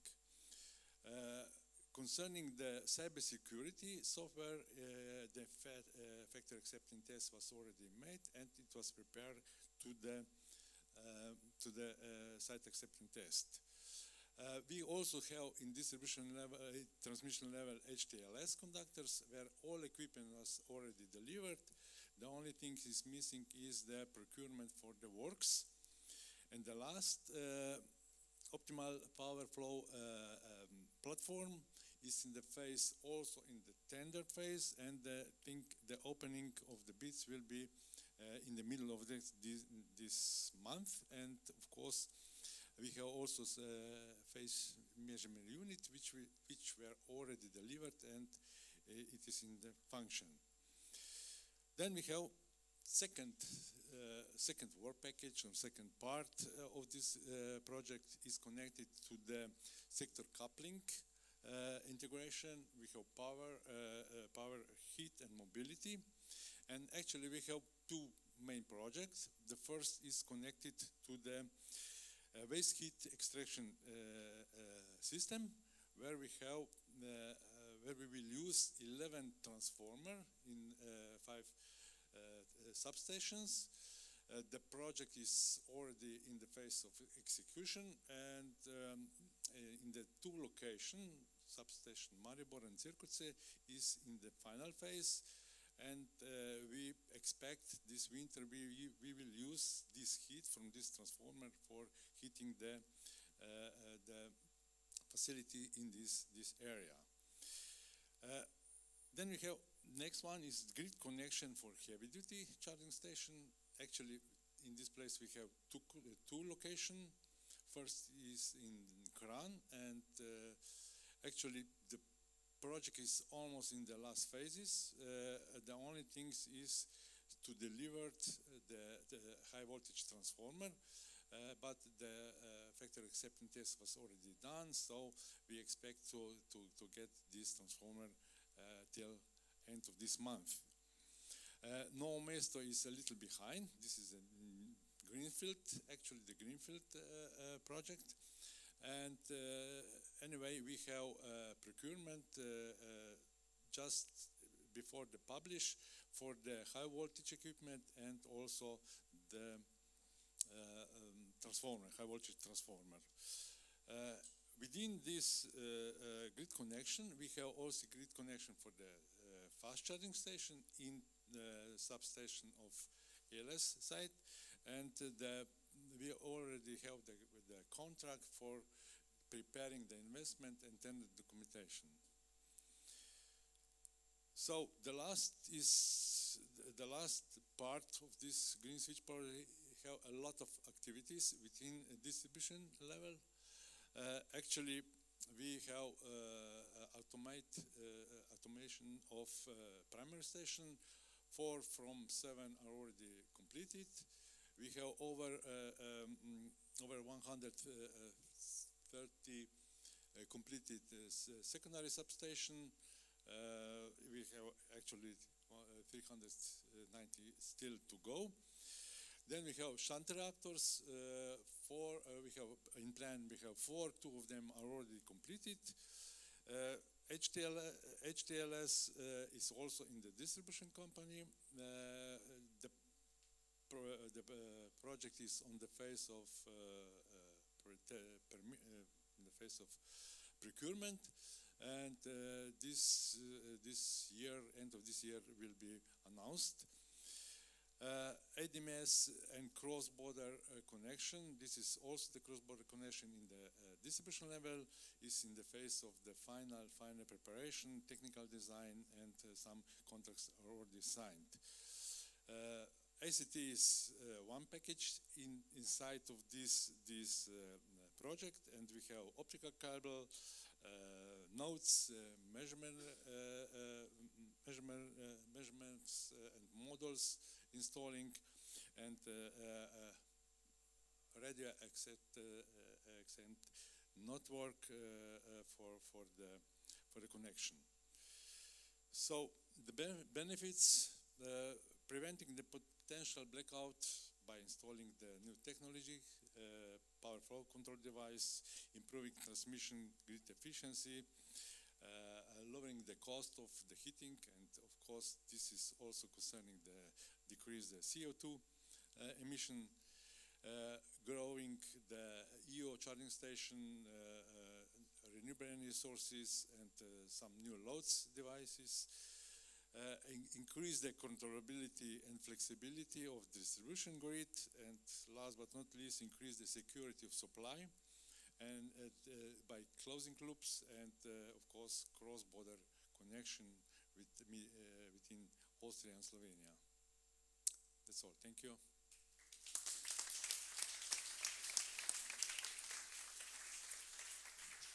And thank you. And our final panel looks ahead to the control systems of the future. This session will explore how digitalization, predictive tools, and continuous adaptation can equip control systems to meet tomorrow's challenges. Please welcome our distinguished speakers. Lazar Bizumic, Head of Project Management for Network Control at Hitachi Energy. Product Management.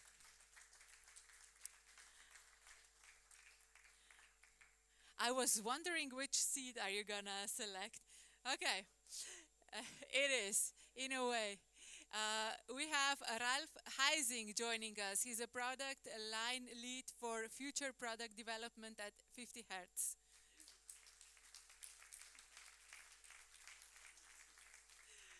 Janko Kosmac, Head of the Process Systems Department at ILS, Slovenian Combined Transmission and Distribution System Operator. Matija Naglic, Business Developer in System Operations at TENET, d.o.o. in the Netherlands.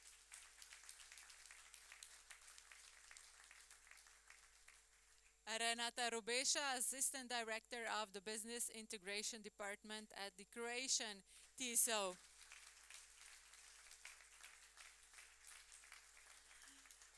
And finally, we're in excellent hands with Uroš Salobir, Director of the Strategic Innovation Department at ELIS and Chair of the INSOE Research and Development Committee. Uroš is a true visionary in the field of smart grids and innovation, making him an ideal moderator, I would say, to close today's discussions. Looking forward to.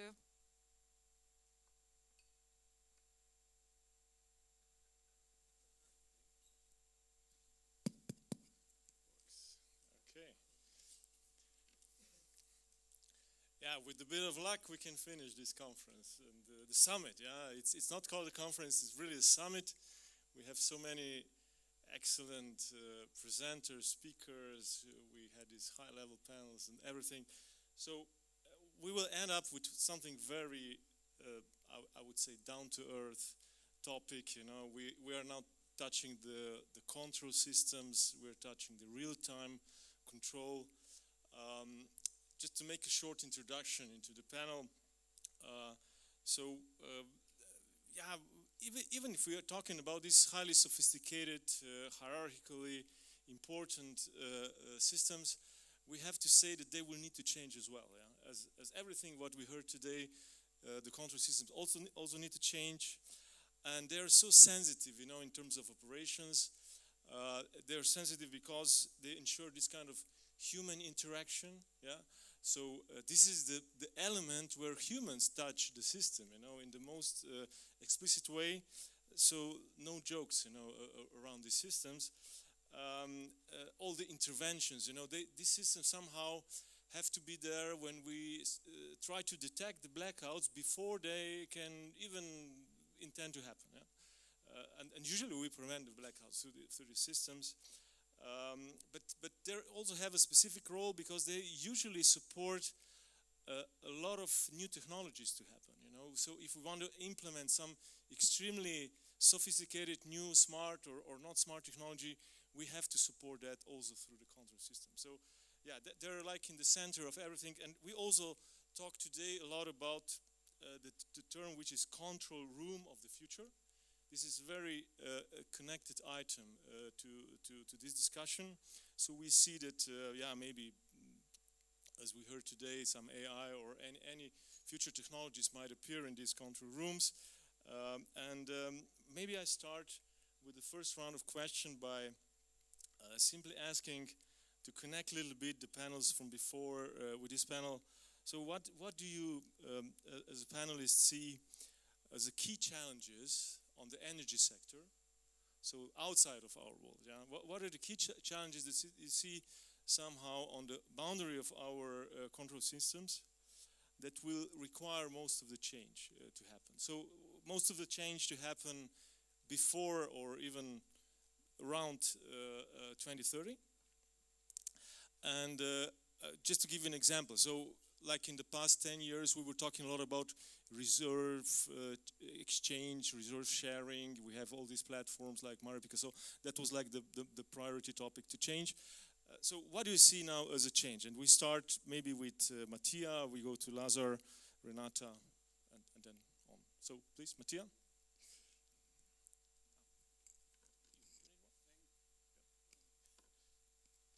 Thank you, Uroš. I think Uroš is very kind to me to start with the, I guess, youngest in the panel. I hope I'm not offending anyone. Let me reflect a bit on the day because I think it was a very interesting day, a bunch of interesting discussions. We are living in a very interesting time, right? Just considering the speed of the change we are undergoing and the innovation we have to do. Maybe it's even the best time of the electricity sector we are living in, right? And I would say it's fantastic to have this because we are saving the humanity by having all those innovations and developments towards the energy transition.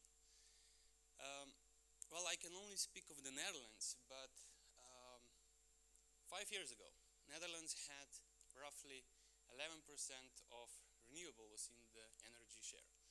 Today, or last year actually, we had already 55% of renewables in the energy mix, which in total accumulated for more than 50% of the time.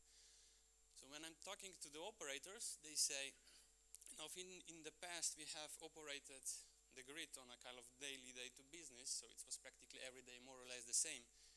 Today they say they are kind of pioneers, because they have to operate new grid that we are developing on a daily basis. So that's really, for me, fascinating, right?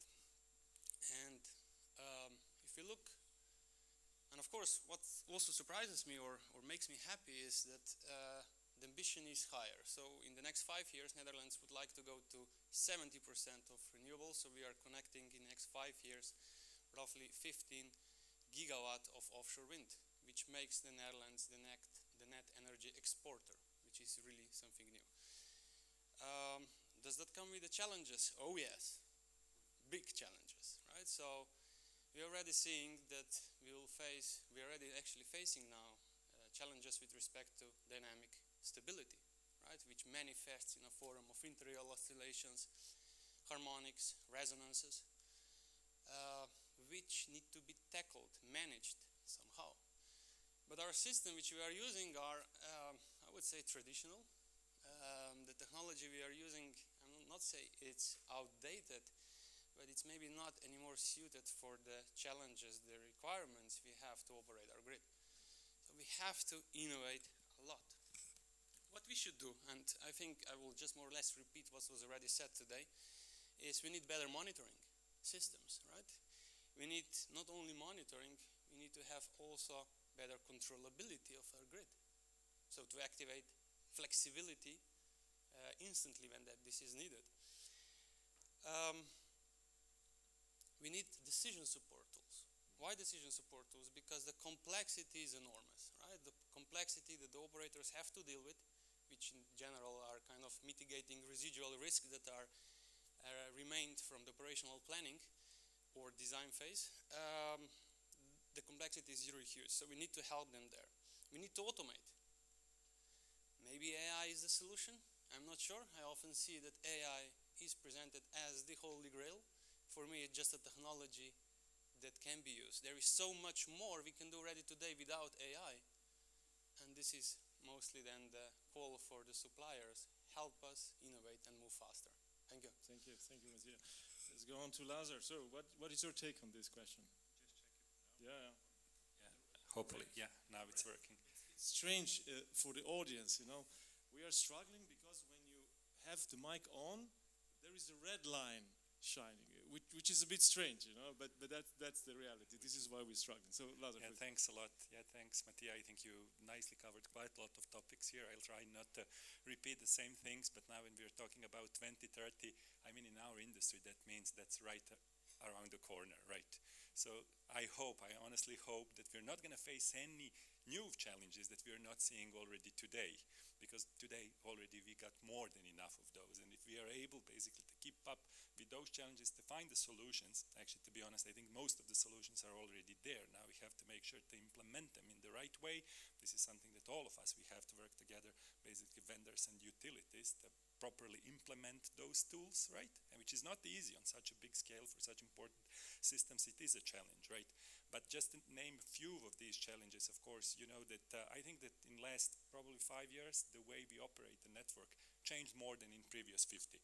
And for next 5 years, I think it's going to change even more than that. Some of the reasons, of course, we got, for example, now data centers powering all these AIs. It's incredible how much this is growing. And the problem with that is not just that it's growing, basically, demand for power. It's also the type of a power, the nature of that demand, because it is extremely stiff demand, right? It doesn't help you. Basically, you have a problem in your system.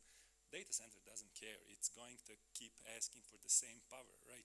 And also, it's a very volatile. It can happen that within fraction of a second, load goes from 10% to 100% of a data center, hitting it with hundreds of megawatts, huge things. Then we got EVs, right? Penetration of EVs that's quite accelerating now. This is impacting distribution network first, of course, in many different ways. Just growing electricity demand is one, but it's also basically changing behaviors, changing daily patterns. But on the good side, for example, this one we can use also for flexibility, right? This means that also our distribution grids are changing from passive radial grids. Now we're talking about active network elements. Number of controllable elements is going through the roof, right? And now more and more of course, renewable distributed energy sources where we are replacing a relatively small number of big bulk power sources with the thousands, or in some cases even tens of thousands of elements. So all of those quite big challenges. And then to make things even worse, all these new resources, they're hidden behind the converter. It means they don't have inertia in a regular way, right? You can have some synthetic inertia, but basically the consequence is the dynamics of the systems get much faster. So with all these challenges, suddenly everything that before it was taking minutes to happen, now it's happening in less than a second. You don't have time to think. You don't have time to analyze things. You have to act quicker than ever. So we end up with a system that's much bigger than before, thousands of controllable, tens, hundreds of thousands of controllable elements, and instead of having minutes to act, you got milliseconds. So what do you do, right? And to make things even worse, mathematics is quite clear. Problems are not linear, they're exponential, right? So Thank you, Lazar. we really have to think what to do. First thing is being even able to detect those things, like for example, frequencies, resonances, oscillations, right? How do you do that? With the SCADA, with refresh cycle of 1, 2, 3, 4 seconds, you don't even see them. Once you realize something's happening, it's too late. So for example, there we need to use more PMUs, phasor measurement units, to have VAM systems, and then as the next stage also, once we learn actually what to do with it, because it's not really very useful if you just see, okay, we have a problem, what do we do with it? We need to develop processes around that. We have to develop tools to be able to act on those signals, right?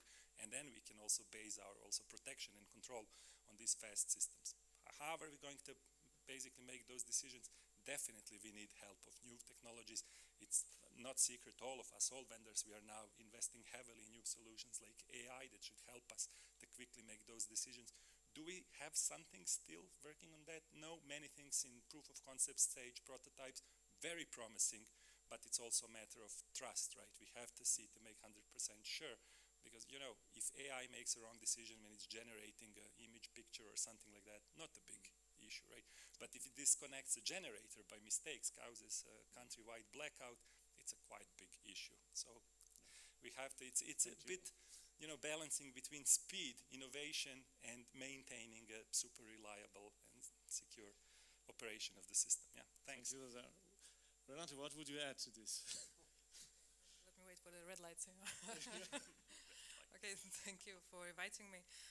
So, as Lazar and Matthias said, these are very interesting times, and also the topic of this panel is about the control rooms, and I want to emphasize how the control room is one specific room in a TSO, where the people, the operators that work there are in charge of managing and controlling one of the most complex systems that the mankind has ever invented. So it is a very, very sensitive room. And what do you bring into the room? You have to be very aware of what do you bring to the operator, and how do you bring this new system, new data, new information. Because upon all of this information data that you bring to them, you have to have some countermeasures or some mitigation measures on what they should do about this new information. Also, as Uroš mentioned at the beginning, in the past decade, the most common word that was used in all of the panels, conferences, was flexibility, and also today was also this topic. But I think that the word that will be in focus for the next 10 years, it will be resilience. Resilience as a power system, and this is in face of all of this extreme weather that is happening and that we are all aware, not only in the energy sector, but we are all even sometimes victims of this terrible floodings, extreme storms, heat waves that happen, and in the energy sector, which have impacts on the critical infrastructure, or I don't know, extreme heat waves that limit the operational limit of the power lines and so on. So I believe that in the future, the data that we should bring into the control room will be the weather data, meteorological systems, real-time weather data, and forecast. But this weather data should not be only raw data, but integrated into the power system analysis tool, such as the N-1 criterion. As we all should know that the system is run today by the N-1 criterion, and it should be satisfied at all time. But today this N-1 is not enough. As we are aware, or should be aware also, this criterion is not enough, and blackouts happen even if the N-1 was satisfied. So this N-1 and weather data bring us to the risk assessments and the probability of an outage happening, and what will be the impact of this outage, and also what is the probability this outage will happen. And this also brings us into the topic of the congestion management. Also, as we know that the N-1 is connected with the congestion management, and so the congestion management tools are also something that I think that will be brought into the control center, whether in a more simplistic way as a sensitivity analysis, or in a more sophisticated way as optimal power flows, or in an extremely sophisticated way in AI, but I don't think so that it will be so soon. And so this, I think that congestion management will also be a part of the new control system, which also brings us to the TSO and d.o.o communication and interface, because all of this data should be brought, some of the data should be brought into the TSO. And as we spoke today, there was this information about how the data between the TSO and d.o.o should be available to both sides, and especially in the TSO, some of this data should be brought, but we should differentiate which data is brought into the control room. Okay. Not all of this data should be brought into the control room, and just some of this data, and we have to investigate which systems are the one that will integrate this data. I don't think that the SCADA system is the one that will be doing this job, but some other data, but there's some other system, but we will see in the future. Yeah. Thank you, Renata. Yeah. So we have really touched now this human part as well, and I would like to move to Janko. Maybe something more on how far we are going to run the system close to the security limits, and what will be the reaction times. Yeah, please, go ahead. Your take on this question. Thank you. I like what Renata said about the control room, about our end consumers, because what we do basically is we provide services to operators, and operators operate the grid. Now, what I did before this panel, I went to my colleagues from control room and operation and market, and I asked them what they expect next years. And they say, you know, Janko, we expect that there will be a change in market gate closure time to 30 minutes. And this brings a lot of questions to what we do, because schedule will be available for a shorter time, and for that reason the preparation for real-time operation will be much shorter. And then this draws some conclusions from my side, and I will wrap them in 2 points.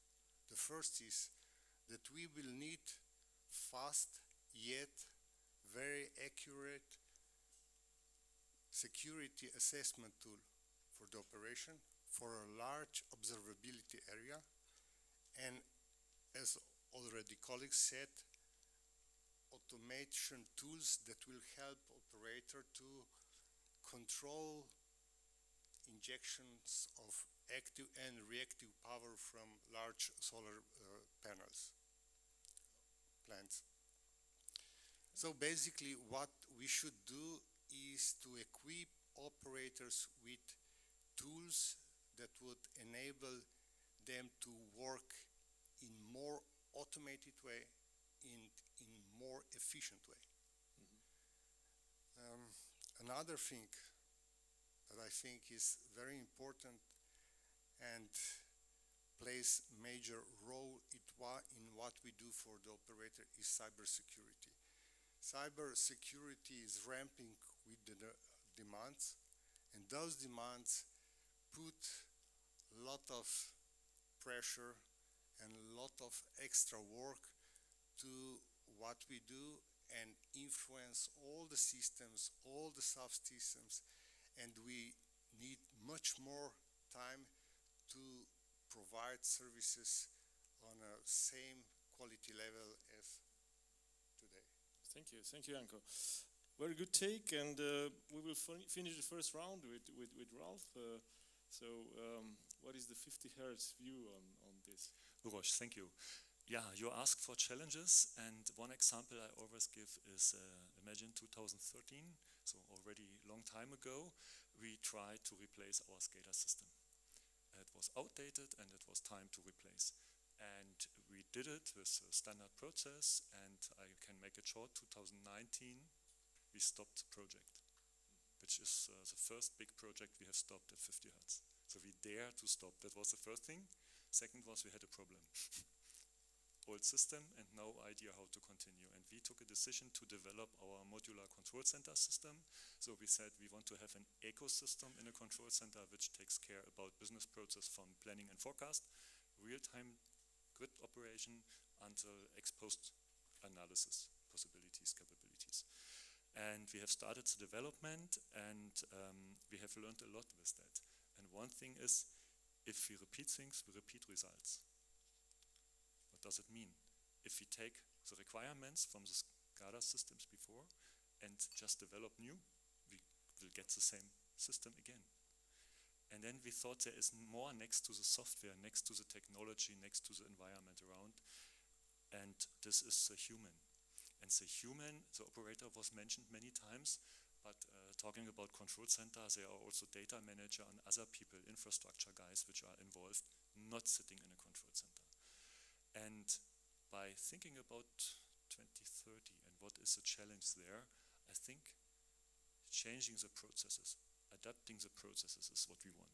We want to have more power to the grid, more fast response time, not more data. No one wants more data, but more capabilities, more possibilities to act. Yeah? And then said, okay, we need to optimize the processes. The optimization of the processes will lead to the requirements for the new system. And then the operator comes to use it. And if you take a disruptive approach, the operator wants to have always a seat where he or she can control the grid out of sudden, even at night, every time.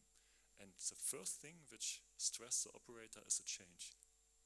Oh, a new system, a new process. Oh, how should I act then in an emergency case? So, and this is the software addition. So in addition to the software, a challenge we need to handle, because only new system, new technologies will not solve the problems. And what comes going to the operator and involve the operators very early, or all the people involved from infrastructure, data manager and so on, you get trust. And only if you get trust, you get the acceptance for the new system, and then you can start about manual work as she or he did before, semi-automation to learn how the system is working, or even full automated work. Without trust, that will not work. Thank you, Ralph. We're moving into the second question, but I will actually take one of the lines from your argumentation. You already mentioned these interoperable systems, and yeah, we know that like 10, 20 years ago, we were opening these control rooms, control systems, support tools, in particular in direction of open protocols, to communicate openly so that we all use the same standards. And then, of course, things move forward, and today we're actually already talking about opening something very touchy, which is called interoperable enterprise service bus, and we're talking about vendor agnostic systems now. We're talking about open source code based applications and software in the control room. So continue with Ralph. So why is this important, and yeah, what should be the optimal strategy for that? I just have to warn that we have to be a bit faster in the second round because we only have 15 minutes left. Yeah. I will speed up. Thank you. Yeah, you are asking for boundary conditions, and boundary conditions. We could talk for hours here, I think. So I give one example. One example is at NSOE, there was a position paper published in May this year, 25, from the RDIC area, and it covers vendor agnostic solution principles. It's a paper which describes 7 tenets, the basic and key principles for a modern control center system. And these tenets are transparency, modularization, standardization, very important. It was mentioned in a session before. Interoperability, security, cyber security, segregation of concerns, only build systems which have a specific purpose and don't mix purposes in one system because you can't replace it. And of course, I mentioned that new way of working, adaptation and changes in the processes. And this paper is published, and when we did a webinar the first time, 175 people joined that. I think 25 TSOs and other companies, vendors, and there was mixed feedback.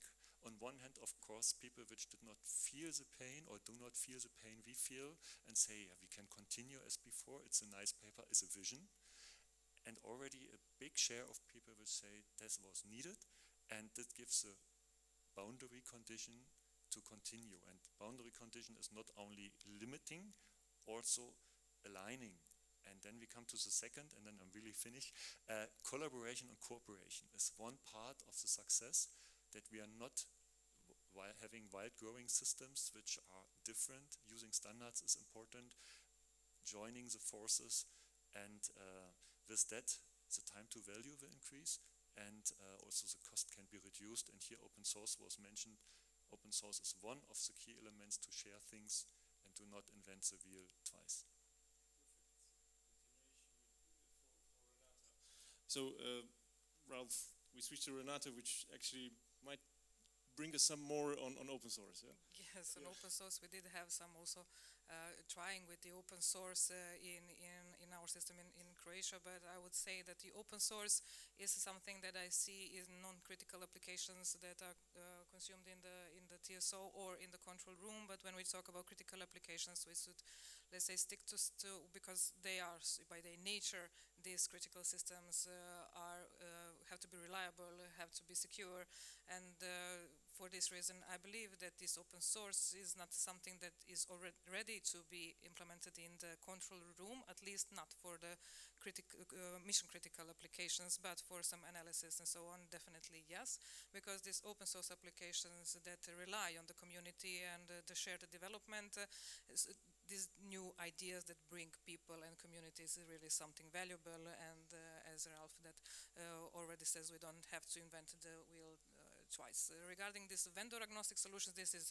definitely a roadmap that we should all go into the direction with vendor agnostic solution.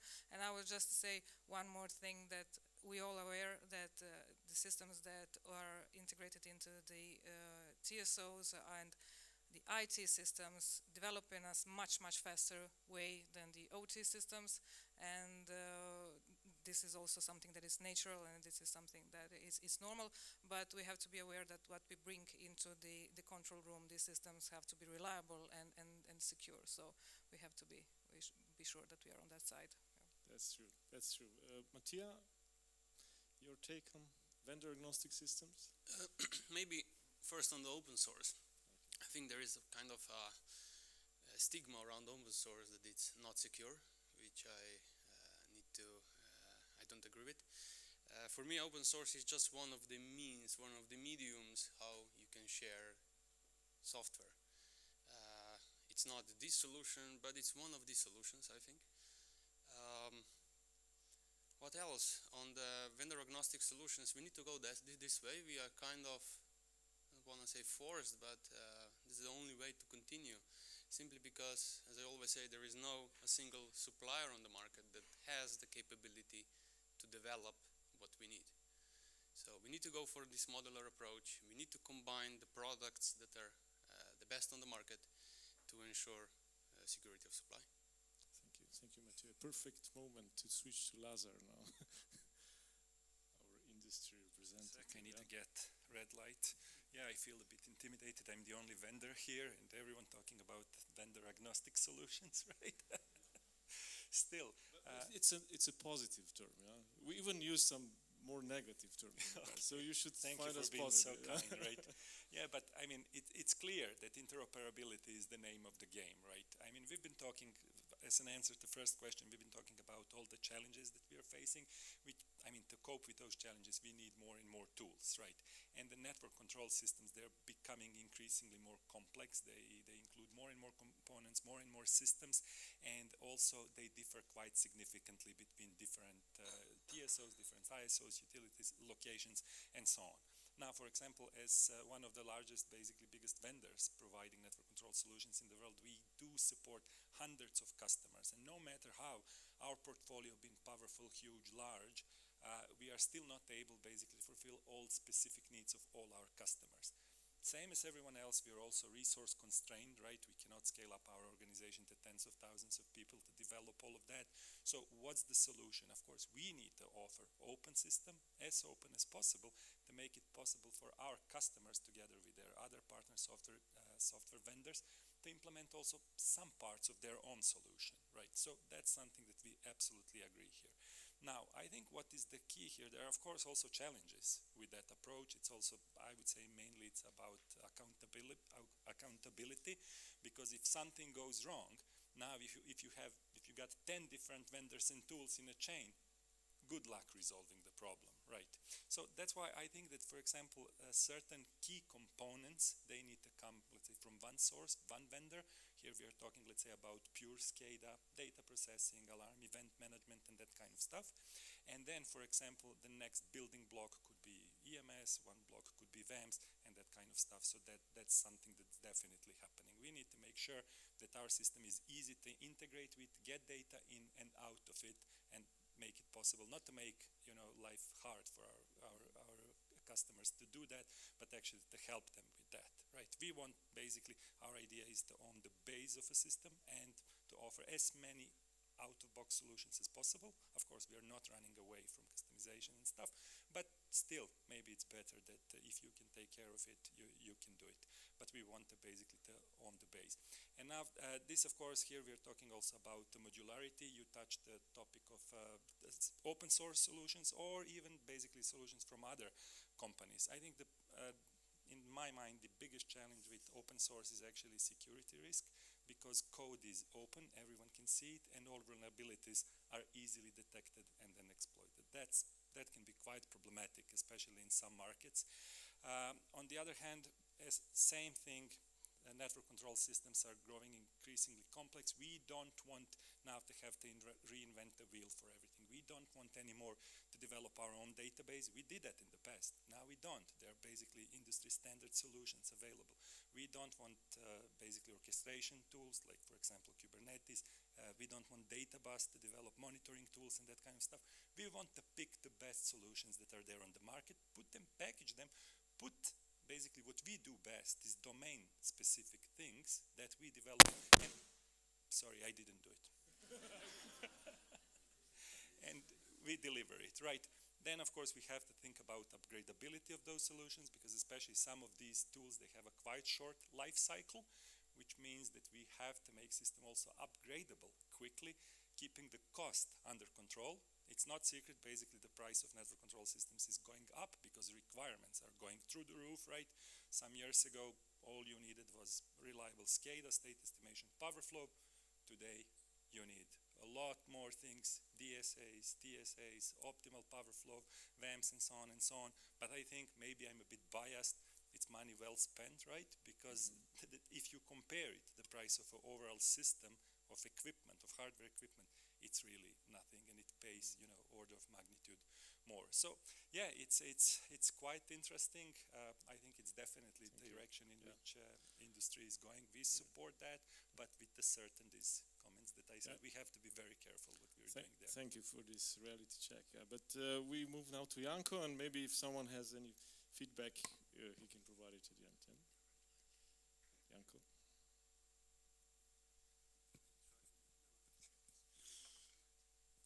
So, if solutions are ready, we are ready to test them. And I think this is the only right way to go, that we make tests, pilot projects, that we see how the integration works, how the integration of existing support systems can be done using this new technology. I believe that there will be hurdles, I'm sure, but I'm also confident that at least at Alice, we are willing to overcome them, because this is the only way we should go. The main objective of Alice is to lower the labor costs for maintenance of different support systems, because maintaining different systems to keep with the changes in the network is a huge task, and this task is very hard to be performed well. I would say what is ahead of us is more than a task. It's a mission. It's a mission we should devote the best engineers to it, and hopefully in next year get excellent results. Thank you. Anyone to react on any position? Not really? Okay, then maybe we have a few minutes for some questions from the audience. Is there anyone brave enough to start? Is it really just about bravery? Okay, maybe. I guess we have a lot of brave people here. Yeah, okay. Just I can bring the microphone. No? Oh, okay. yeah. We have a hand. That's great. Hi, I'm Marco Compare from ILS. A question. A few years ago, it was very, let's say, modern to talk about self-healing networks. What is this about? Do we go into this area that the networks will not need so much centralized intelligence, and that they will be able to, let's say, to find a way how to eliminate the blackouts and so on? Who would be able to respond? Ralph, please. Maybe I can respond with some ideas and then others can join. Self-healing network means solving the problem. And solving the problem needs right data. And if we talk about SCADA data as a standard with 1 second resolution and the accuracy we know, it's too late for the problems we face. So we need higher accuracy, more located information where the problem occurs. And we're talking about WAMs and PMOs, which provides more data, but we are far from using this data for decision taking. So the need is there. I think the solutions are not ready to be used today. So we know where the data come from. We know how to combine them. We know that there are lots of algorithms for inertia analysis, oscillation detection, harmonic detection, all the single things. But really self-healing means that we can manage the circus of phenomena. And this is missing. But special protection schemes, are they also one ready? part in my view? Yeah, okay. Good point. So any more questions? Yeah, we have another one, please. Okay, right here you go. Marina, here, so you were probably closer to the control room than anybody else, but there has been a lot of mentioning throughout the summit of, we have a lot of data, we cannot use it. You just mentioned there's a lot of algorithms, we are not using it, we are not ready to use them.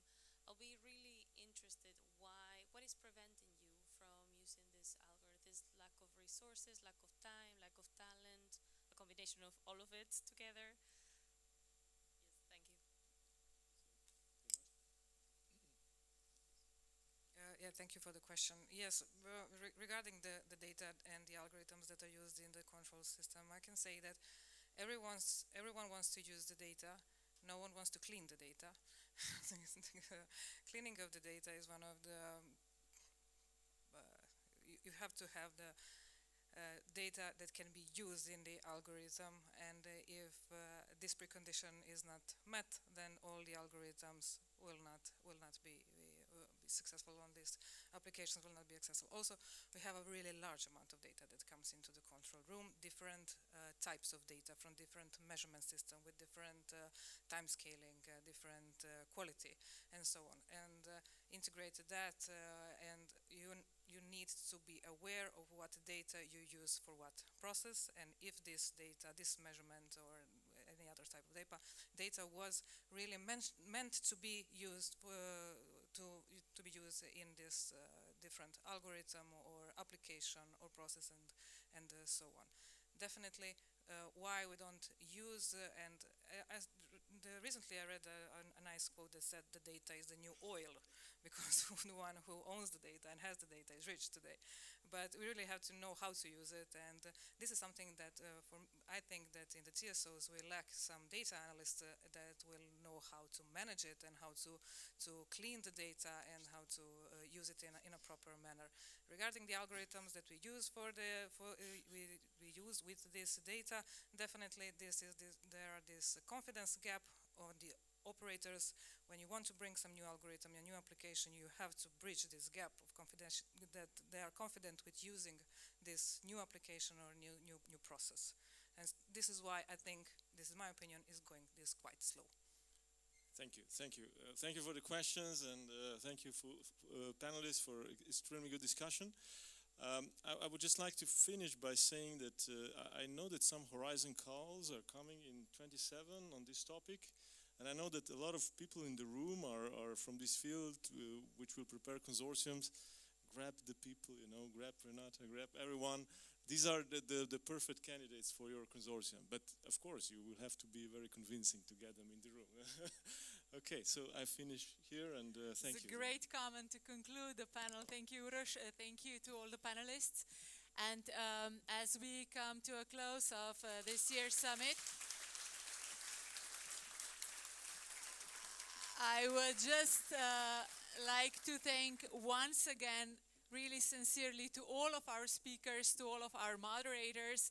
They did an amazing job, and I would like to ask you to please accept our apologies for some special sound effects that we had during the summit. We were actually just testing your patience, and it looks like you're really patient. Thank you.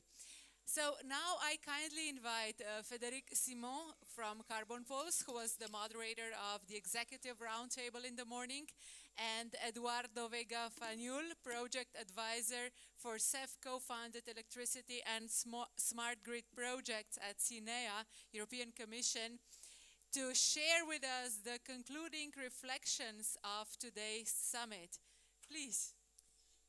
Thank you. Yes, these are conclusions that we put together today, so forgive us if it's not entirely clean and maybe a little bit messy, but yeah, so please bear with us. Today we convened a very diverse group of experts from the smart grid community. We had operators, regulators, energy organizations, institutions, technology vendors, the whole range. Discussions were, wide-ranging because of this, and focused on the challenges and future directions of smart grid developments. So let me mention the few challenges that were identified, and these were across the different panels, because a lot of the topics cropped up in all the panels. First is the aging electrical infrastructure. A second one is the complexities that come from shifting towards decentralized system, or from centralized to decentralized systems, with the integration of renewable energy sources and new participants coming into the system, so EVs and all of this. A third challenge is related to the increasing vulnerabilities due to extreme weather events caused by climate change, as well as cyber and physical threats. And then a fourth challenge relates to the potential bottlenecks from supply chain disruptions and permitting delays. I could add investments as well to try and address all of these. Yeah, Eduardo, I'll leave you to do the rest of the presentation. Thank you, Frederick. So it has been a last-minute cooperation, so please forgive us if something is forgotten. But okay, we did not only see challenges, we also saw hope. There were solutions. And what was very interesting to see is that it was articulated through several speakers, a vision.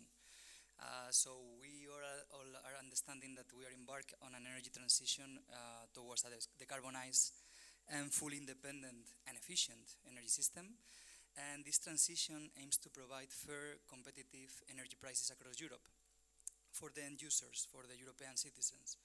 However, we do not understand nowadays energy transition happening without having a smart, integrated, and resilient European energy system, where electrification will play a key role.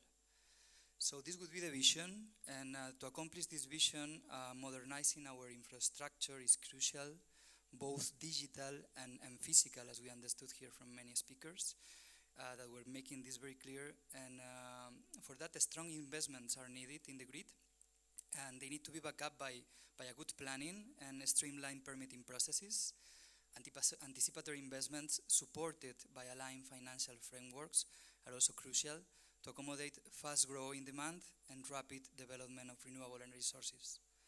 Regulatory frameworks must evolve to support the integration of flexibility and innovation in the grid infrastructure also.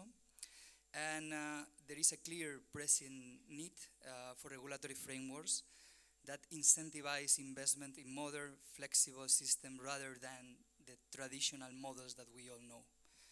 We can also say that coordinated regulatory and financial efforts are necessary.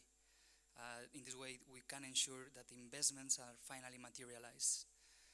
And digitalization and smart technologies should be the means, but not the end. That was also clear during all discussions. And they should be seen as enablers that offer substantial opportunities for enhancing operational efficiency, also the decision-making and setting strategic priorities through improved data collection and analysis. Finally, I would like to mention the importance of cooperation. In an interconnected European energy system, cooperation among the various stakeholders is paramount. Programs such as the one I work for, CEF and Horizon, where many examples who have taken from today, serves as catalyst, reducing fragmentation and facilitating knowledge transfer and replicability. So a specific example that we were discussing extensively today is about artificial intelligence, which it seems that is here to stay. And cooperation is essential for the rapid development of models that will enable Europe to achieve sovereignty and independence. However, all these technological challenges require that humans remain involved in the full process, and they have close monitoring associated to the risks. So they are always in the loop. I hope that I cover most of the things that were discussed, because it was very challenging, believe me. I was coming just here to sit in the chair for the first time, and it didn't happen. But to conclude, I would like to extend my gratitude to all attendees, and special thanks for LS, that the role in organizing the event was incredible, especially because it was very last minute. And yeah, to finalize completely, I promise, I would like to invite you to continue these discussions in the Energy PCI Days in December, and hopefully next year, thanks to colleagues from ZSD and VSD in Slovakia, with the 5th Smart Grid PCI Summit. So thank you very much for coming, and hope to see you soon.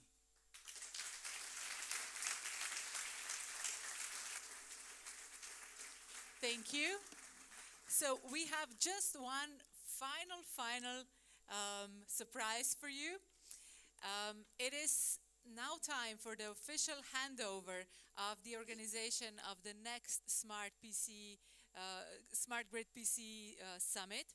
So I'd like to invite to the stage Simon Todt, Project Coordinator of GreenSwitch, and Mr. Tomasz Sipos, Project Coordinator of d.o.o in Grid.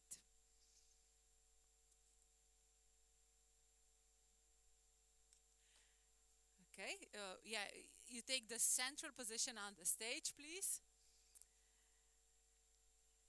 The organization of the next summit is being handed over to the project promoter d.o.o in Grid Zapadoslovenska Distribučna. On its behalf, Mr. Tomasz Sipos will officially take over. And we're pleased to announce that the Smart Grid PCI Summit 2026 will take place in Slovakia, in Košice. In Košice. So it is Košice. It is official. Thank you, gentlemen.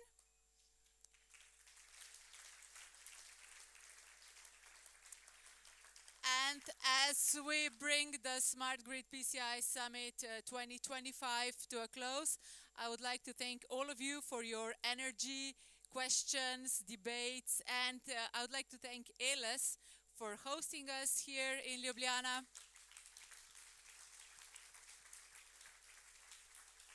And ladies and gentlemen, let's carry this momentum forward in projects, partnerships, and in the collective effort to build a smarter, more resilient European grid.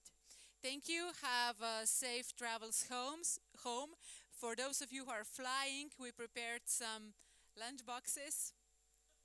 No, it's not a joke. It's true. So please take lunch boxes. Make sure that you will enjoy the rest of your day. And for those of you driving home, we have some heavy traffic around Ljubljana, so please be patient. Thank you.